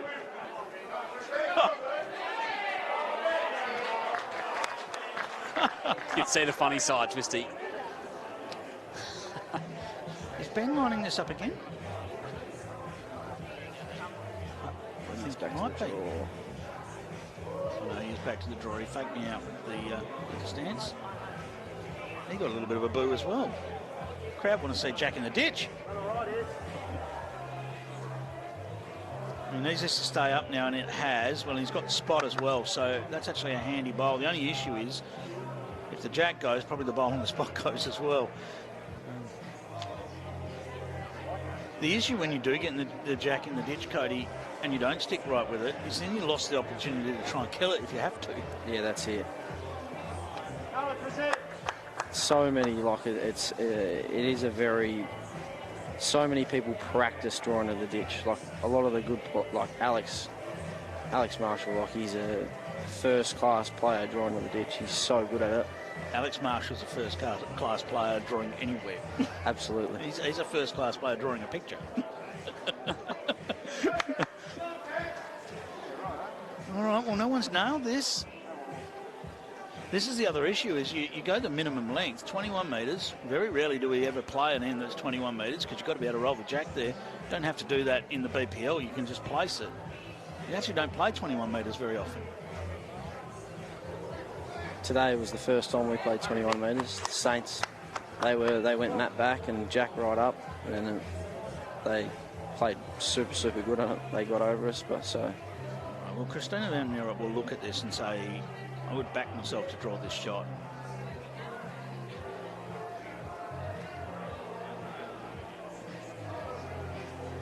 Might need the Jack. Well, that will do for number one.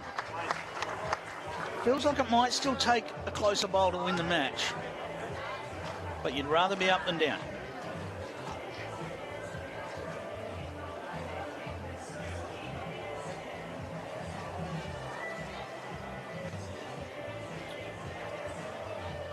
Dawn can draw here. Some space to work with on the backhand. Dawn's weight has been impeccable this game, so I dare say she won't throw away. Piece Jack, where to? Right to the Suns bowl. Wow. Okay, now Carl Healy will not want to land right next to this. To figure out where he wants this bowl.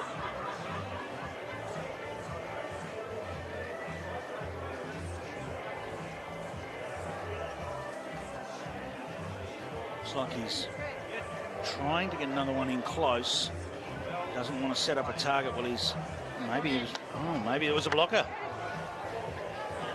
Is that far short? I'm going to say that was a blocker. Yeah, I would say it was. And it's a pretty good blocker. He's done well. It's a very tough shot for Dawn to draw.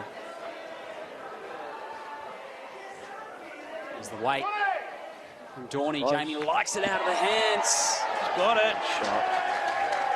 And there was a nomination to kill. So we will replay the end. Tiebreak 2.0.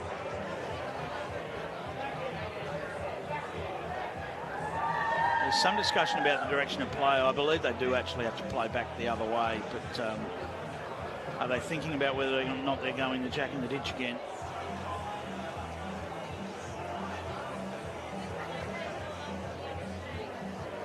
Okay, it looks like Dawn coming down to play the jack. What do we think, ladies and gentlemen?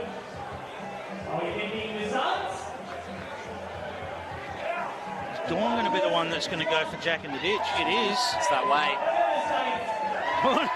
Heyman gets a bit of encouragement from Ben Tweed. Let's go! And Dawn is going to go jack in the ditch here. Why not try it?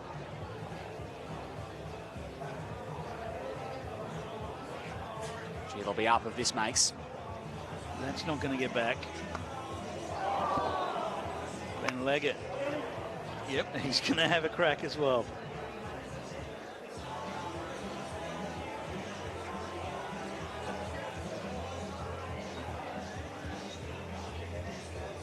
I don't think that's getting down either.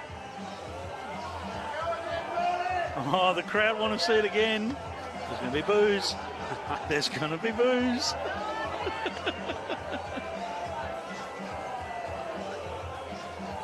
This is going to be a draw shot.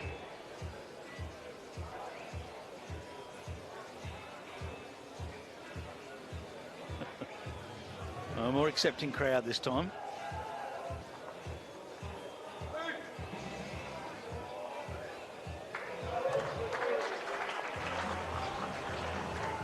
That's a nice open.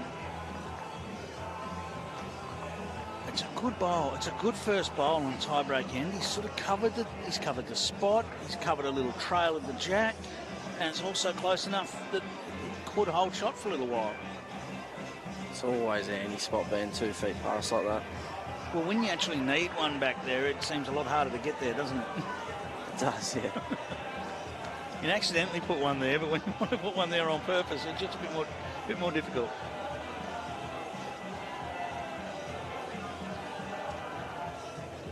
I'm not sure about Dawn Heyman going for the jack. You talked about how great her weight's been.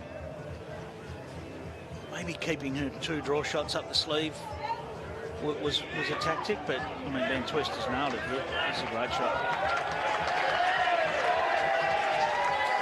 That's 2 perfect lead bowls. He's got the spot covered, and now he's nailed the jack. Yep. One back, one in front. It's a great setup.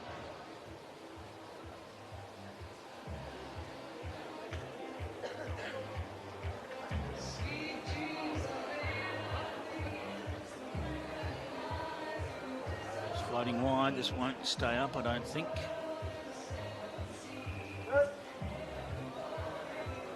Oh, it actually did, right on the edge. And look at that, right to the edge again. We have seen the edges being kind enough on these rinks. You can draw right to the edge. Some carpet surfaces are tough to get right to the edge because it tends to be a more rounded edge. We'll look to plug some holes now, the Saints. Well, that's a very nice angle to be on.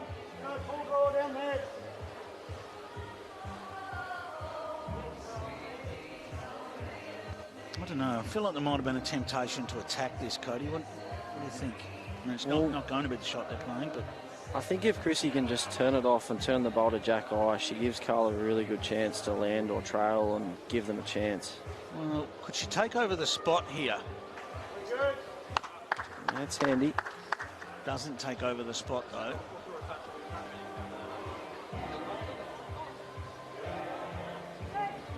Yeah, Saints are going nowhere near this.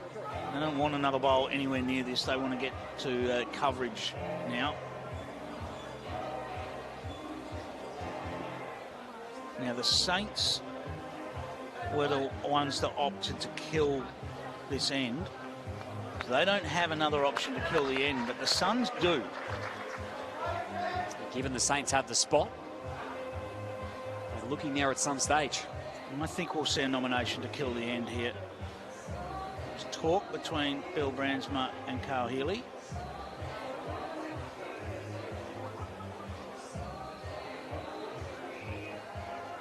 Not sure what the discussion was. I don't think they nominated it.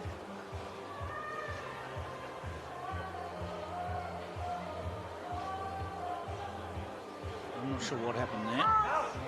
Close, got it clean. What a shot. Oh. That is perfect from Carl Healy. Forget nominating the kill. Who knows what the discussion was, but who cares? I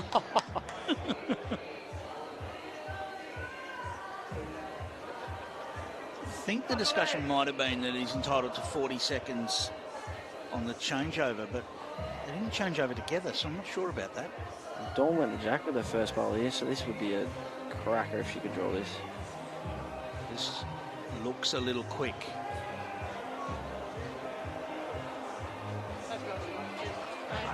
There we have it. Carl Healy on the drive, takes it in a double tiebreak.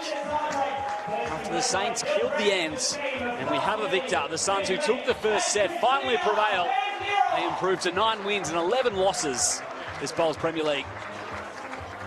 Yeah, so happy Perth Suns. Carl Healy with the shot there. I mean, I don't know whether we considered that it would go absolutely clean, Cody, but he got it clean as a whistle. Yeah, that was perfection. I'm not sure if they did nominate the kill either, so he may have been playing that. So that was a great shot. I think the discussion was around the time on the clock rather than the kill. So they would have still had that up their sleeve had he missed, but he didn't miss. He got it clean. And after winning the first set 4-3, well, the second set didn't quite go the Suns' way, but the tiebreak certainly did. Here's Carl Healy with Linz.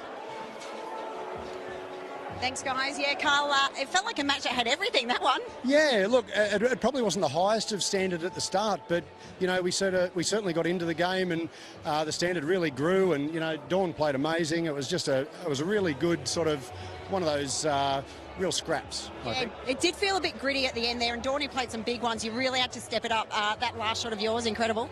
Yeah, well, you know, the shot was pretty obvious, you know, drawing a shot within 5 mils, probably one of the harder ones, so let's just give it a clout. You did it really well. Well done, Carl, to you and the Suns, and we maybe slightest chance to see you tomorrow. Thanks very much, Lenny. Keep trying, go the Suns. Well, they remain a chance off the back of that win. Here's a look at the full match highlights. Yes, they might remain a chance. It's a slim one, but yeah, we saw the Saints all over the Jack. We saw Christina Van Nierop able to play the big conversion there and knock the Jack down the line to the Suns.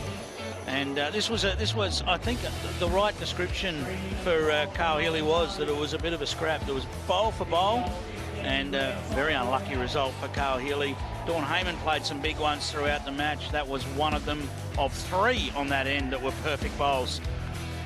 And Ben Twist nailed it, but Carl Healy was able to get that off the Jack, clean as a whistle.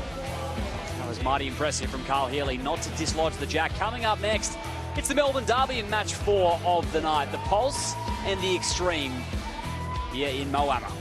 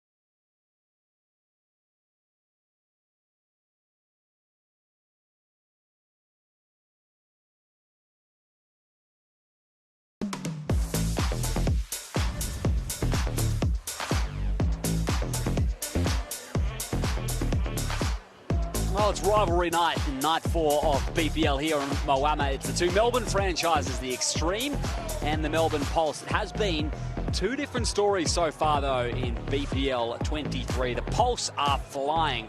Top of the table, 14-5. The Extreme have fought back nicely. They're sitting down in 11th. Liam Ellison and Clive Adams with you in commentary to bring it to you. And the crowd is building throughout the week, as always. Even little Archie Fife's not going to miss some Melbourne clash, that's for sure. No, you're right. The Extreme probably feeling a little hard done by down the bottom. They just haven't been able to get the tie breaks going, and they are out of finals contention, but they would, I'm sure, love nothing more than to put a dent in the Pulse's hopes with that rivalry. It's a friendly rivalry, but it's a rivalry nonetheless. Absolutely it is. They want bragging rights. It's a good feeling here in the arena. It's been the Melbourne Pulse's week. Clive, what's impressed you about them? I think the way they combine, it just feels like there's a real trust amongst the group. And we've seen that now over a number of years. They've got a very settled lineup, and the trust, and you need that trust in a format where it doesn't allow you to do a lot of discussion. 30 seconds between bowls, you've got to trust that what your teammate's calling is the right call and play it, because there's just not much time to react otherwise. That's a great point. I do have that nice continuity, this lineup that won here a couple of years ago now. Yeah, I mean, just to follow up on that, there's often lots of opinions as to what's the right shot to play, and no one's right or wrong. So rather than debate over multiple options, get yourself fixed on the option that you're playing, commit to that shot that you're playing, and the Pulse do that really well. Look, we're on target for 5 out of 5 tie breaks at the moment, Liam. I don't know whether we've done that before. We probably sure have. We've already had 4. We had a double tie break effectively in the previous game with a killed end. Good point.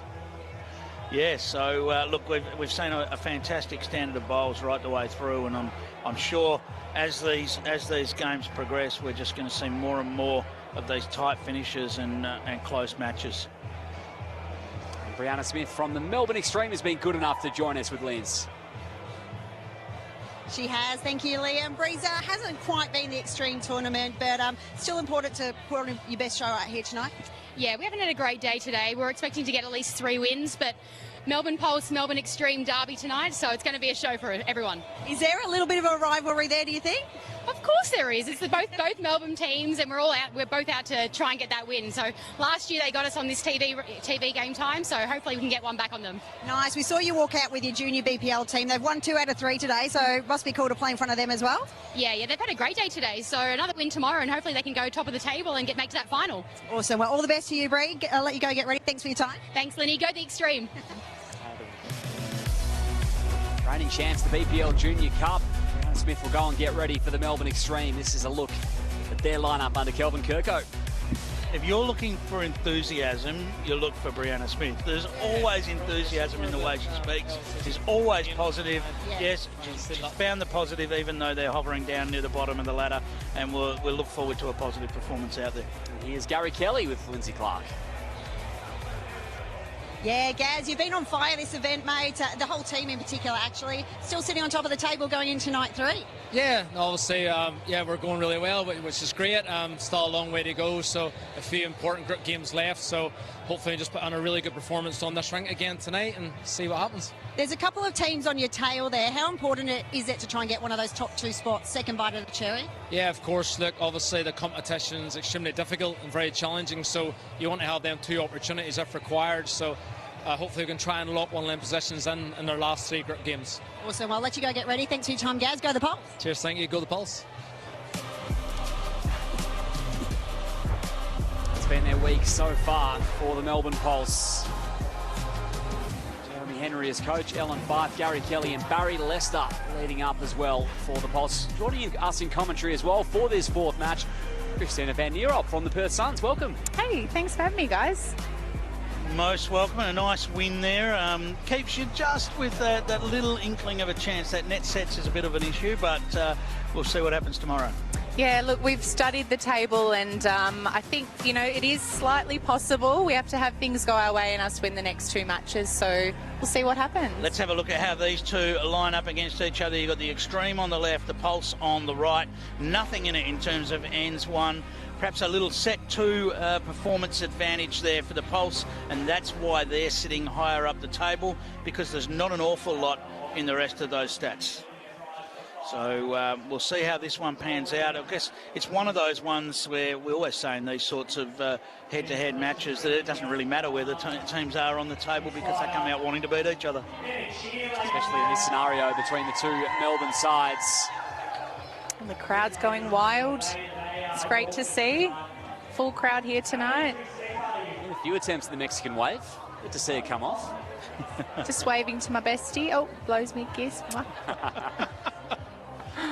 I'm surprised. Look, this is one of the few times during a BPL that you're not right alongside each other. But I notice you've been taking the opportunity to have a bit of fun with Archie as well. Yeah. I mean, it's sad. He's still so little. He's only 1, so I think he'll forget me next week. But yeah, I've enjoyed being here with them, and I'm his godmother, so it's nice to spend some time with him. Yeah.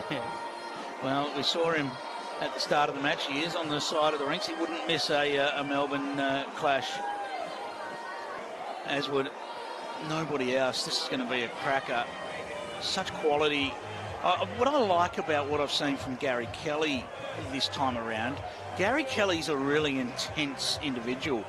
I think I've never seen him just as relaxed as he's been throughout this BPL. Just a more settled Gary Kelly this time around. Yeah, from what I've seen, he's been playing fantastically.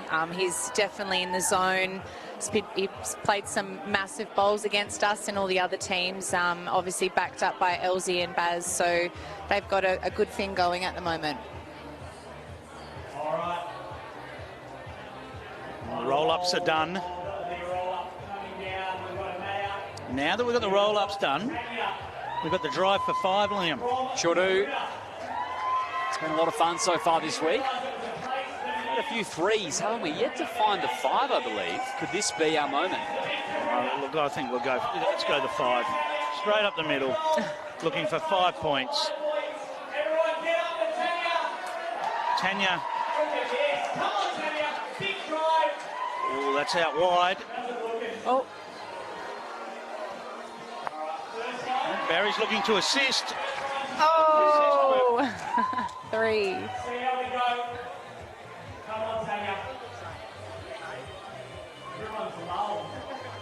That's looking a touch wide as well. The pressure's going to be on.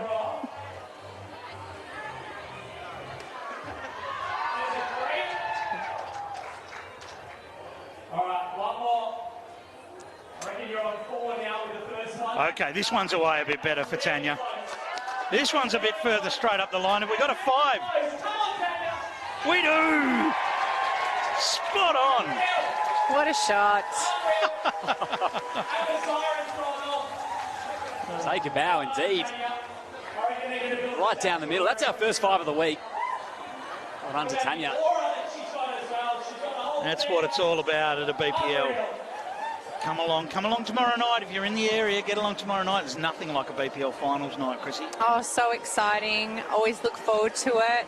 Obviously prefer to be playing in it, but it's great to be on the sidelines watching. The crowd's going wild, singing songs. So much fun. Yeah, no doubt about it.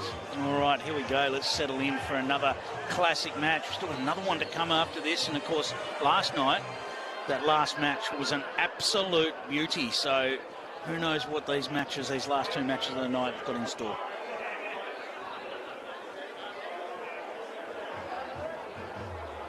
Yeah, let's find out. There's a buzz in the air. Harry Lester, Bree Smith leading up for Jack McShane and Gary Kelly.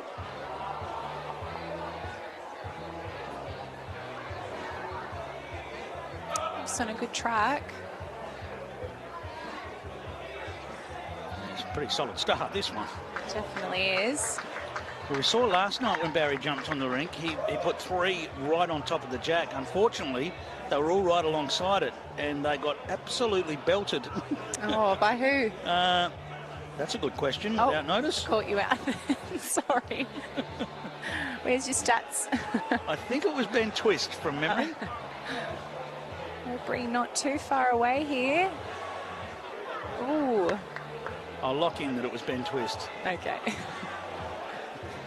Brianna's wonderful fiance. Yes, yes. And another one of the power couples that are associated with the BPL. And Barry not far away again.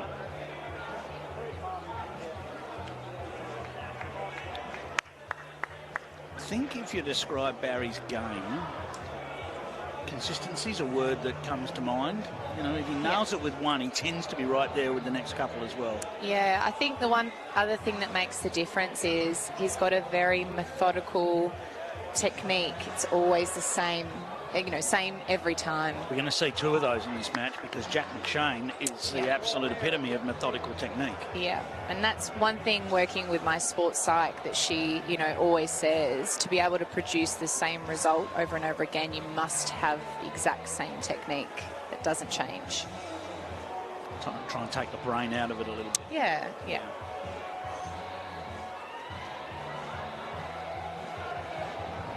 Three great shots by Barry. That's what you want as a lead. Yeah, and tidied it up a little bit, didn't he? Yeah. Three changing hands here. We played her today during the day and she led phenomenally. She was very, very good, very consistent. Great player herself. She's not too far away here. Oh, looking for the jack. Oh, it's a great shot. And the shot. Sits over nicely. Smile there. Yeah, it's going to be. It's a great shot. There's no way Gary Kelly's going to be short of that bowl. He'd be looking to just pop that out of there and potentially give the jack a little nudge their way as well.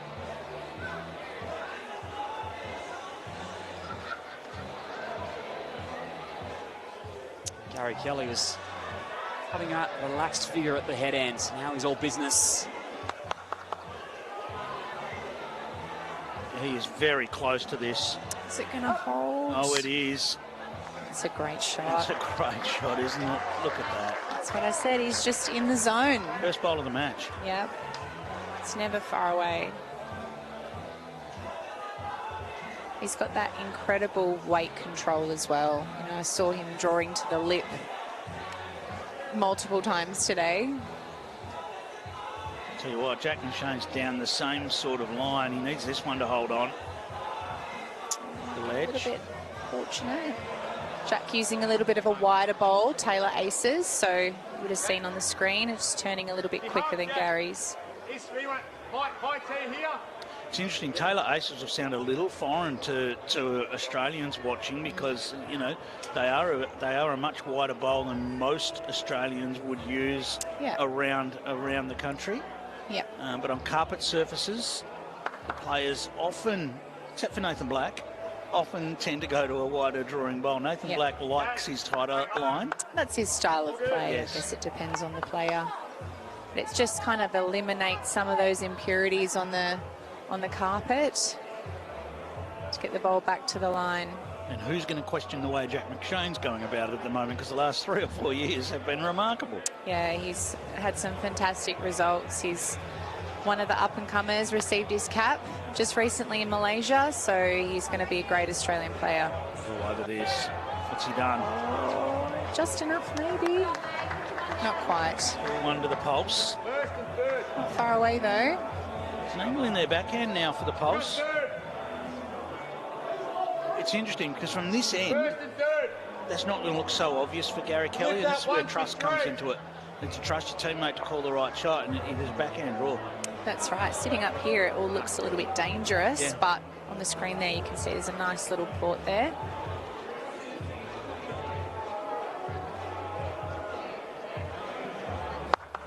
He likes it. It's pretty close.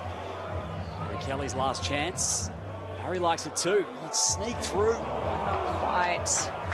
Can't get much closer than that. Now basically the same shot on the other hand. Yep. Jack McShane looking to sit that shot bowl.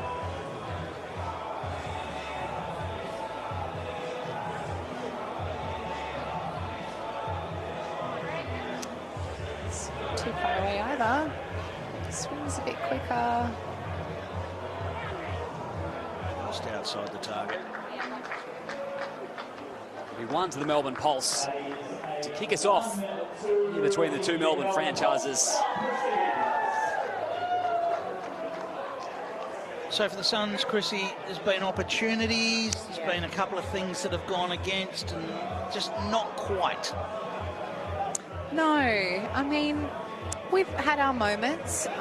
If I had to be extremely honest, we have been in most of the sets and matches, had opportunities to win the sets, but it's when you play the shots, as you've said, and, you know, we've had a couple of opportunities, I know myself, opportunities to win the set, and you just don't get it on that bowl, and sometimes it works for you, sometimes it doesn't, and it just hasn't quite for us, but we're still hanging in there, we're still trying really hard, trying to enjoy it as much as we can, and yeah, just hopefully finish with another 2 wins, and who knows, we might creep up to 5th. See what happens. Yep. And then a few results to go your way. A couple of straight sets results either way. You need 2 straight sets wins. And see what happens from there. Yeah. And they're very close here. What a start. It's a great reply.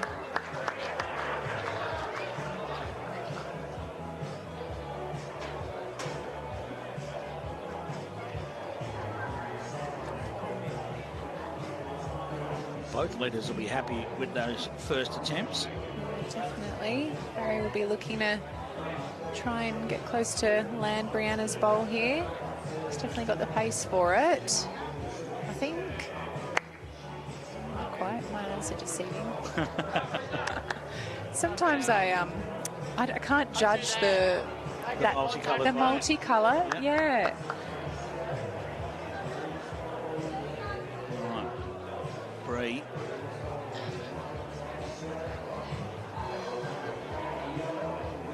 Forehand looking to creep around. This is quite a tight line. Yeah. Just missed the line a little. Weight. Probably just a smidgen of weight as well required.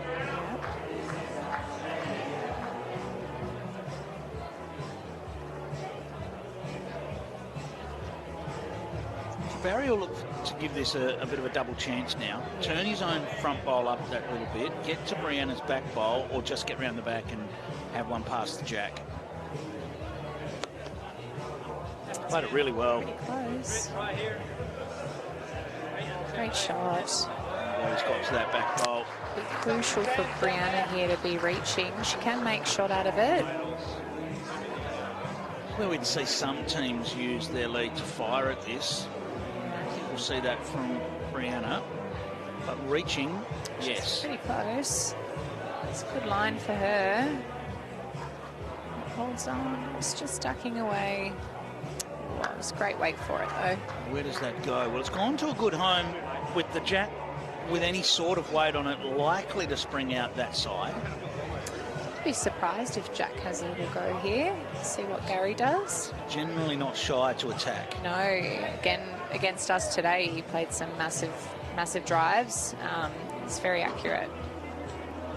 Who do you think's the most accurate hit in the tournament? I mean, there's a lot of great drivers here. Taylor Mail does not hit. Oh, Kane Nelson. And they're coming out quick. He's got a really, really good drive. Really smooth. I think most people would agree with me there. They come out like rockets. I think Jack McShane is using weight here. No surprise there. He's very close. One clean. Opens it up for his next one. Changes the shape of the target, doesn't it? Probably not so much weight now in his next one.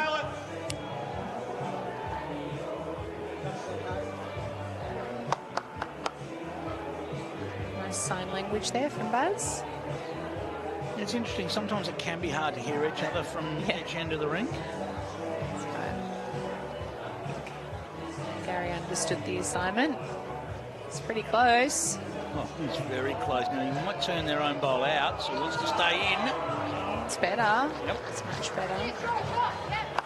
Nice little pocket for Jack McShane to play into now, though. And contact any of those 3 bowls and he'll have a shot.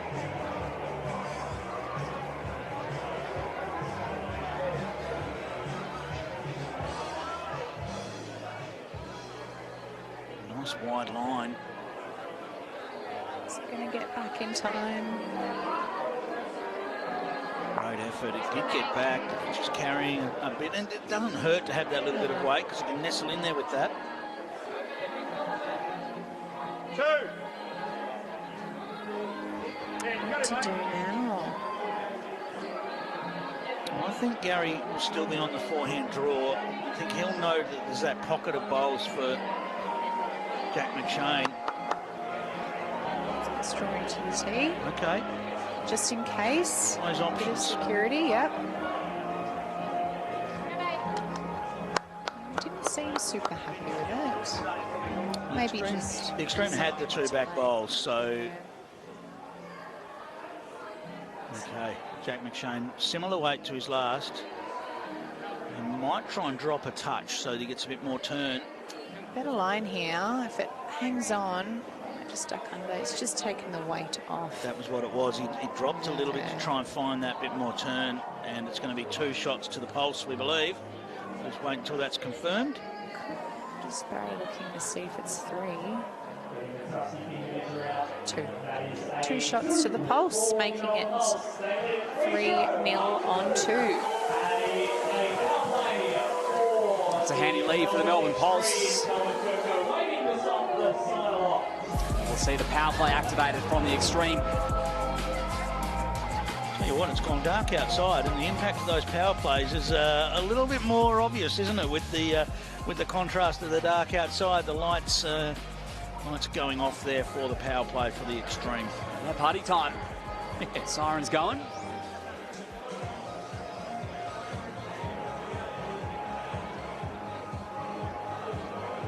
Barry Lester up here on this backhand side for him as a left-hander. He's generally handled this fairly well in the matches we've seen, and he's close with this starter again. Oh, back flop. It's clever. You recently had a trip to Malaysia? Yes. Yeah, how did that go? Yeah, it was fantastic. It was my first time in Malaysia, playing on portable rinks as well. So what was the setup there? It was a rolled out carpet, basically. Yeah, it was. On what, a 2 rinkers. Asian type setup? Yep, I think it was a badminton court. Yeah. Yep. And they had 2 times 2 rinkers. So it was only, 4 games playing at one time. So, you had a bit of downtime in between games, BPL format, without the shot, without the power plays, but timeouts and the 5-end sets. So modelling the Commonwealth Games. Yeah, and for singles being 7-end sets. We had shot clocks, so it made it very interesting. Those Malaysian players had only experienced that for the first time. Okay. So it was kind of getting used to it together. But no, it was a great experience. We had great battle against them. Fortunately, we won the series, so that was great for us. Great confidence leading into future events, and yeah, I thoroughly enjoyed it. Great shot here by Brianna. If it just hangs on, oh, gave it a chance. Good shot there. It's great when you had, great when your lead has bowls behind. We're all nervously waiting to find out about Commonwealth Games, all sorts, aren't we, Chrissy? Can't sleep at night sometimes thinking about it, unfortunately. But soon enough, Bowls Australia will announce the 4 that will go to Scotland to play a 4 Nations, I think it is. So, yeah, getting closer to the 3, but not there yet.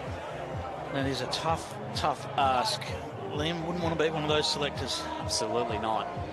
It's tough with the trimmed squads now, heading into 2026 in Glasgow. A wonderful task to have because you've got so much talent at your fingertips, but there's going to be some disappointed ones as well, and that's still the culture in that Jackaroo squad is second to none.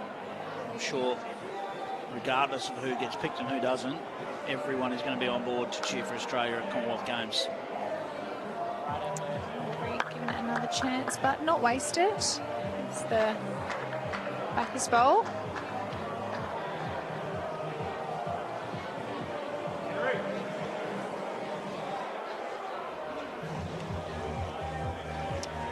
So I can't actually see who's got the shot there. His Pulse could be holding 2. It looks like it. We'll find out soon. It's tricky Marker. from this angle. Looks like 2. It's open for Gary to add to it. Holds its line. It's on a good track so far. That'll be the shot. 2, oh, it's 2 now. Full out. Still a great effort. Shouldn't have taken my glasses off.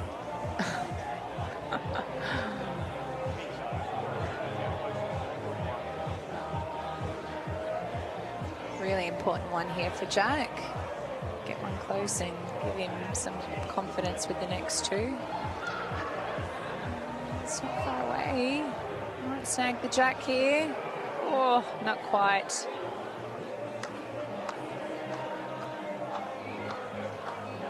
There's a head building for the extreme. Double shots opportunity. The one pass for the Pulse. Regardless, 2 up at the moment. Harry Kelly's side.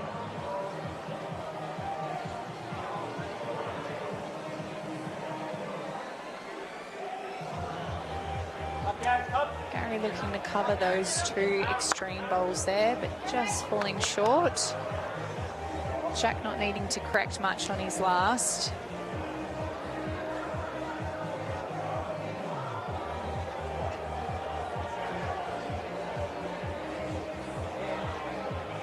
Very smooth delivery. Wish I could get it out that smooth every time.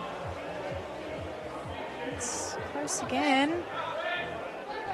Get the Jack here. Oh, just drawn it cold. Great shot. Great under pressure bowl there. Extreme holding 1, which equates to 2 in their power play.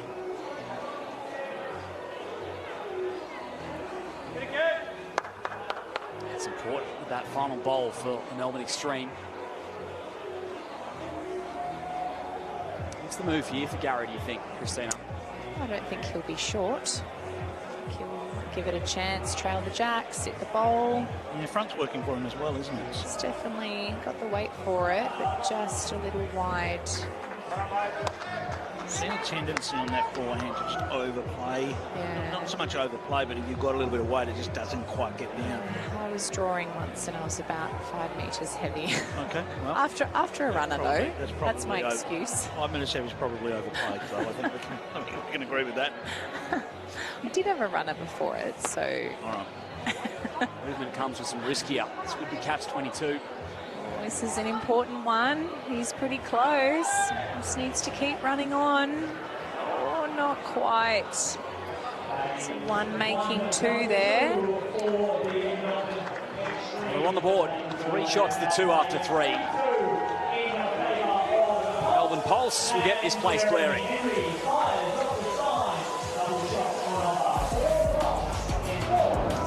Christina Van Nierop, thank you very much for joining us. Thanks for having me, guys. Enjoy the rest of the match. Good luck tomorrow. Oh, thank you. Games. Definitely need it. Thanks, guys. If you can finish it off. Melbourne Pulse double shot. Chance for them.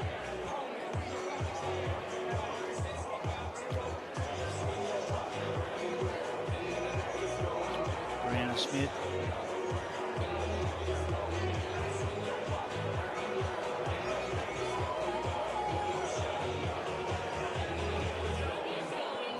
Just a bit short with the first for Brianna.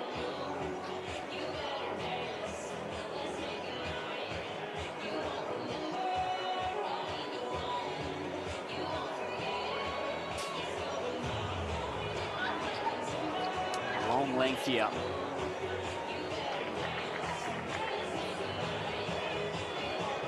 Barry's passing. Decent lead bowl.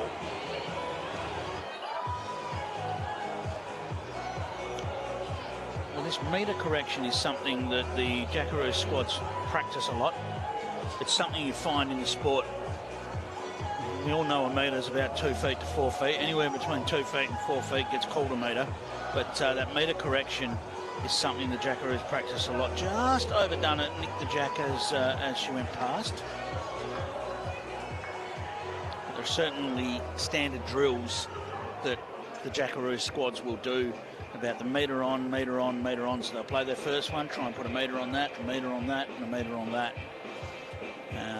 And I'll do the opposite as well, play the long one first and then come back a metre, come back a metre, come back a metre. It really gives you a good feel for your delivery, what it feels like to add weight or take off weight.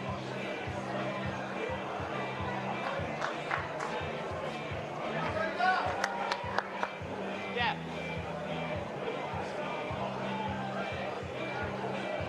No one's quite nailed this one yet. I wasn't far away with her previous attempt.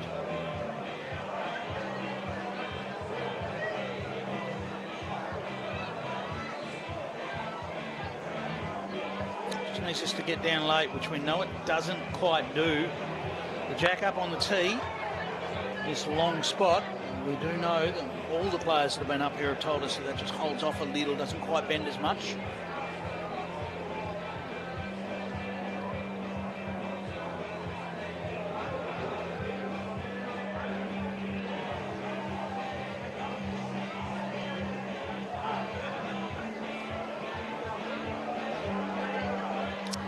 From Barry wasn't initially positive. Yeah, indicates he's quick. And he's not quick. But that sort of reaction from a player would generally indicate that he thinks he might be a bit quick. So still got the job done there. He will count with that bowl. It's always an indicator, but we do get those situations where they're not happy with it off the mat and it ends up being a perler. Yeah, and then you wish you'd just done nothing and just accepted that you played a good bowl. You won't miss a moment of your drink-wise. BPL 23. Here's Jack McShane.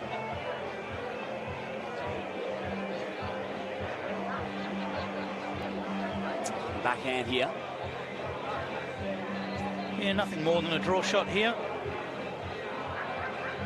Now, we know he's using wider bowls. It'll be interesting to see if he gets a bit of more reaction down from this wider line. Well, he has. I think that'll be the shot.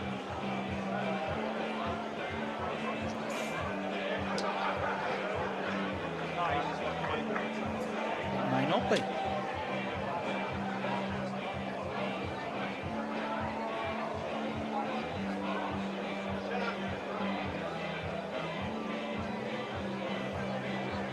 Close at the moment, the shot. Still quite a wide head. Kelly's going to nudge his own. That might have settled the shot debate, but it is very close.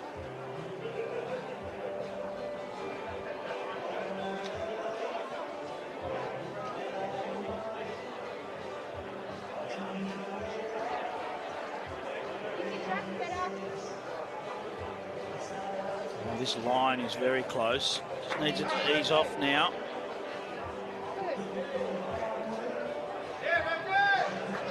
That will do the job.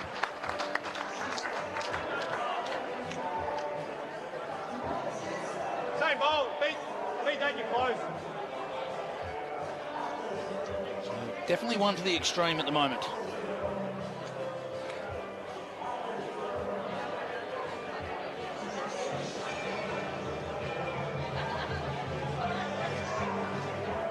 Chance to pile on the pressure. Stream have used their power play. Up, guys. Great. Oh, play, mate. Shot, guys. There's the shot. Certainly, I don't know whether this is deliberate. We've got Gary Kelly on the rink and Paul Kelly on the music. Could be. Put it past that DJ.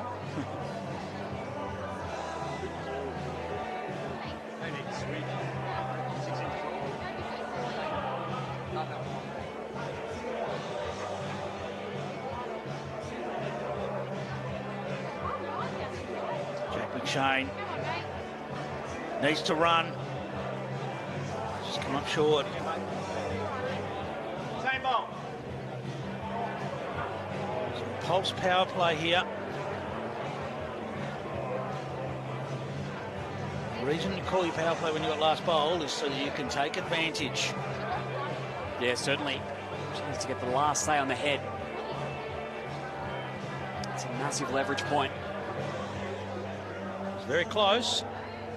Does he land in there? He does not. It's the same result the Extreme found. 1 double to 2. Sees them up 5 shots to 2, and the Extreme will go. Another substitute here on the 5th end of the first set. Nick Carl comes in. Interesting. Extreme chasing 3 for a drawn set. 3's within reach.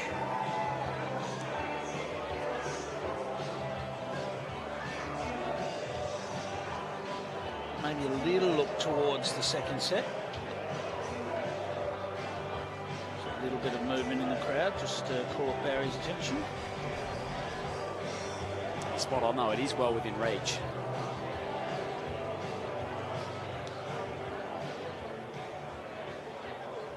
Three is doable. We haven't seen many of them tonight. I think we've seen 2 ends that have been more than 2 shots. That's all. But it is within reach. We've seen 2 falls, one of them on a power play. It's been a little bit tighter compared to some big counts in the previous nights. You can see those big numbers come at the end of sets when desperation and risk reward becomes a factor. Rock against the bias there. It's probably made that Extreme bowl the shot bowl. It's close.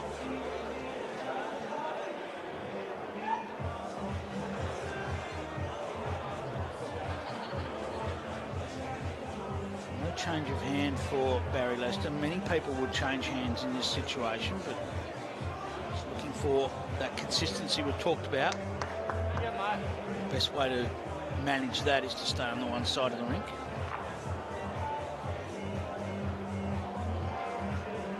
So what can Nick Carl do to set this up for Jack McShane? Give him an opportunity to make 3. This ball needs to reach.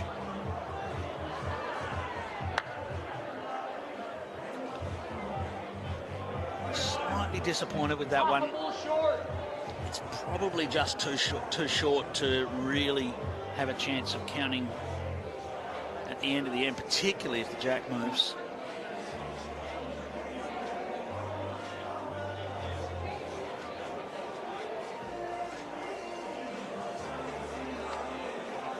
Barry Lester forced to change hands this time. He doesn't want to promote the Extreme bowl. He'd rather just miss that now. You can see him.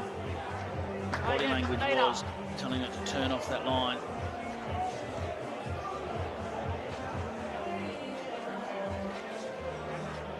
Oh, this is a double chance bowl for Nick Carl. Land the outside bowl, get past.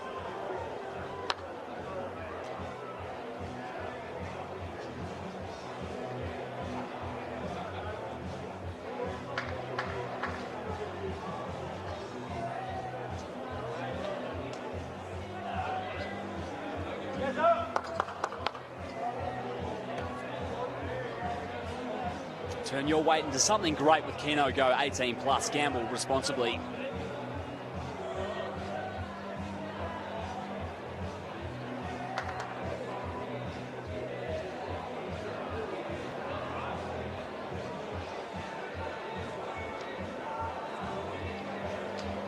Corey Kelly sliding by the jack.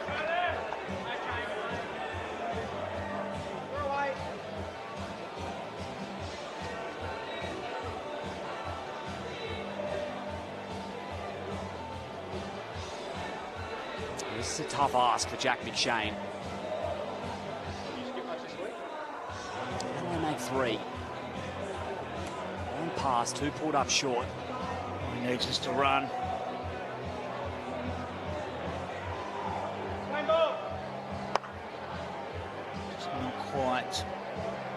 This is getting tricky now for the extreme. Yeah, Troy is asking the question of the kill. Well, they do have that up their sleeve. Gary Kelly would like to just nudge this jack around the corner and take away any opportunity they've got to kill the end. In actual fact, giving them one to play off. Don't think they'll do that. They'll have a go at trying to trail the jack first.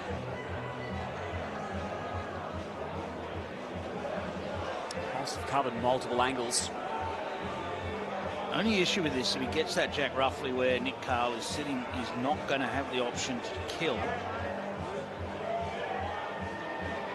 Well, it's close. Where's it going? Not far enough, but he has given himself a really good look at it. If he decides that the kill's the option, I think that'll be what they'll be going with. Jack and ours is the worst. Even up one pass. Okay, now they want to be a little careful here. The Pulse have got a bowl at the back, but if Jack McShane goes the jack, he can get that back bowl as well. Yeah, another one round it. So the Pulse need to be careful they don't just ignore that.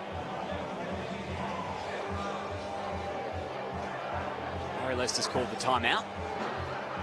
Spec ahead. No doubt in my mind, Jack McShane will be thinking, I'm going to go that jack and get that back Melbourne Pulse bowl as well. Well, if he goes for full, that's right. So I think Gary Kelly needs to be going around the back with this.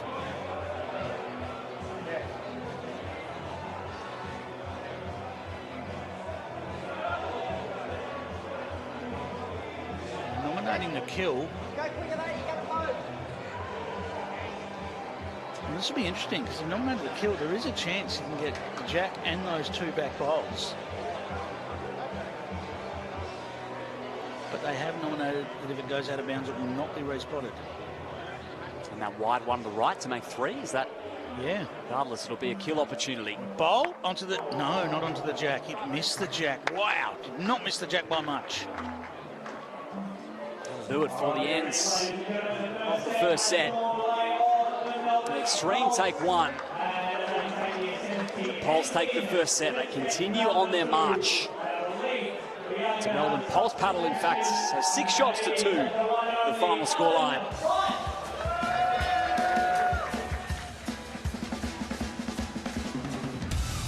Highlights courtesy of host, plus the highlights of that first set. And we see the Pulse do the job to stack the bowls into the head.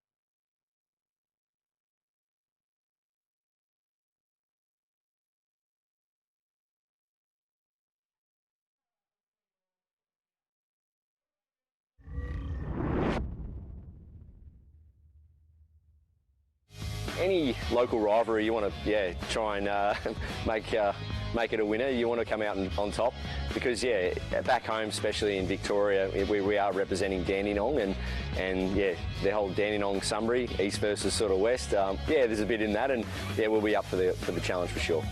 It always is pretty tough to play against the Melbourne Pulse. Also exciting as well to play a night game and on the TV rink, but it always is pretty tough. They're tough opponents.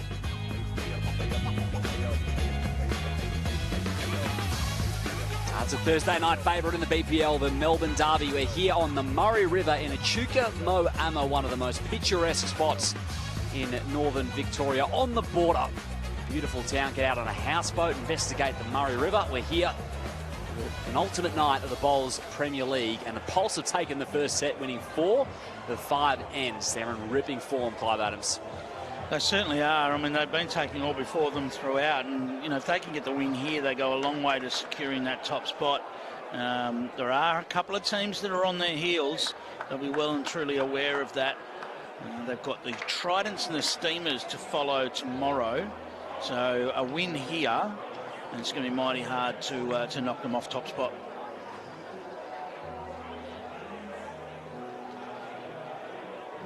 It could be one of the better home and away performances we've seen in the BPL. The Jets did set the record this time a year ago with 19 total wins. You're not going to see that again in a long time. I think 19 wins is an incredible performance. Yeah, it was 18-4 in their 22 matches. That's an extraordinary win rate. A competition that's so even. Bulls could get as good as 17 if they win their final 3. Just still a fantastic result in a format that, you know, you can lose matches on the back of one bowl. So it's a fantastic performance. Alan Fife into the match for the Pulse. Started very well here. And a wonderful reply from Nick Carl, just short of it. As the extreme bench watch on. Kelvin Kirko in charge of the extreme. Takes his role very seriously, and he is a very nervous watcher, I can tell you that, Liam. It's never fun as a coach when you can't get out there and impact it yourself.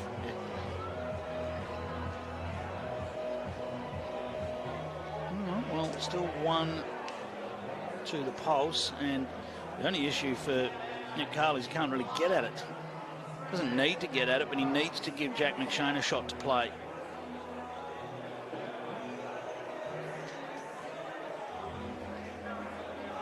This is where, as early as now, they're thinking, well, what shot will Jack McShane have to play? Can we open something up here?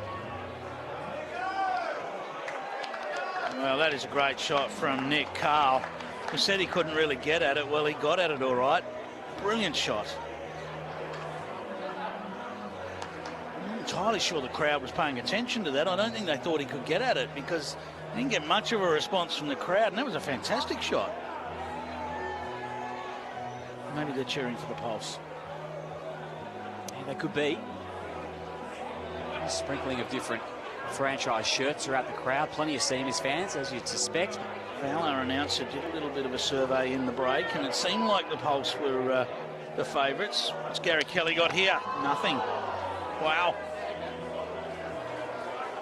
Didn't miss by much, and I'm willing to bet he won't miss twice more. So Jack McShane needs to do something to change this. Turn a couple of those, turn those extreme bowls into the line if you can.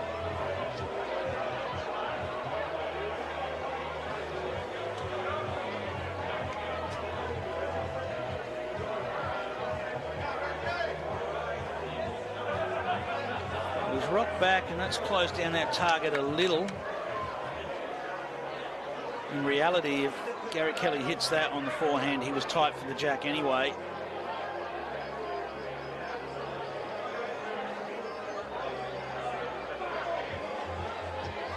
So it's chasing weight again from Gary Kelly.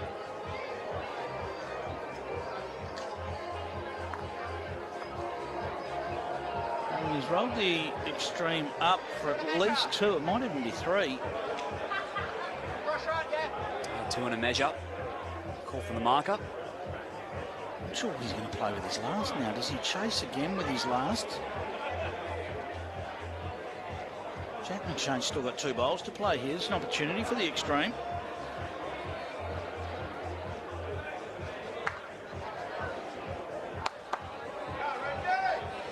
He's drawn another. Well, that will make up Gary Kelly's mind. He'll go fairly solid at this, I think. Alan has said it's just 3, but I don't think that'll change his mind. He'll be solid weight here. He'll take his medicine if he gets his own out.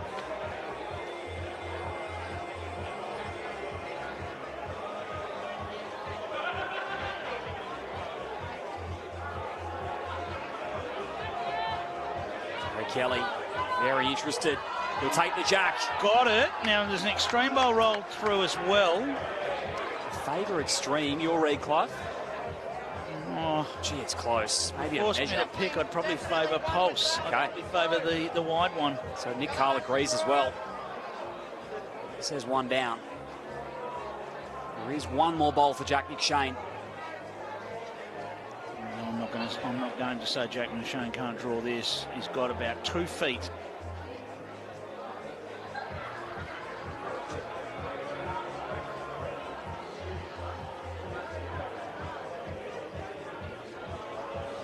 How does it sit? He needs it to run now. He's just going to come up short of it. But there's actually a chance that this is 2 to the Pulse. Yeah, it's in play, no doubt. Yeah, they will measure for both here. I'm fairly confident the Pulse will win the measure for shot, but they'll have a good look at that second one as well. There's not much in that. Because that's just out, but this one will be in. Well read, Clive. 1 to the Melbourne Pulse. Continue their great start in this game. Now 5 of 6 ends. They have won.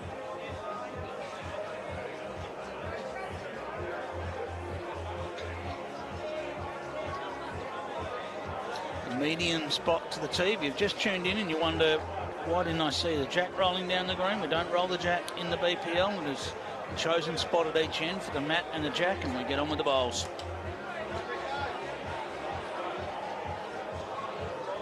We've seen much of the BPL format, as you've noted throughout, sort of copied into what is now the Com Games format. I mean, how much of a tip of the hat do you think that is to what the Bowls Premier League has achieved, Clive? Well, it's fantastic. I mean, we're not at 23 editions of the BPL for nothing. You know, it's been a really popular format.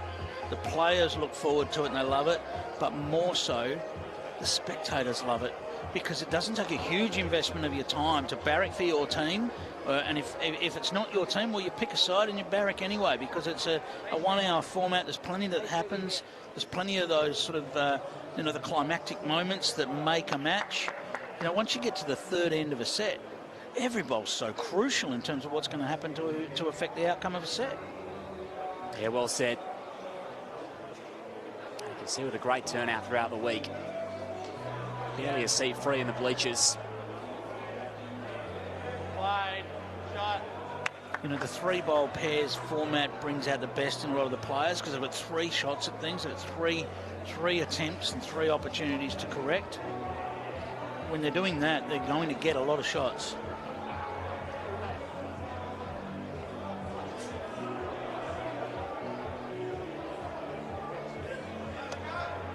Oh, he just got caught on that wide side that we know is there. Now an opportunity for Nick Carl to just find a correction on his bowl, close in on this jack. Line's good.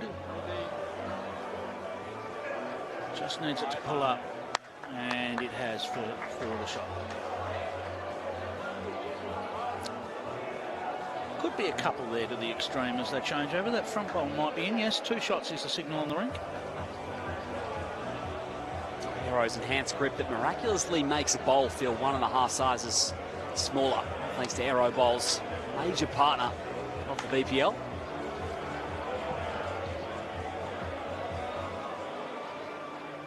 Kelly sticking with the forehand side there. Has been generally the preferred side. So players haven't been scared to go to the backhand side, but tell you what, this looks very close. This looks very, very close. What a shot. Brilliant, Gary Kelly.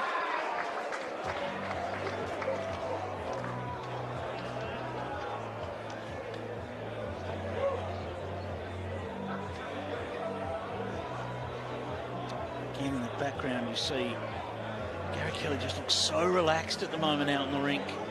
We're just so used to seeing him so intense, and it just feels like a different Gary Kelly this time around. Yeah, he's got a smile on his face, laughing with the opposition, laughing with Barry and Ellen. I suppose you can afford to look a bit relaxed when you've spent most of the tournament 2 games in front at the top of the table. That's it. Formula's working. First average shot scored per match. Stats reflect their dominance we've seen on the ladder. He's lost interest, Gary. He's already apologised for this one.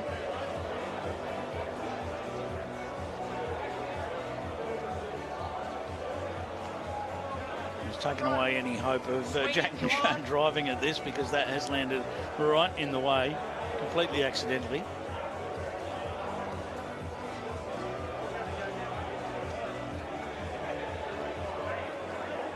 There'll be a thought of land the bowl or trail the jack here for Jack McShane. He's very close to it. Jack, and we've got this, well, it'll be, is it 2 to the extreme at the moment? I think so.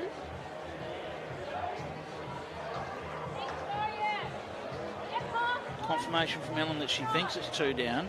Again, those bowls that are straight up and down just get a little bit of an advantage when you're having a look at them on the camera angle. You have to give them a little bit of an advantage, I should say.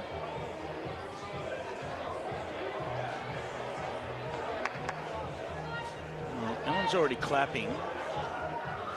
It's challenging weight up here. A little nudge on that bowl.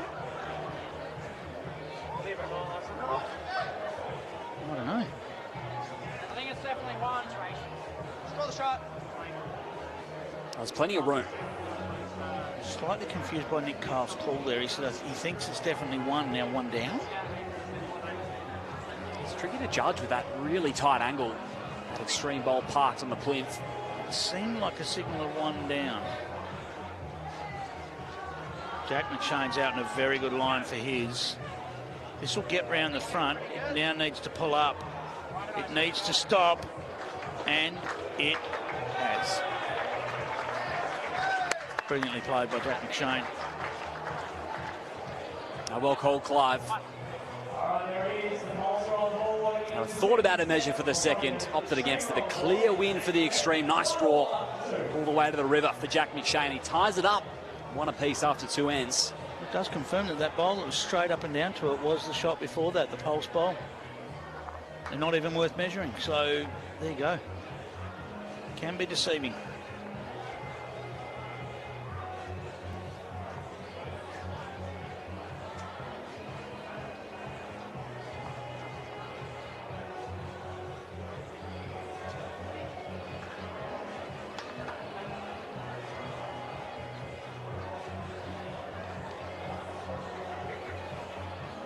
Bulletproof playing over the music. That is certainly how the Pulse must be feeling at the moment.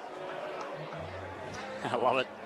Certainly got an ear for the tunes around the joint, Clive, and analogies to boot. Short length here opted for. Oh, he's still awake, little Archie. He's enjoying the bowls.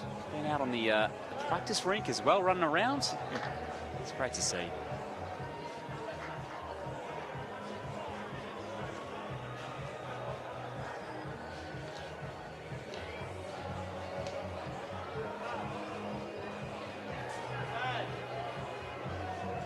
Loser of this end pulls the power play in the 4th, you think? Yeah, almost certainly. Great shot there from Ellen Fife. She'll be happy with that one. Look over on the other rink. There is some roll-ups happening for our final match, but they're doing so in the dark. Liam? Seen that a bit throughout the week. It's got to make do. Well, if you can get close in the dark, I suppose it's got to be easier if you can see.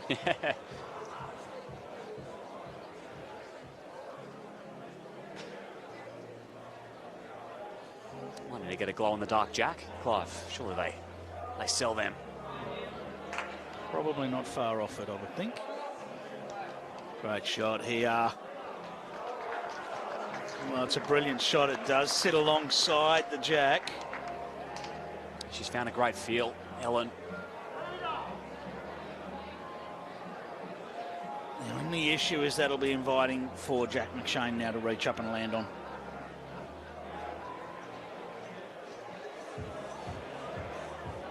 It's a great look at that beautiful canopy over us here in Moama. Oh, it's just wonderful stunning facilities. Yeah, oh, it's just amazing. It's the envy of many, that is for sure. You could spend a week here, I reckon. So much to do. Multiple restaurants.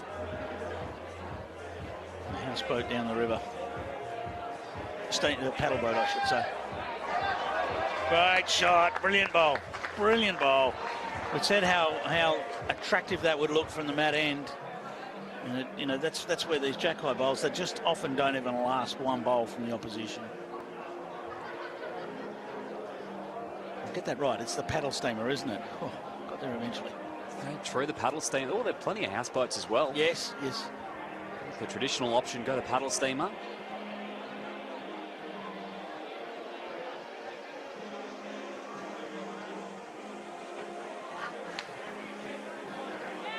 Gary Kelly. Oh, he's close as well. Oh, he likes it. A little slide just didn't quite go his way. He got too much of the bowl and it just killed his momentum.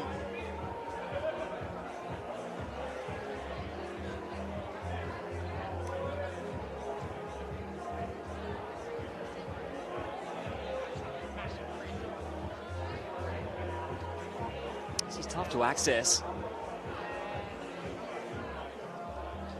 Just needs to get around the front now. Well, that hasn't done himself any favours. That looks like that'll be one to the pulse now. Yeah, it is.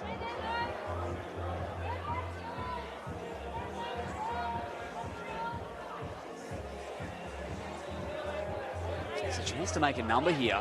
He can promote the jack.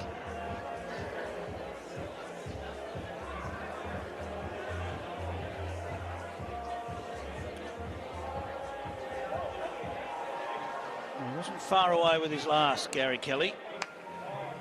He'll find a way through here.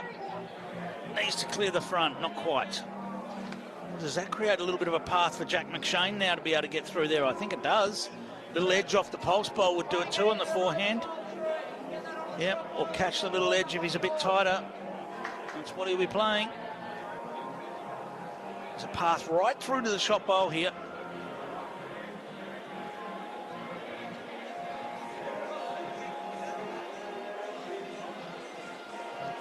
Seconds on the shot clock as he releases.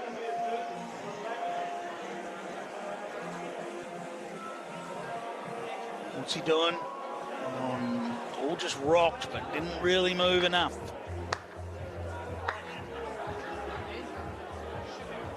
Let's welcome in to finish off this set as well, Dawn Heyman from the Sydney Saints. Welcome into commentary. Hello, thanks for having me. Dawny, another great match happening. Of course, the Melbourne Derby or Derby, depending on how you want to say it, but always a special encounter. Yeah, it always is. And Gary is in amazing form at the moment, and so is Jack as well. So I think it's been a great game so far. All right, which way will this end go? Gary Kelly to find a way in for another for the pulse. Can he do it? Fell out. That's a little bit unfortunate. It just fell out there. That was a good effort. It had to be so delicate not to disrupt shot. They will take one from it. 2 shots to 1. Here comes the power play in the fourth end. Kelvin Kirko up, waving the board. The light show is on here in Moama. Yes, the Extreme going for double shots here. And they need to grab them. If they can grab a couple here, well, they know that the Pulse is going to come back with their power play on the final end. So still a bit to play out here in this second set.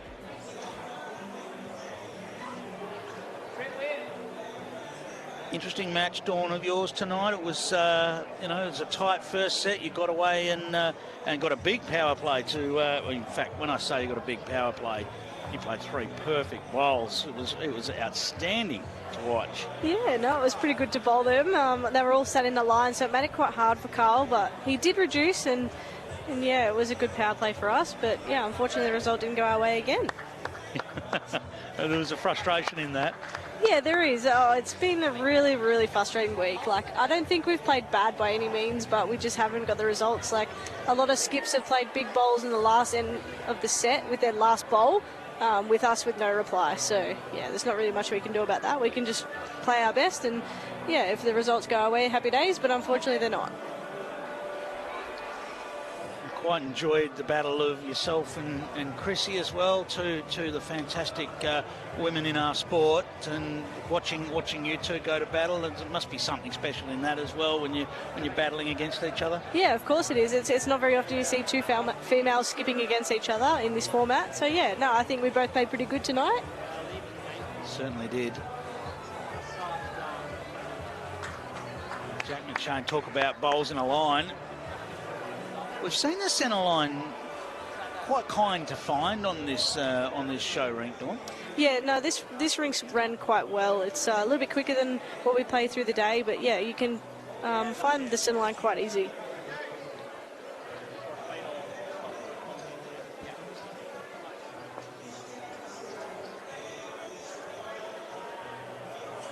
Jack McShane, he'd love to land one right between his first two.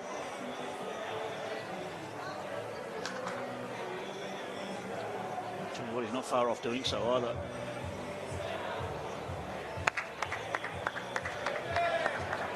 Yeah, that's 3 great lead bowls right there. All in a line, just a slightly different weight, but yeah, 3 shots to Jack. From our vantage point, it almost looks like there's just one bowl there. Yeah, that's it. Now, Dawnie, you had a unique experience today. Did I? Yeah, it was the first time we've ever seen just 4 shots scored in a set. Yes, yeah, we did earlier. That was an interesting start to that set. We had a drawn end, so both bowls were touching the jack, so it was classed as a dead end with the end counting but no score recorded. You end up with that weird scoreline of like a 1-0 after 2. And some people looking in might have been a bit confused by that, but yeah.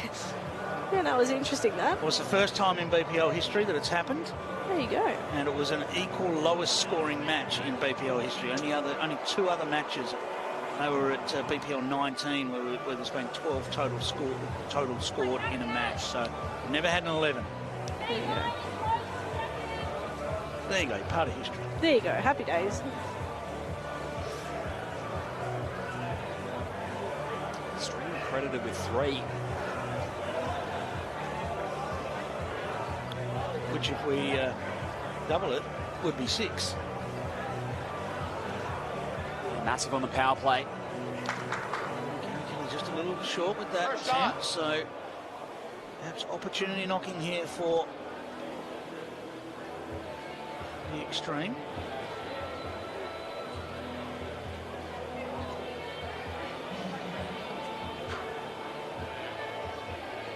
Carlin's the skipping spot. The extreme. Yeah, they've done a switcheroo. We see that. Was that just midway through a set? Yeah, that was just this end, wasn't it? Yeah. A little bit of a sneaky swap. Yeah. Just made me think for a second.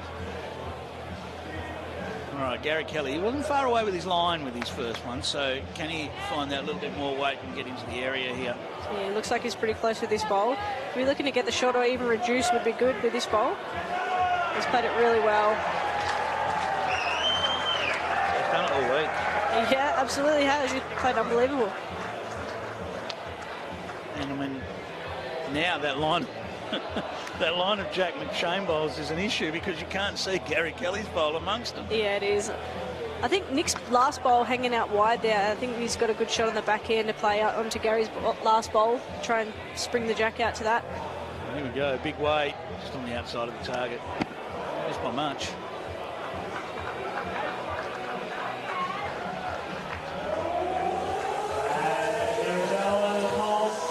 So 1 to Melbourne. Melbourne Pulse. 3 shots to 1. They have their power play in their grasp as well. Well, we've seen 3 out of 3 tie breaks tonight. If we're going to see another one, it's going to take the extreme to grab 3 shots on this end to get there.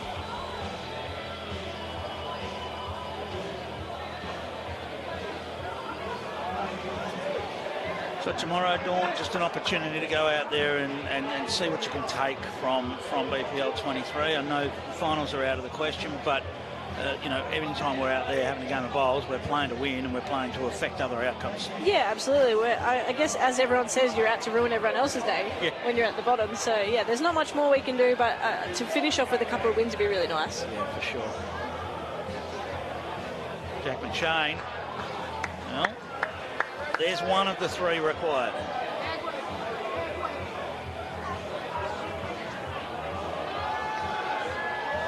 What's the plan ahead for Dawn Heyman after the BPL? Oh, bowls, more bowls. Yep. Yeah, no, we're starting our platinum pennant up in New South Wales really soon. So, yeah, plenty of practice for that and hopefully, yeah, get into a good position for that. Looking really forward to it.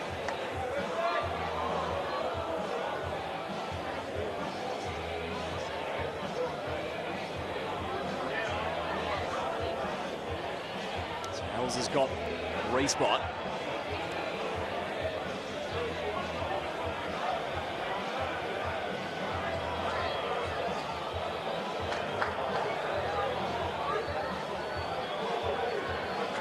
There's his previous effort.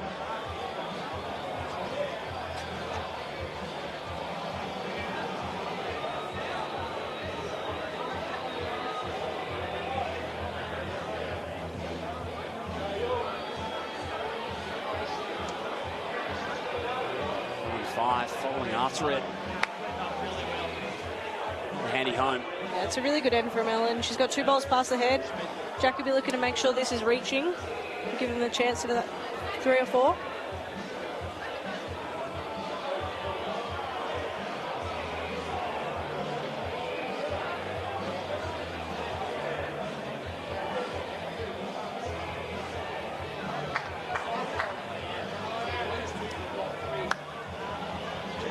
Get there, not quite. He's put his 3 bowls together in a line again, but yeah, he'd be a little bit disappointed with that. He probably needed to get a couple of bowls past for Nick to work with so they can be able to get that 3. They need to take it into the tiebreaker. Also gone to the subs as well with Ellen Fife entering and put a handy 3 down. Numbers across the week really, really good for her. I think 68% of sets she's involved in. Yeah, it's a massive number. I think that might be the best in the competition, which is a fantastic stat to have. So set involved means you played 3 or more ends in a set, and therefore you get credited with that result, win or lose. So that is a fantastic stat for Ellen Fife. Combining well with Kelly too. He's taking the jack. Yeah, that's a great bowl there from Gary. He's taken all of Jack's bowls out of play.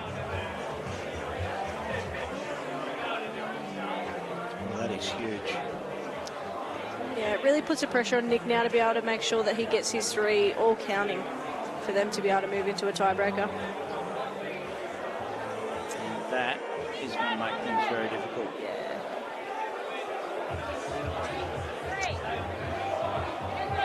Any thought of maybe dropping one short, just in case of a bounce out? You never know in this game, especially on carpet. Funny things do happen. We had a game against Geelong where the jack went forward, but Disco actually called it. So, yeah, funny things happen. You just never know. Well, that's not the plan for Gary Kelly. He's actually looking to bury this jack himself, I think. Looking to trail it in himself. Another one in the area. No issue with that. I think they'll be going for it and try and pop it out. That's Nick Carl has actually signalled that from the other end. Try and whack it hard and see if it'll bounce out.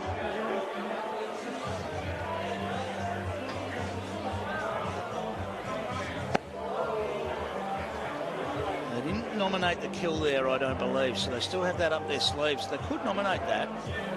Yeah, I think we'll definitely see that coming up. Cole's dominating the race spot.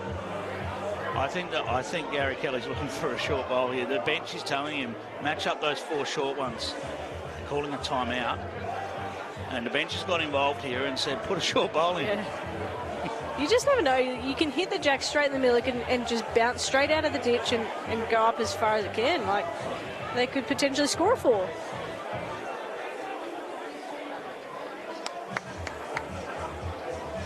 Okay, well, he's covered some of that. He's covered if it goes rocketing forward. Yeah. Nominating the kill. Looks wide. That'll do it for the Melbourne Pulse. Take it in straight sets. 4 double to 8 from the power play. It's 11-1 the scoreline. They are sitting pretty top of the table. 15 wins and 5 losses. Yeah, just underlines the performance of the Pulse. Dawn, they've been fantastic all week. They've been sitting at the top of the ladder for about as long as we can remember, and they've done it again right there. Yeah, another dominant performance from the Pulse. Yeah, I think they can potentially go all the way, Clive. Alrighty, well, good luck for the rest of the tournament, Dawn. I know that doesn't mean an awful lot, but get out there and win that last 2, and who knows who day. That's it. Well. Fingers crossed for 2 more wins tomorrow to finish off nicely. Thanks, guys. Here's Barry Lester with Linz. Thanks, Liam. Baz, a nice little victory there. I did say it was cruisy, probably not too cruisy, but nice to get a straight sets win.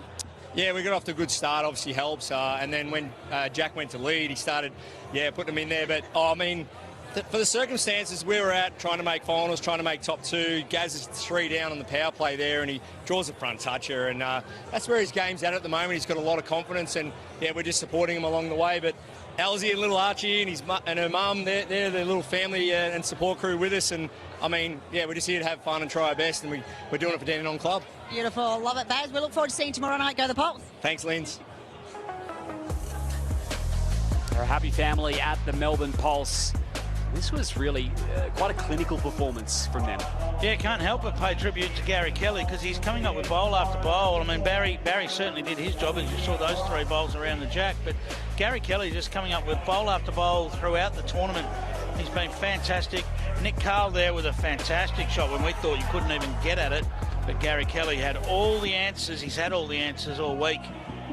If you can keep producing bowls like this, well, the Pulse are going to be very, very hard to beat. Yeah, absolutely. They're in an ominous spot, looking to lock in that top 2, give themselves the best chance for the final 5 format. Coming up next, it's the big one. The home club, Moama Steam, is taking on the Moreton Bay Pirates. It is always a Thursday favourite. Looking forward to bringing it to you.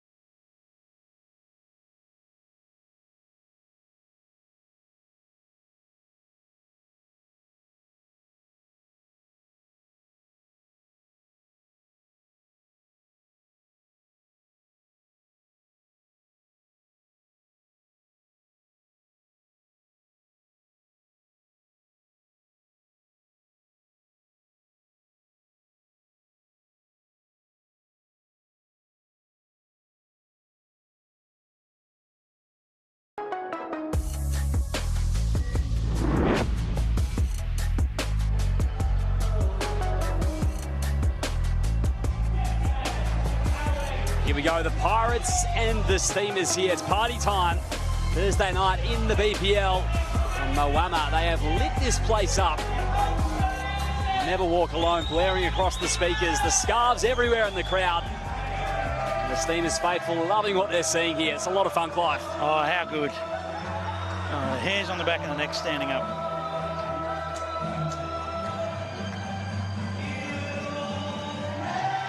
There's so many people out here enjoying themselves.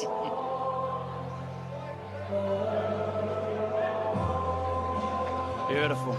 It's got to fire up the Moama players. Yeah, for sure. Yes.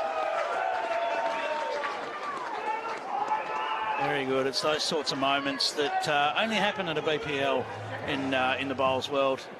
Great opportunity to get the crowd involved. Puts a smile on your face.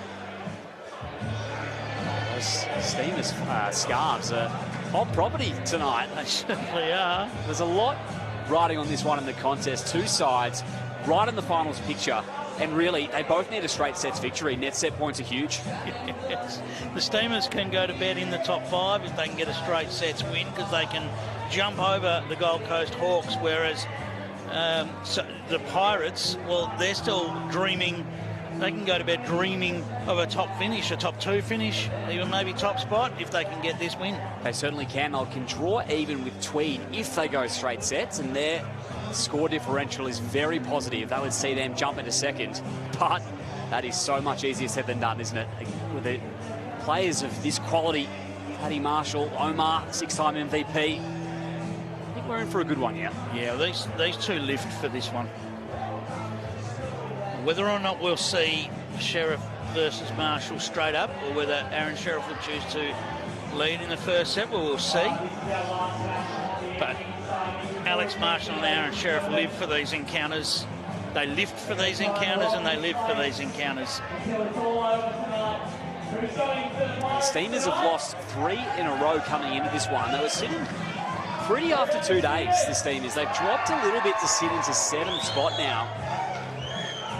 Yeah, 5 out of the last 6 they've dropped. There you go. That's the pain. Whereas the Pirates, they've won 4 of their last 5, so on a nice little hot streak. I tell you what, I saw Alex Marshall earlier on play one of the best bowls you'll ever see to win one of his matches. So if he's in that sort of form, then the Steamers better look out. Lindsay Clark is down there rocking the Steamers scarf as well, alongside hometown hero Cass Millerick. Yes, I am, Liam. I couldn't not get involved, Cass. This is your home club, mate. You must feel so proud to be playing in front of them. Yeah, honestly, it's great. It's good to see so many people out at 9:30 at night. It's amazing, and see how much support we actually have here. It's great. Look, the energy is so high. In terms of your BPL Live, this is such an important game. Yeah, this and tomorrow are very important, but yeah, one game at a time. I'm sure they'll play at their best, but hopefully we can get the goodies at the end. Yes, I'm sure you will as well, mate. So good luck to you and the Steamers. We look forward to seeing what you can do. Thanks, Lenny. Good luck. Cass Millerick there. Here's the Steamers. Kevin Anderson, another local club legend as well, running the joint here at Moama. He's the coach. Omar, along with Matty Bouse, returning for his 2nd straight BPL to the Steamers, and Cass Millerick, who has produced for this club for a number of years now. Joining us in commentary for the start of this one is Nick Carl from the Melbourne Extreme. Hello, gents. How are we all? We are going great, mate. We're getting set. If tonight's last encounter matches last night's final encounter, then we have got something to look forward to. And when it's these two teams meeting each other, there's a wonderful rivalry between these two. Yeah, 2 of the most exciting teams in the competition, Clive. They're full of energy. They're both right in the mix to go on and contend this title too. They certainly are. The Steamers, as we said, fighting to find their way into finals after things haven't really gone their way over the last couple of rounds. And of course, the Pirates still a chance to catch the pulse if they can get a win here. Been another magnificent night, mate. There was a great match. Look at, I mean, really, the second set, the power play, you know, it lopsided as the score, but there really wasn't much in it. Yeah, Gary Kelly special. He's been great all week. From what I've seen when we've played them, when we've been on rinks next to them, he's been sensational. Played some big bowls at the right time. I was getting ready in the second set there to keep leading, and Jack's standing right in front of me and said, no, you're going up the other end. Yeah, you actually got me. I didn't even notice until you started playing skipper. I went, hang on a minute, what have they done here? Let's have a look at the head-to-head stats between these two. The Steamers on the left and the Pirates on the right. And look at those Pirates ends won. They've been winning a lot of ends, 101 ends out of the 190 played so far. The set's reasonably even, and look, not an awful lot in the power plays either, just one or two here or there to the Pirates. Maybe seen them a little bit of a higher scoring team. Yeah, the power plays can be crucial in these short formats. Winning your own power play and defending your own opposition's power play, they can definitely play a big impact in winning a set. Alex Marshall is on the carpet with Lindsay Clark. Yes, he's got some work to do as well to take on this crowd. Alex, must feel pretty special still, whether they're your supporters or not, the energy out here tonight. Oh, it's fantastic. The welcome is just exceptional. 80% Moama, 20% Pine Rivers. But, I love the Moama people. They're great people. But, yeah, just looking forward to the match. Tell us about the ladder. So you need to win one of your last 3 games to secure your spot. How important is tonight? Oh, it's massive. I know Moama need to win 3 games, but yeah, if we can win this game tonight, it gets us into the top 5, which is what we want. And we want to do it tonight, because if we don't do it tonight, then it puts a little bit more pressure on you for tomorrow. Yeah, spot on. I'll let you go get ready. Thanks for your time, Alex. Go the Pirates. Thanks, Lindsay. Thank you. Back to you guys for the last one. Well, in October, November, when they host at Club Pine Rivers, the Pirates Cove is rocking, and they got the place behind them. Have to do it against the grain with the Moama faithful here. Nick, a lot of BPL team stories end with, if it wasn't for Alex Marshall, we would have won this game, or would have won that game. I saw a shot earlier on. I think every game had finished, and everyone was watching Alex Marshall as he sat a couple of bowls into the ditch and sat right on the edge of the green. One of the best shots you'll ever see to win a game of bowls. I was right behind the ring, Clive. That was insane. He played inside out. He had to turn across the line. I'm not sure whether he was 1 down or 2 down, whether he needed to make 1 or 2 himself, but he's landed 2 bowls and stayed within a couple of inches of the ditch. It was crazy good. Well, here we go. Jesse Cattell leading up for the great man, Alex Marshall. And then Matty Bouse on the mat for the great man, Aaron Sheriff. I must say, Jessie's been fantastic this week. She hasn't played a full BPL before. This is her first time playing the whole event. She's been great leading up for Taddy.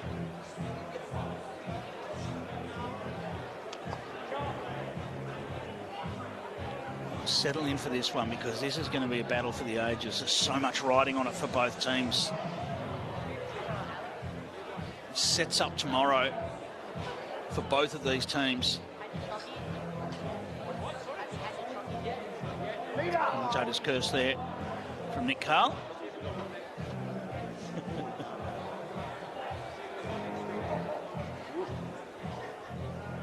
And now Matty Bouse looking to find about a metre on his last. Don't know that he quite has. Still looking for a little bit more. I know one thing that the Steamers have said, I think Bousey's played the last 2 events, if I'm correct. Yes. They've been saying that... Made his debut up in Pine Rivers, yeah. They've been saying, I'm not sure if it's been mentioned in commentary, but Bousey's bowls, the half-half that are split down the middle, they're actually the opposite sides to the colours that Cass's bowls are. Oh, okay. So they're getting a bit confused every time they think Bousey's playing a wrong bias. I'm guessing he doesn't play too many wrong biases, especially with that split colour. You really shouldn't. Great player in his own right, Matty Bouse, former Australian Jackaroo, playing out of the Raymond Terrace Bowls Club. He's climbing round, but he'll probably just get past. But I don't think Aaron Sheriff will be complaining about a bowl past the Jack. 2 for Jesse Cattell and the Pirates.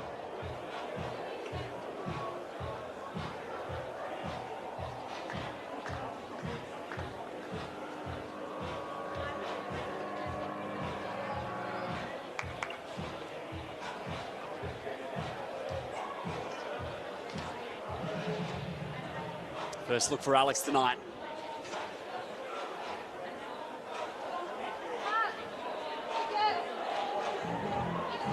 Hasn't taken long for Alex to jump into the count.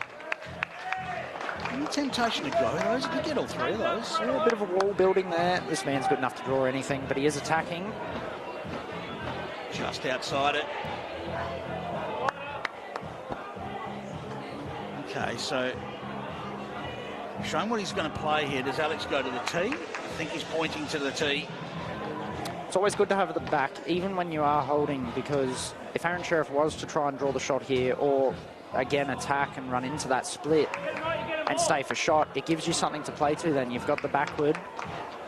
Yeah, you don't get left stranded with nothing back there because you didn't think you needed it.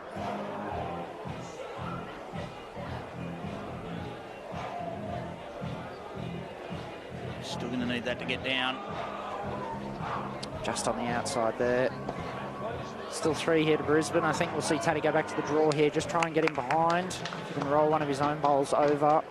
Tidy the head up a little bit. If he can turn that outside bowl, he changes the look of this completely.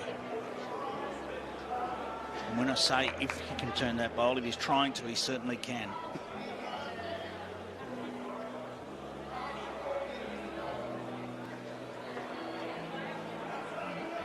Look, he was urging it to reach almost straight away. You know that forehand carries a bit.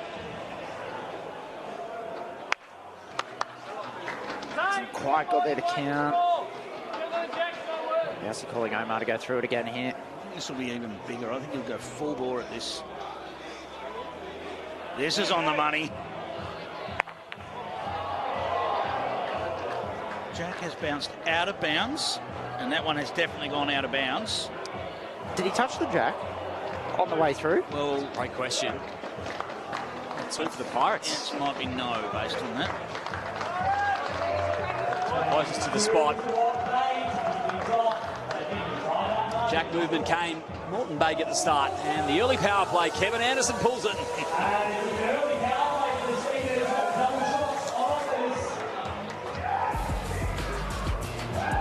He's out firing up the crowd. The Moama coach. Steamers with the chance for double shots. We talked about this earlier in the night. 18 times they've called their power play on the second end of a set, and they've won 61% of them. 11 times it's been a successful thing to do for them. Only 1, 2, 3, 4 other sides have even tried a power play that early, and no one has gone an end one power play. Nobody's gone an N1 power play. Nope. Did we do any of the 2 second end power play clients? The Extreme, you did 3 of them, and you were successful once. I'm glad we didn't do more of them.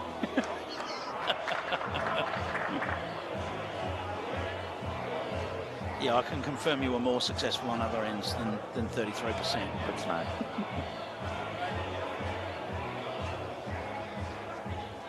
Well, Jesse with a wonderful start. He's not far away with this one either. 2 beautiful lead bowls, Jess could tell. Both nicely, perfectly on line and behind the jack.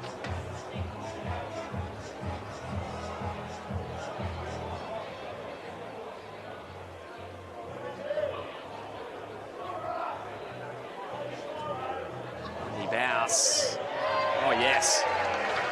Aaron Sheriff tips the hat. Change of hand potentially here for Jessie. Tempting. She's got a bowl to rest on now. Can touch the jack down the line and make it 3.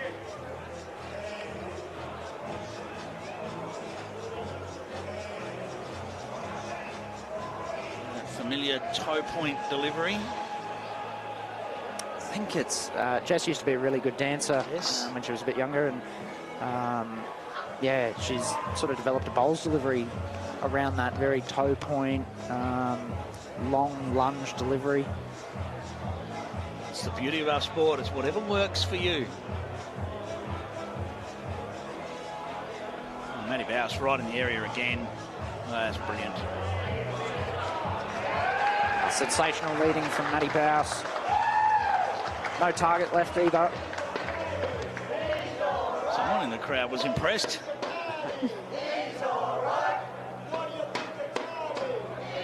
They're fired up. There is a contingent of Moreton Bay fans as well making a bit of noise. They're not shy.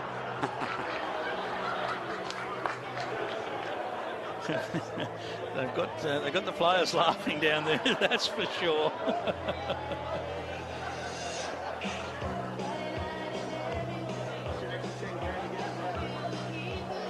Marshall down his backhand here, just trying to get to Matty Bowser's bowls and get the shot.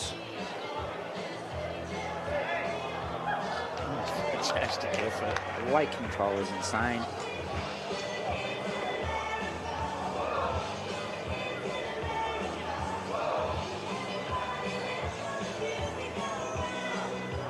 I don't know what they've come up with down in that group, but Alex is impressed. He's finding that very funny. So Aaron Sheriff just on the tight side here. His weight's good, but he's just on the tight side. Brisbane seem to have been outnumbered on the supporters tonight too in the crowd, Clive. I saw Kevy Anderson walking around before with the scarves for everybody.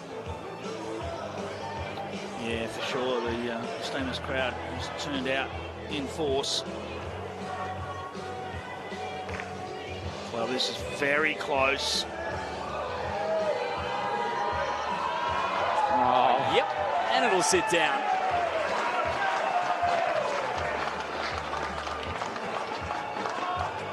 And it's locked in. The problem here is outside contact probably just sends the two Steamers bowls out of the head. Yeah, Bousey pointing at the inside edge here. He's attacking, looking for the two bowls. Oh, could he? Could he? What a shot. Jack's moved, stays in bounds. That line is not the out of bounds line, as we learned earlier in the evening. The out of bounds line is a good sort of foot, maybe just over a foot outside that. It's been an interesting finish to this end. It's Taddy's going inside out. I was just about to say they're both using wide sets of bowls. They're going to have to go right out towards the signage there on the backhand, but Taddy's coming down the forehand inside out. The UK approach often is more inside out for different reasons, and we might talk about those reasons in a minute. Great shot. Just over a foot of room for Aaron Sheriff to draw the shot. He's going the more traditional Australian outside in. It's on to one bowl singles effectively for the end. Aaron Sheriff. Pace is the issue. Taddy Holtz. They have a 3 shots to zip. Could it even be the second? Confirmation for the one. They defend the power play importantly.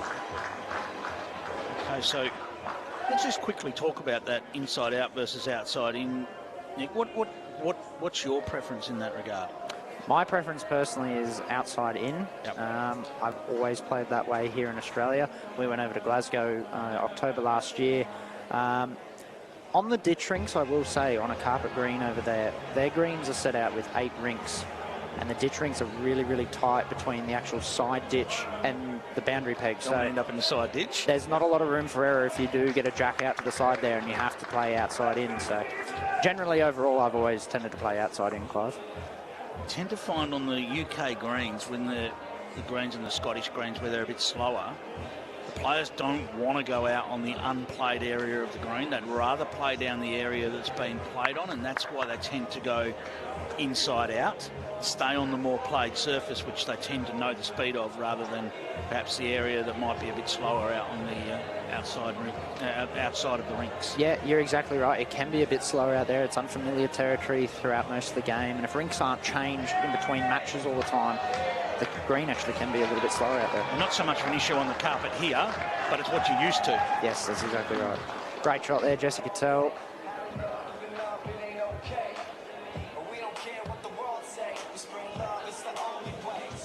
Speaking of side ditches, actually, we had recently on the World Bowls Tour, Scott Walker over there representing Australia, and he's actually a BPL Cup champion of the past. He found his way into the side ditch a couple of times, so might have got himself a nickname at home for dropping off the rink into that into the side ditch on the World Bowls Tour rink. Hello to Scotty if you're watching.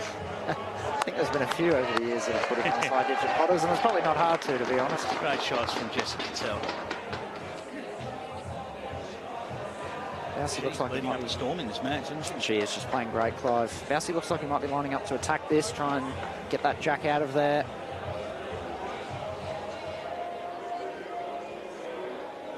Solid weight from Matty Bass. Spot it. Now we get a 3-bowl game of singles between Alex Marshall and Aaron Sheriff. Just what the crowd dreams of. Yes.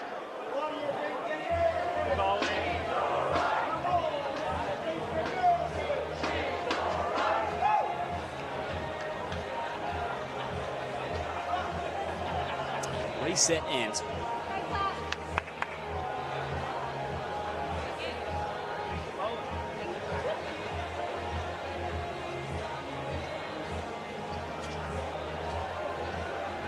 all the talk has been the further up the rink you go, the more run you get on this hand.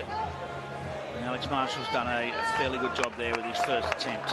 Great first shot. Still a little bit of room for Omar.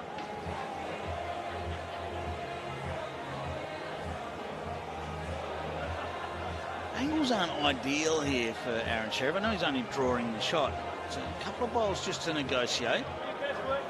And it looks like he's negotiated them fairly well. Excellent shot.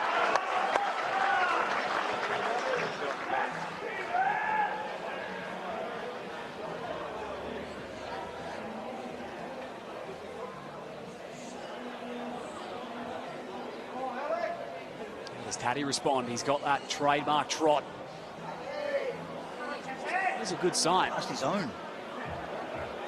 He will.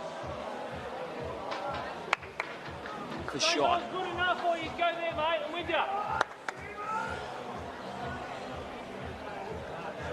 That's enough for Aaron Sheriff, so I'm going to the other side. I'm going to the other side now. This is tough switching hands on this rink too. The two sides do run a tiny little bit different in pace-wise. Needs to navigate the front bowl.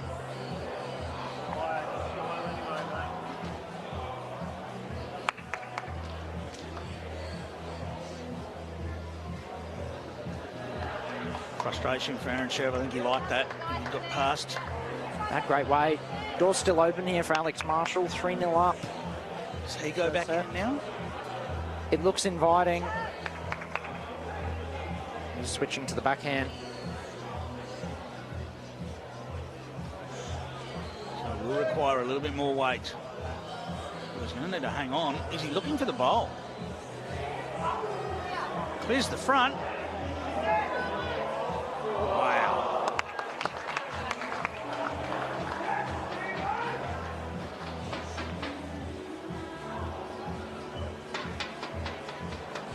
Omar chances it, make it a couple.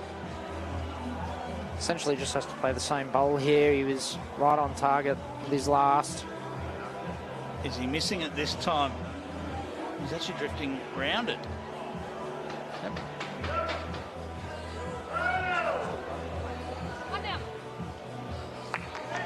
Looks to be one for the Steamers. They're on the board, 3 shots to 1. Now the Pirates will take that opportunity for a power play. Carl, thank you very much for joining us. Enjoy the remainder of BPL 23. Power play for the Moreton Bay Pirates.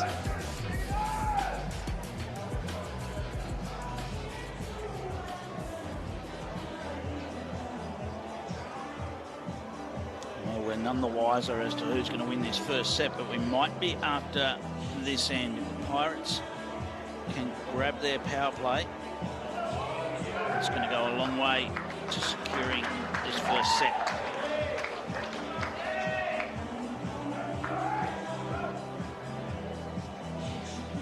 Nice start there for Matty Bass.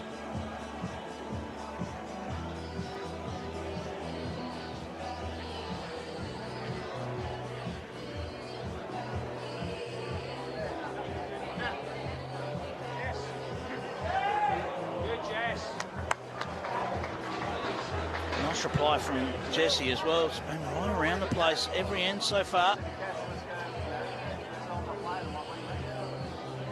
Might present them a challenge as to what to do with their substitutes. I think they'll be very tempted to leave Jesse Cattell on for a bit longer. Clearly Alex Marshall's not leaving the rink, so it'll be Jesse that will get subbed, but interesting to see if they get her on for another end of the second set. Might depend on the result of the next couple of ends, because if they get a big collect here, that might be the opportunity to get Ryan Burnett into the match and have a practice for the second set.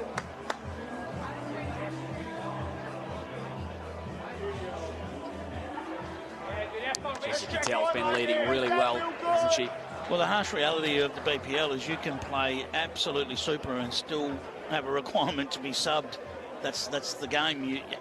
The substitute player must play at least those 12 bowls. So there's nothing personal in them. No, certainly not.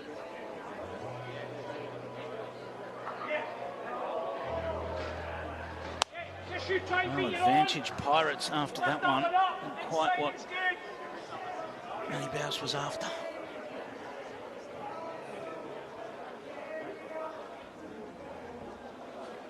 Really keen for this bowl to reach now, to pass the jack.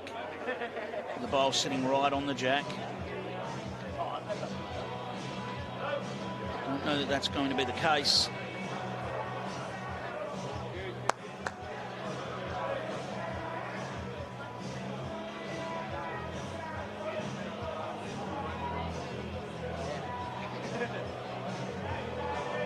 Omar's on board with aero bowls. Wedlock T, Sammy Atkinson, State Junior, Lily Vardy, who's in the facilities today with the BPL Junior Cup. They all agree it's the same line every time with aero bowls. Alex Marshall climbing over the barricades and joining the bench. There's not a lot of room on that bench. There's not. Aaron Sheriff. Brilliant. Brilliant. Says to the crowd, get behind me.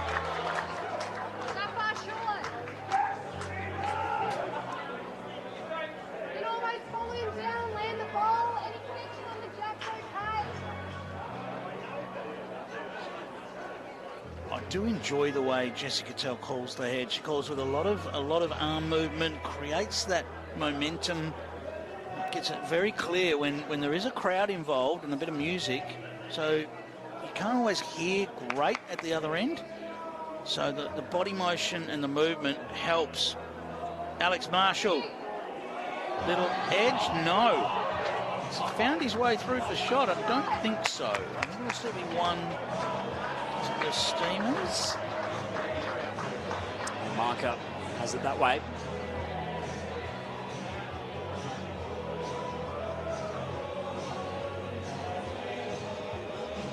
Omar's looking to get this place up and about. Oh, look out when he's in this sort of mood. When he's in this sort of mood, falls back. Doesn't quite fall back, not sure it needs to. I think that'll be two. Yeah, when he gets in this sort of mood, look out. But the best in the business against him as well. Said at the start, these two fire up for these encounters. There's every reason to fire up regardless of the encounter because there's so much riding on this match for both teams. Yeah, absolutely. Far more than pride.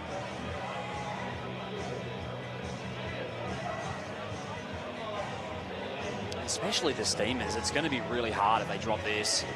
This is going to be crashing through the front. What's happening off the edges?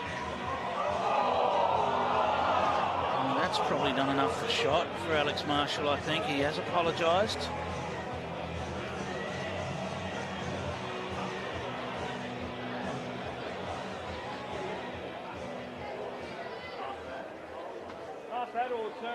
And he's hidden it away as well, so there's no real option to go. Go with it, mate. I'll back you. Anderson using the timeout. Interesting, there was a fair bit of talk there. I'm not sure what shot he's going to play, whether he's going to play reaching weight or just try and turn.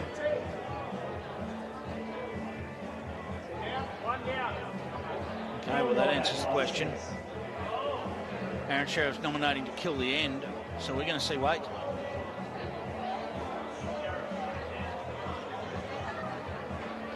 Alex Marshall still does have a bowl left to play here. Bang, bang, and kill. We'll go again. That we will.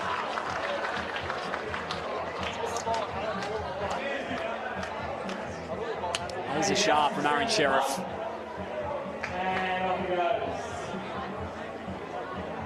Moreton Bay power play is retained.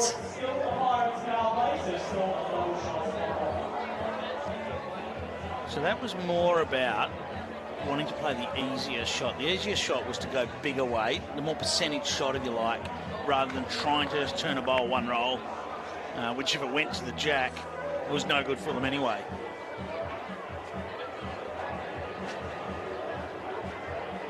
Steamers now use their kill and their timeout. One per set of each. Now it's worth considering, and the players now need to keep that in the back of their minds. They don't want to get stuck at the head. Yeah. And suddenly find that they haven't got a timeout to use. Has happened a few times through the tournament. Read, son. House. Great opener. So that, what you've alluded to there, Liam, is the role of the coach, because the coach now needs to be very aware of that timeout and communicating with the players just to remind them we don't have a timeout anymore.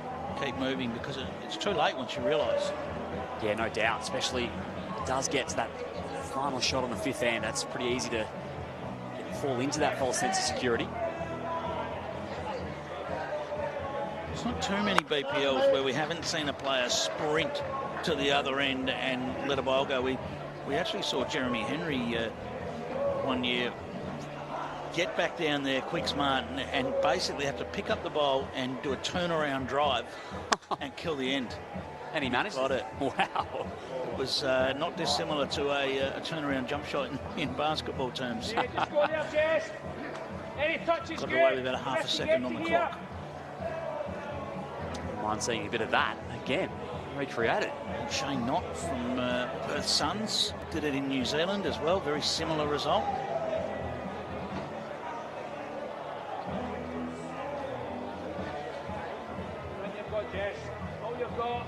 Jesse Cattell again is arriving.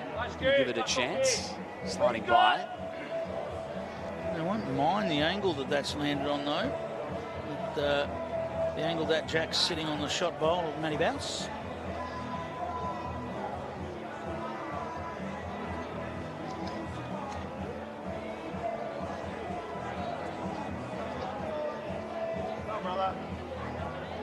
Doesn't want contact on his own, just wants to nestle in there. And it's a good bowl.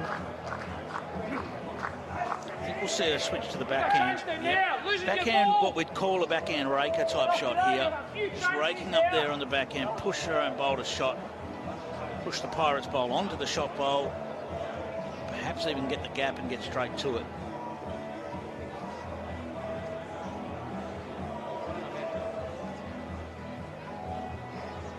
Oh, this is in the zone. Jesse.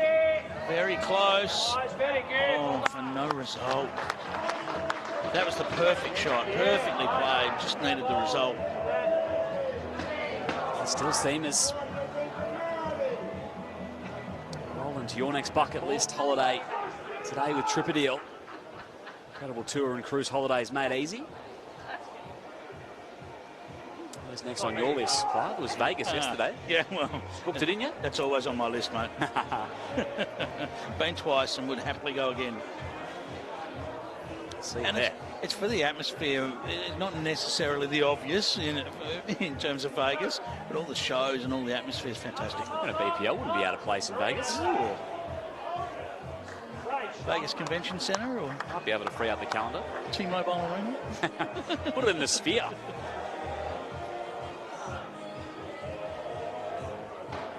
Okay, Taddy.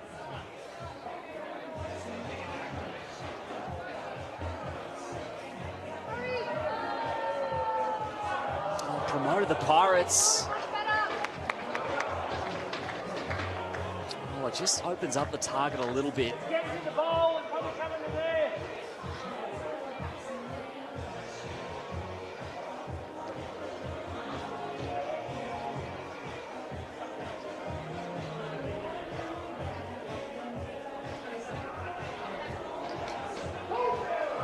Moama likes this. The change-ups favoured Moreton Bay. He's got very unlucky there. Just didn't quite work for him. He was shot away and it's going to be hard to get back.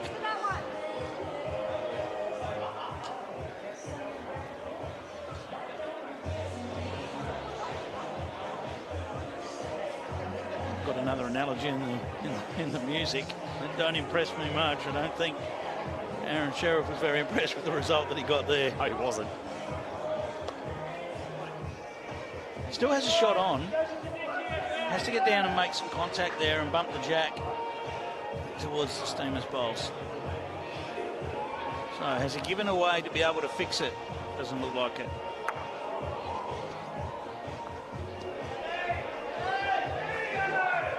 Marshall still has one attempt left to try and add to this. Remembering it's a Pirates power play. 2 doubles to 4. It'll pretty much put it out of reach. They could get 6 for a tie. It's mathematical at that point. Yeah, this is a tough draw shot to get round the front and get back and count. But if anyone's capable of doing it,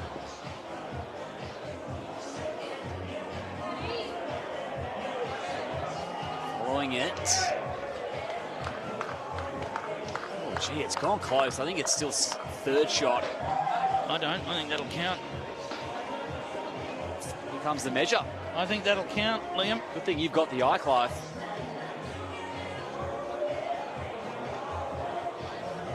Jesse Cattell will find out for us.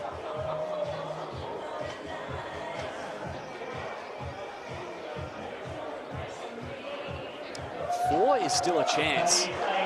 So 2 doubles to 4. That is huge for Moreton Bay. And it makes it 7 shots to 1 with an end remaining.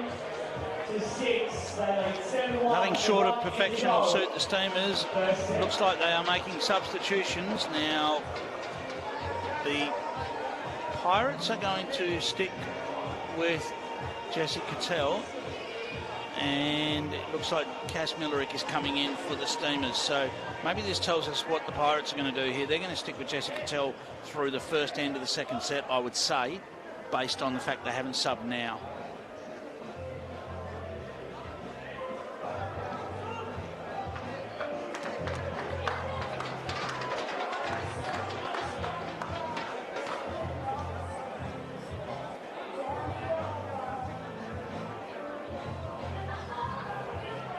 Here is Cass on the home carpet.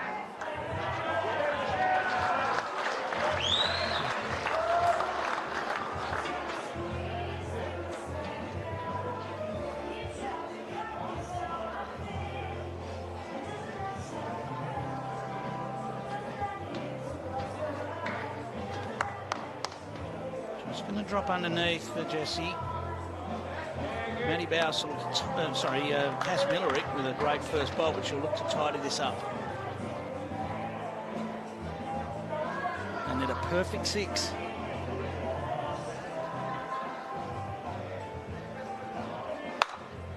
Oh,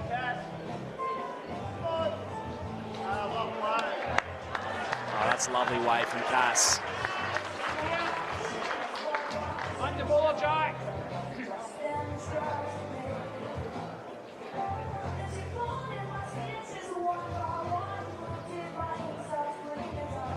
Well, Cass has done a fine job there, but a little touch of this jack and 6 shots is going to be near impossible. No touch.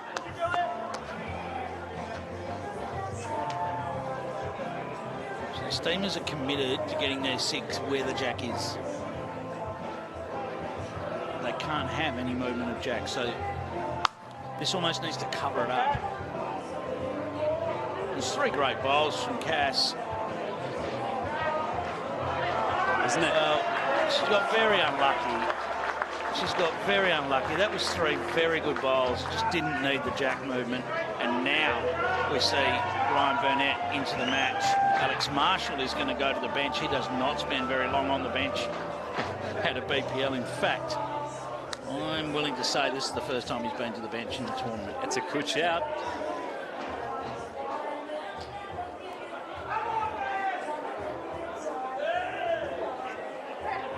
Played 190 ends, he has skippered 190 ends. There you go.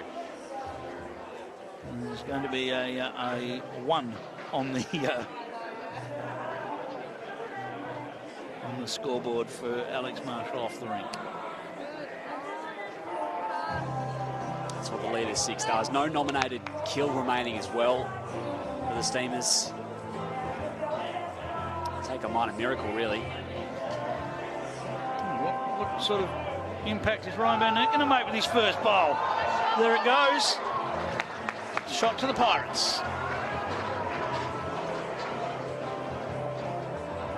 It's nicely done from Rhino.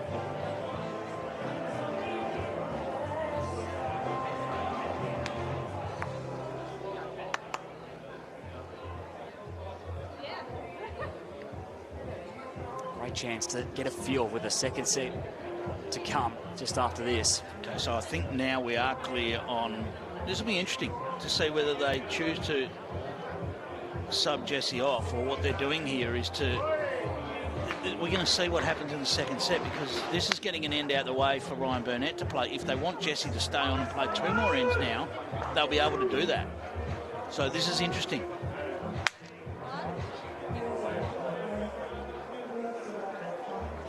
Just one for Moreton Bay.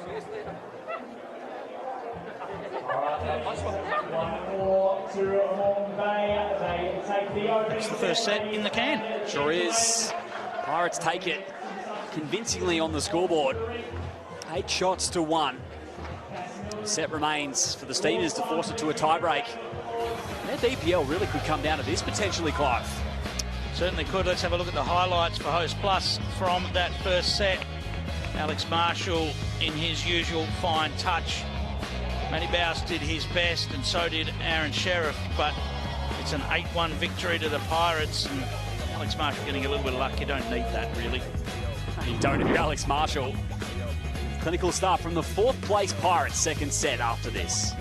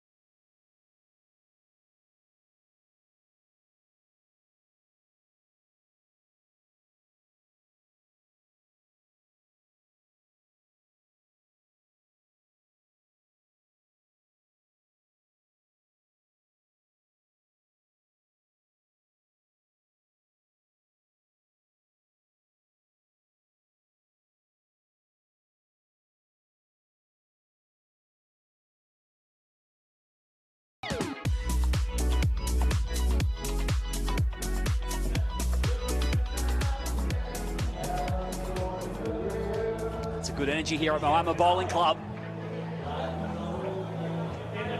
Finishing the night off nicely with the set to come. Take a listen to this. Great energies here.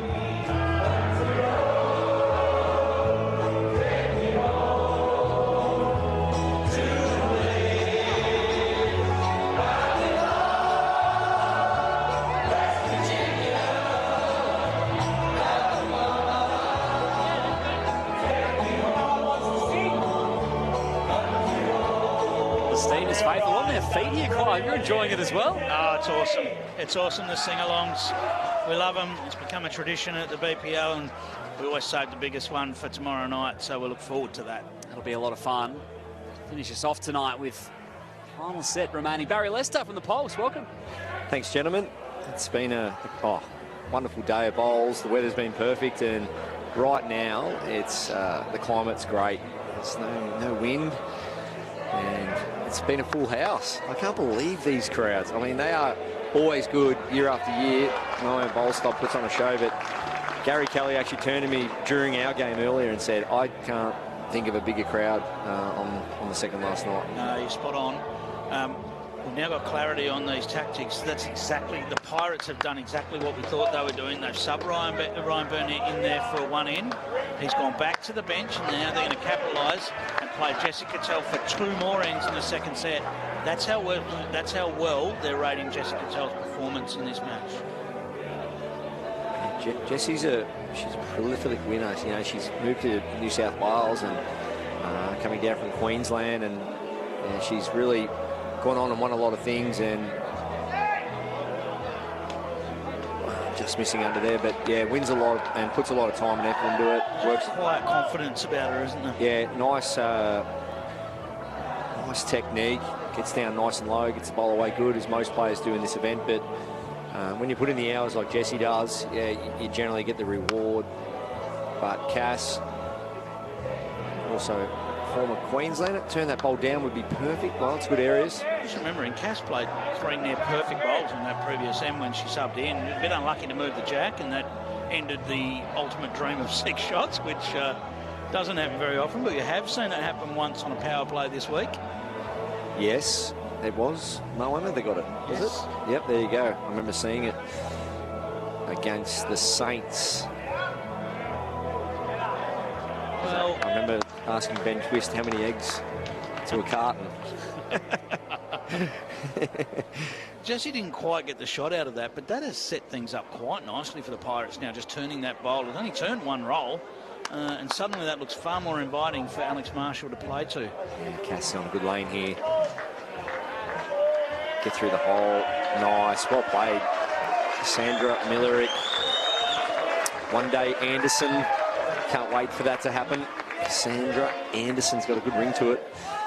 Kevy, of course, bowls manager here. Leans, the team is faithful, are feeling good. Yes, they are, Liam. I am down here in the heart of the Moama Steamers fan club, here with one of their hardest workers, Cam Keenan. Cam, how great is it to work at this place? Oh, it's pretty cool, pretty easy to work at, and it's great fun. Tell us, you're not just a great worker here, but you also play bowls all right too? I try to play. I make up the numbers. What's it like, to be part of this environment? The light, the action, the crowd, the energy, pretty exciting? It's pretty cool.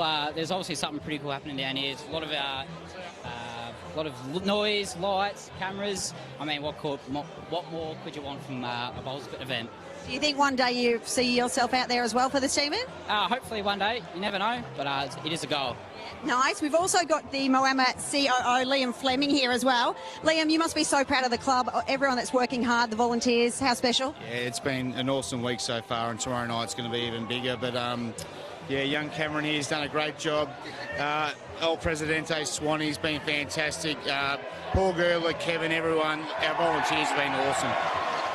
What about your team here? They're going to need to lift a little bit, hey? Yeah, we're playing one of our favourite sons, Taddy, so if we're going to get beaten, we want to get beaten by him, but I reckon we've got something in us in this set. So.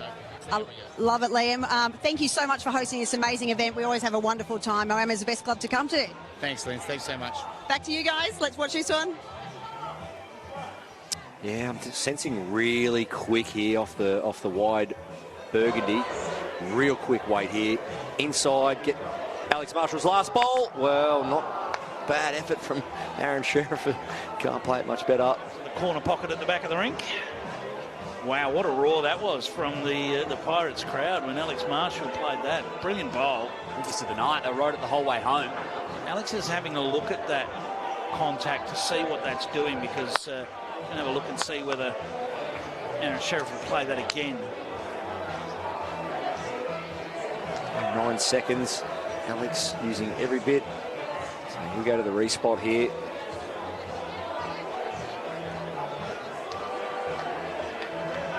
Millimetres away, Aaron Sheriff from playing a worldie here. Inside edge of that bowl at 3 o'clock. Come across. It's one of those ones, Barry, where he really just needs to get any sort of inside part of that bowl. Any half of the inside is going to send his bowl over there. That's right. A fine edge maybe doesn't do it. He wants a good sort of half of the bowl and get across to it. He's going again here. Aaron Sheriff, forehand. Big weight. He's pushed it wide. Maybe not. Well.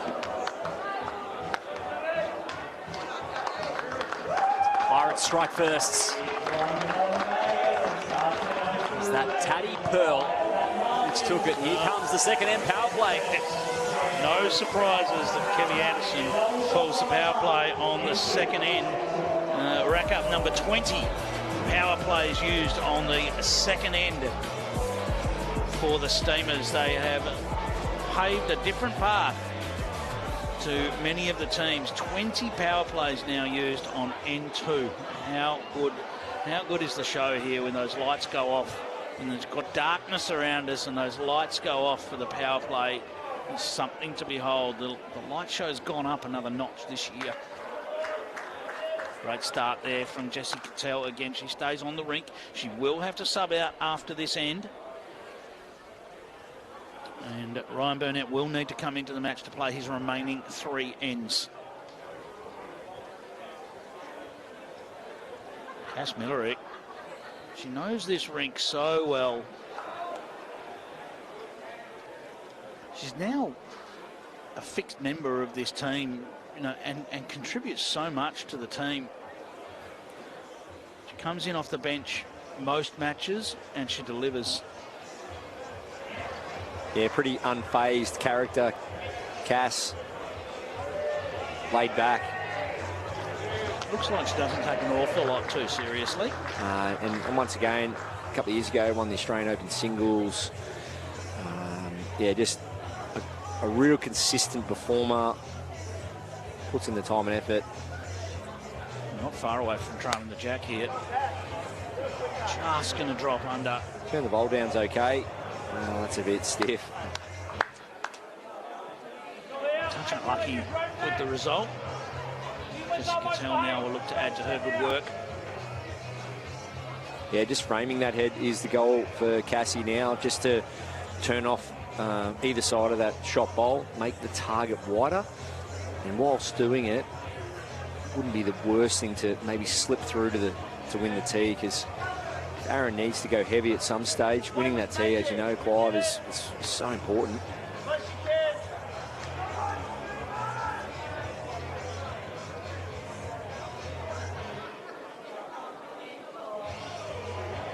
Bit higher. Yeah, it's got to be in the zone. Needs to hang on still. Just going to drop under. Fantastic effort. Good areas.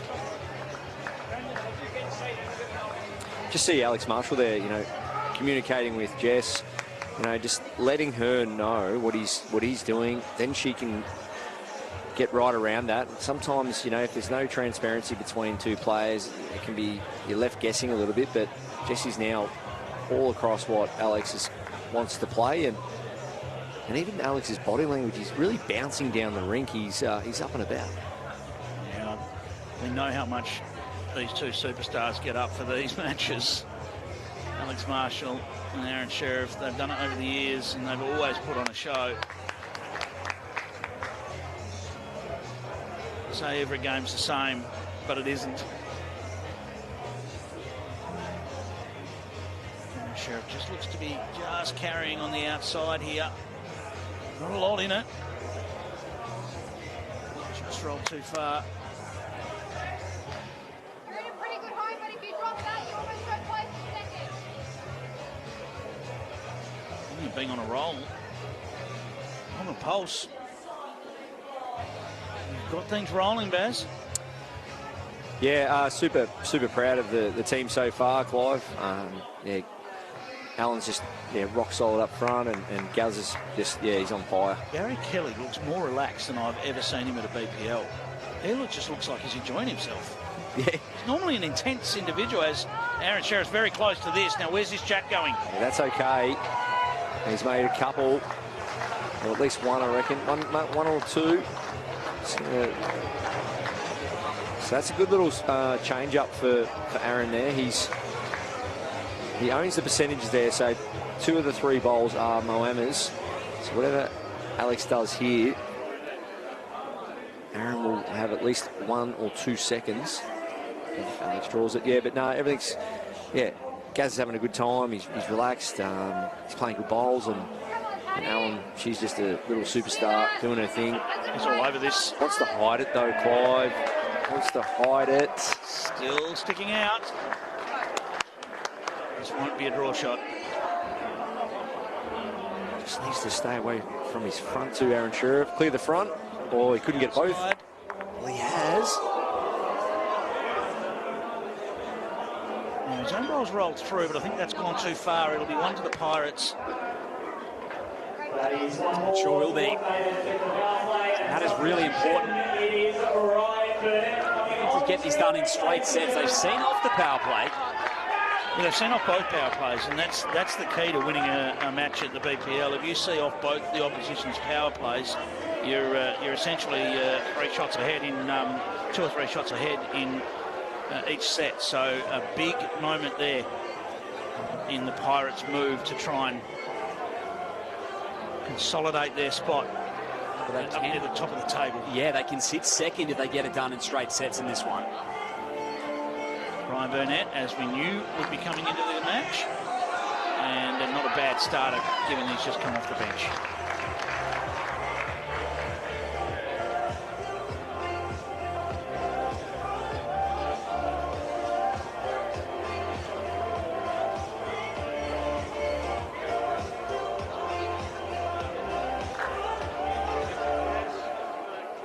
Great effort from Cass, just drifted across, but another bowl in the area. Hasn't been far away with any of the bowls in this match so far. Ryan Burnett will go to the forehand side using quite a turning set of bowls.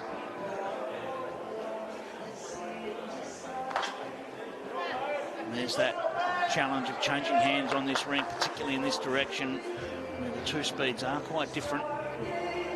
And the biomechanics too, Clive, they're completely different as well. So, you know, you come off the pine, you lay one down backhand, switch hands, complete different setup, over to the forehand, just missing high and heavy. But Cass, can she shave the jack around the corner? Well, that's a good shot. And that was the next best, she's hidden it around the corner instead. And must win end here, I feel, just momentum purposes, just stem that flow from the Pirates. He's close here, Ryan Burnett. Wow, he rides every bowl, does Ryan. He absolutely loves getting up for the BPL, Ryan.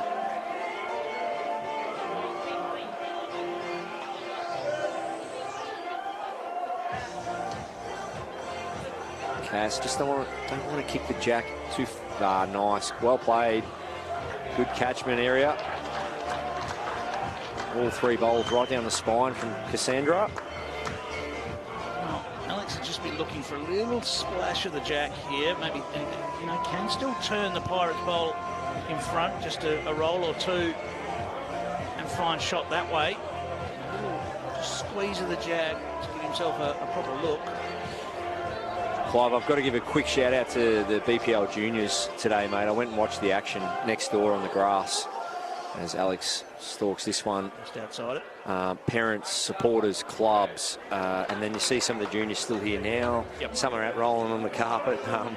I mean, they're just absorbing every inch of this event they can. And win, lose or draw, they're absolutely loving it. So shout out to all the BPL juniors that are involved.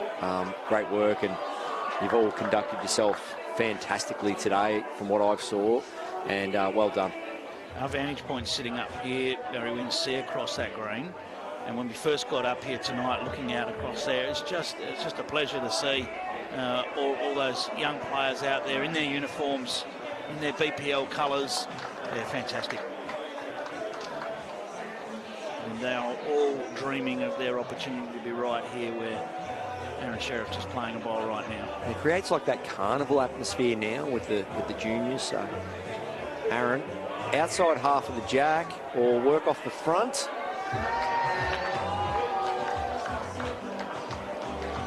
Not quite, but there's one amongst the 4 Moama bowls. Not impossible.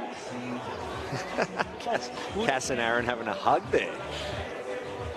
Good to see.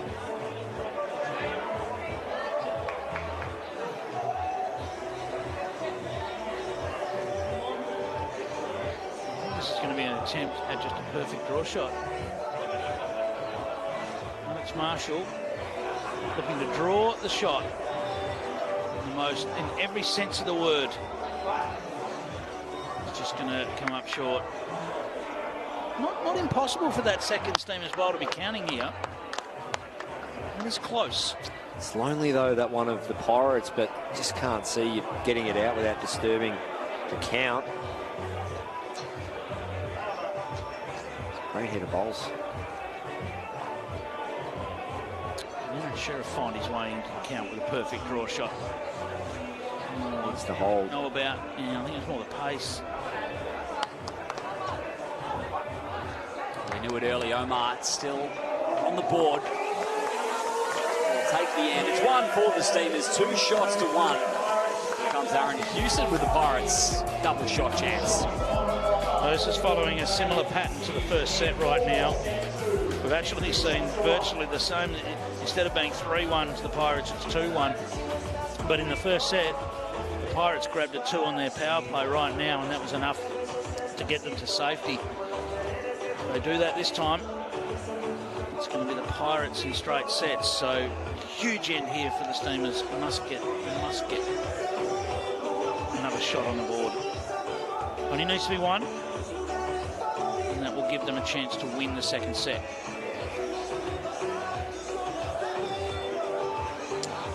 Yeah, good idea. Just stretch it out, create a new resource, especially with Ryan coming off the bench. Test him out. Oh, that's nice. Great shot. Sometimes the best laid plans don't quite work out. Yeah, that's it. But I mean, you can never walk off a bowling green or a sporting field of some sort a loser if you've tried every form of trying to win. Correct. And whether it's short ends, long ends, aggressive, whatever it may be, if you come off the green and you've tried everything you can say, well, the opposition was just too good. And as you can see, this tactic so far hasn't worked, but at least you can walk off and say, all right, we threw everything at them, versus we just did the same thing over and over again, and we dug ourselves into a hole. Rhino watching intently.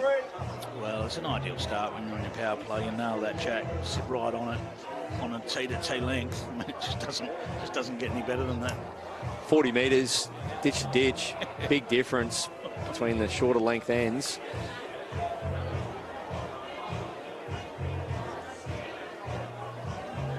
Cass just needs to push. What a fantastic effort. Can she get there?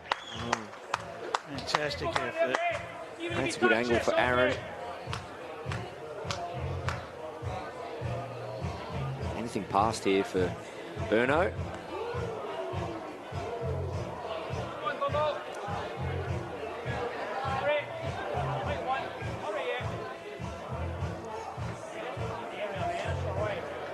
So all of a sudden, yes, the Pirates hold the shot, but the head does shape up very well for Moama.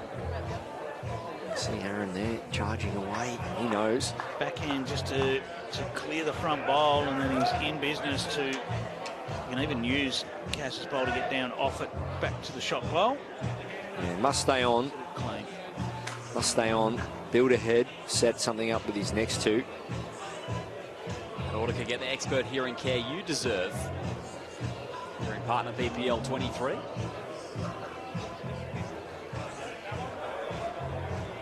Must-win end for the Steamers. Just outside where he wanted to be. Wow, that was close.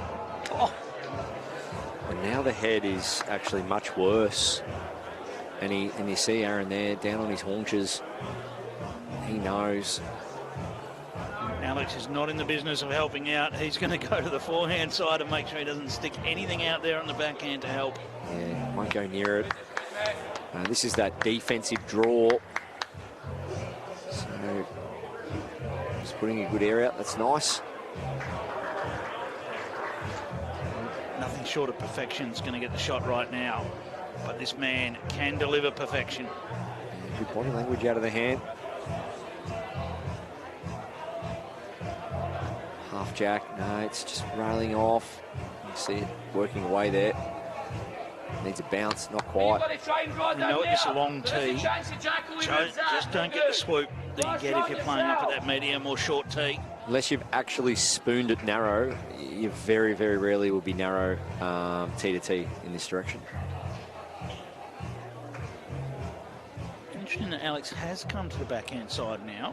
He just doesn't want to box his head up. Doesn't want to sit something next to the jack. He too's on this slightly whitish line. No change there. Well, not quite an angle, I don't think, for Aaron. So shot remains the same. Half jack, trail, 2 feet to a yard. Irish power play. Alex will still have one left to reply. Never sure it can do. 9 seconds on the shot clock. 3 on release. Oh, he's chasing after it. Good signs early here. Definitely on a more narrow line. Still battling to get down. Is he getting all the way down? No! Centimetres in that.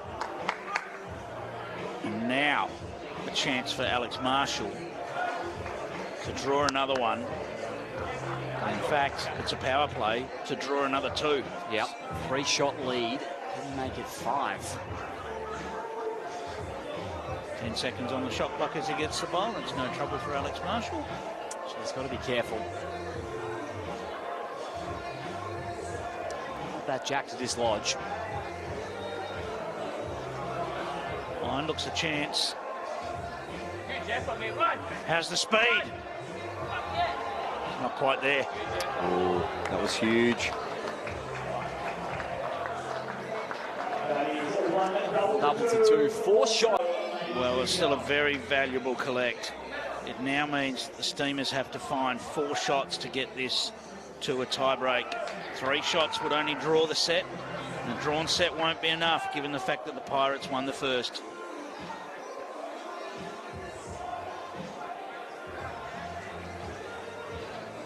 Four shots against Alex Marshall.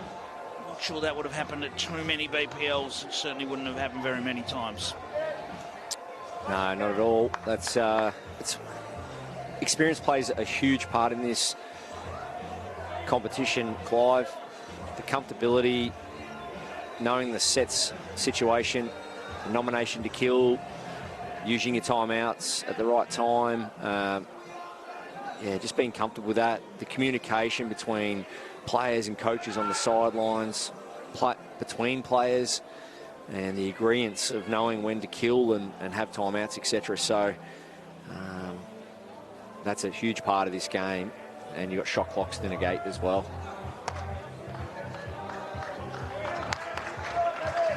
Good shot there from Ryan Burnett. I'd be very happy with that. I got one for you, Clive. Yep. If you don't use your timeout or your nominate to kill in the first set, could it roll over? I mean, it could. If you don't use it, you don't lose it. I mean, at the moment, it is a use it or lose it situation. There's one for you, mate. I know you're into your stats and the way the game's set up. If you don't use your timeout or nominate to kill first set, can it roll over into the second set? Only issue I've probably got with that is you could end up with a 9-end second set. Yeah, but it's allocated time anyway. Yeah, true. There you go. There's one for you to think about, mate. Great shot. Ryan Burnett, nice switch. Statistician's nightmare, but... Mate, I'm just here to, create the curly ones. That'll mess up the spreadsheets. Just a little disturbance for Cass Millerick there. She'll plenty of time left on the shot clock.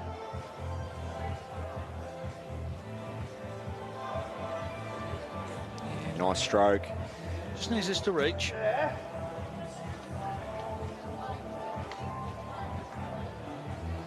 Half and hug, half and hug. Yep, there it is. So half and hug that shot bowl, so it's enough for one. There's a chance. It's one of 3 more they need.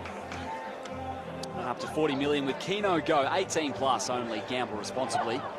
You need 3 more, and they've got a slight problem in the fact that Alex Marshall's going to have a big say in that as well. If he can just get down to the jack here, that opportunity to get 3 or 4 is almost going to be gone.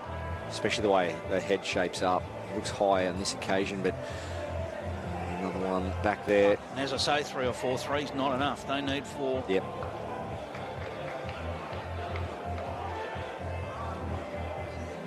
It's Aaron Sheriff's best bowl here for me is in behind the jack. Whether it's counting or not, just needs to beat that back one. For his bowls, that should be pretty handy. Getting back nicely. It's probably 3rd, maybe.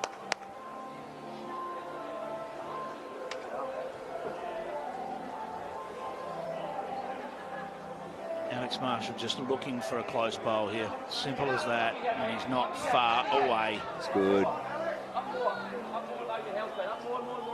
Slightly short, but a little bit of nuisance value. May well have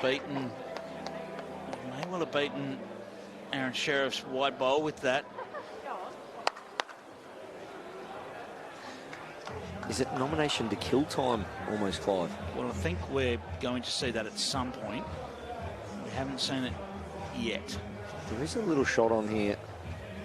All right, he's out in the high line again. I was thinking maybe just work off Alex's front one and then sit there nearest, but Just trying to create something where we can maybe turn the bowl to jack slightly. So pack a couple together. Oh, that's going to be the backers. Too far for him. No, I think we will see a nomination to kill.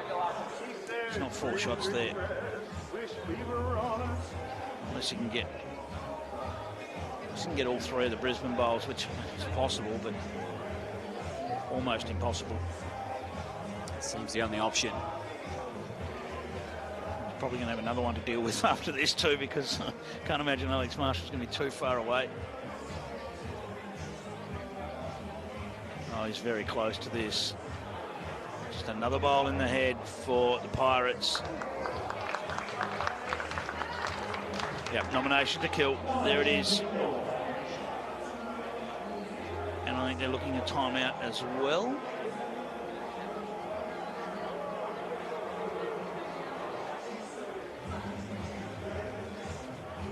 Do we extend the match? Just to stay alive, needs some help out wide. No. No dice. And Moreton may take it. Importantly, from their perspective, in straight sets, they'll sit second tonight. Steamers take the end. 4 shots to 2, the final scoreline. Felt like Moreton Bay controlled it throughout that match. Yeah, that is a massive win for the Pirates. As you say, Liam, they'll go to bed very happy with that as they move up and sit second for the Steamers now. It's work to do tomorrow. They can still play finals, but they are going to need, they're probably going to need 2 wins tomorrow to make that happen. Yeah, you think so. They're on the 9. They need to get to 11. Now, they'll be negative net set points off the back of that, but they are certainly alive. Moreton Bay are looking the goods in BPL 23 on that title hunt. And here is Jessie Cattell with Lindsay Clark. Yes, they are looking the goods, and one of the most happiest people in this club is Jessie Cattell. How good did that feel, mate? Oh, it's absolutely amazing. I mean, the vibe here just helped 100%. It was just amazing here at Moama, and I'm honestly speechless. I'm lost for words. That was just amazing effort by the boys, and I'm just so proud, yeah. To win that game, it takes all the pressure off tomorrow. You're guaranteed finals, but if you can win a couple more, try and push your way at the top of the ladder. Absolutely. I mean, finishing top 2 is the dream this campaign, so that's what we're going to aim for. It doesn't end tomorrow. 2 games to go before finals, and hopefully we can work our way up the ladder and help ourselves out a little bit more. Awesome. Well, keep up that great form. Good luck. We look forward to seeing you tomorrow night. Thanks, Linny. Thanks. Go the Pirates. Woo! And there is a real advantage to that top 2 spot, Clive. You get yourself 1 win and you're in the grand final. Yeah, and you have the opportunity to lose and still be a chance as well. So, yeah, and for the Steamers, well, they're going to need to get 2 wins. It's going to be hard work. They've got the Pulse as one of those as we look at the highlights from that match. Next to Host Plus and fantastic bowls. There were so many great shots, but Alex Marshall came up with the shots when he needed to. Got that little bit of luck, the respect there to apologise for it. Came up with the big draw shots when he needed to. And, yeah, it was the Pirates all the way. It was. They won 7 of 10 ends. Paddy Marshall was on. They controlled it. Rhino came out and did his job, but they're a well-oiled machine, and they'll be thereabouts tomorrow on finals night.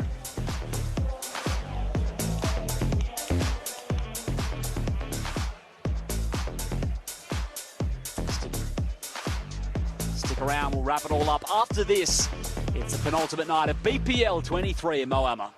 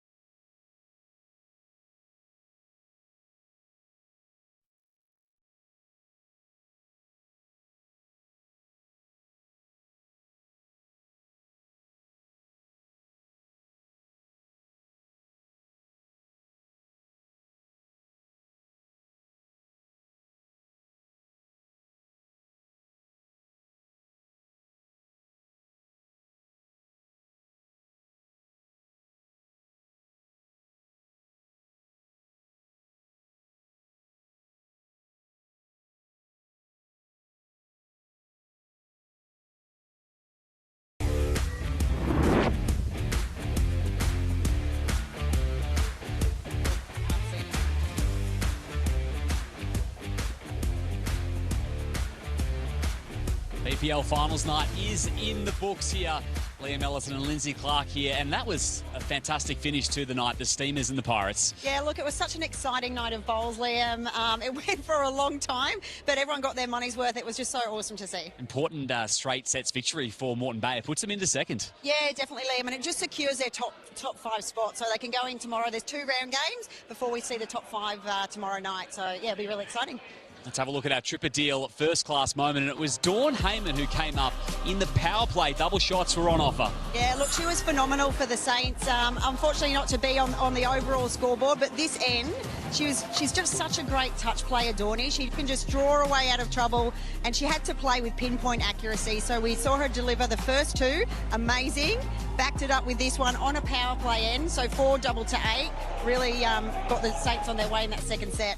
Hasn't quite been their week, but that was a great moment and their fans were getting right behind them there. Let's have a look at the ladder as we head into our final day tomorrow. There are 2 games remaining in the home and away fixture. Yeah, that's right, Liam. So the Pulse, obviously, top of the table. There's top 4 are set. They can't change. They're going to be locked into place. But the 5th spot, the Hawks sit on that.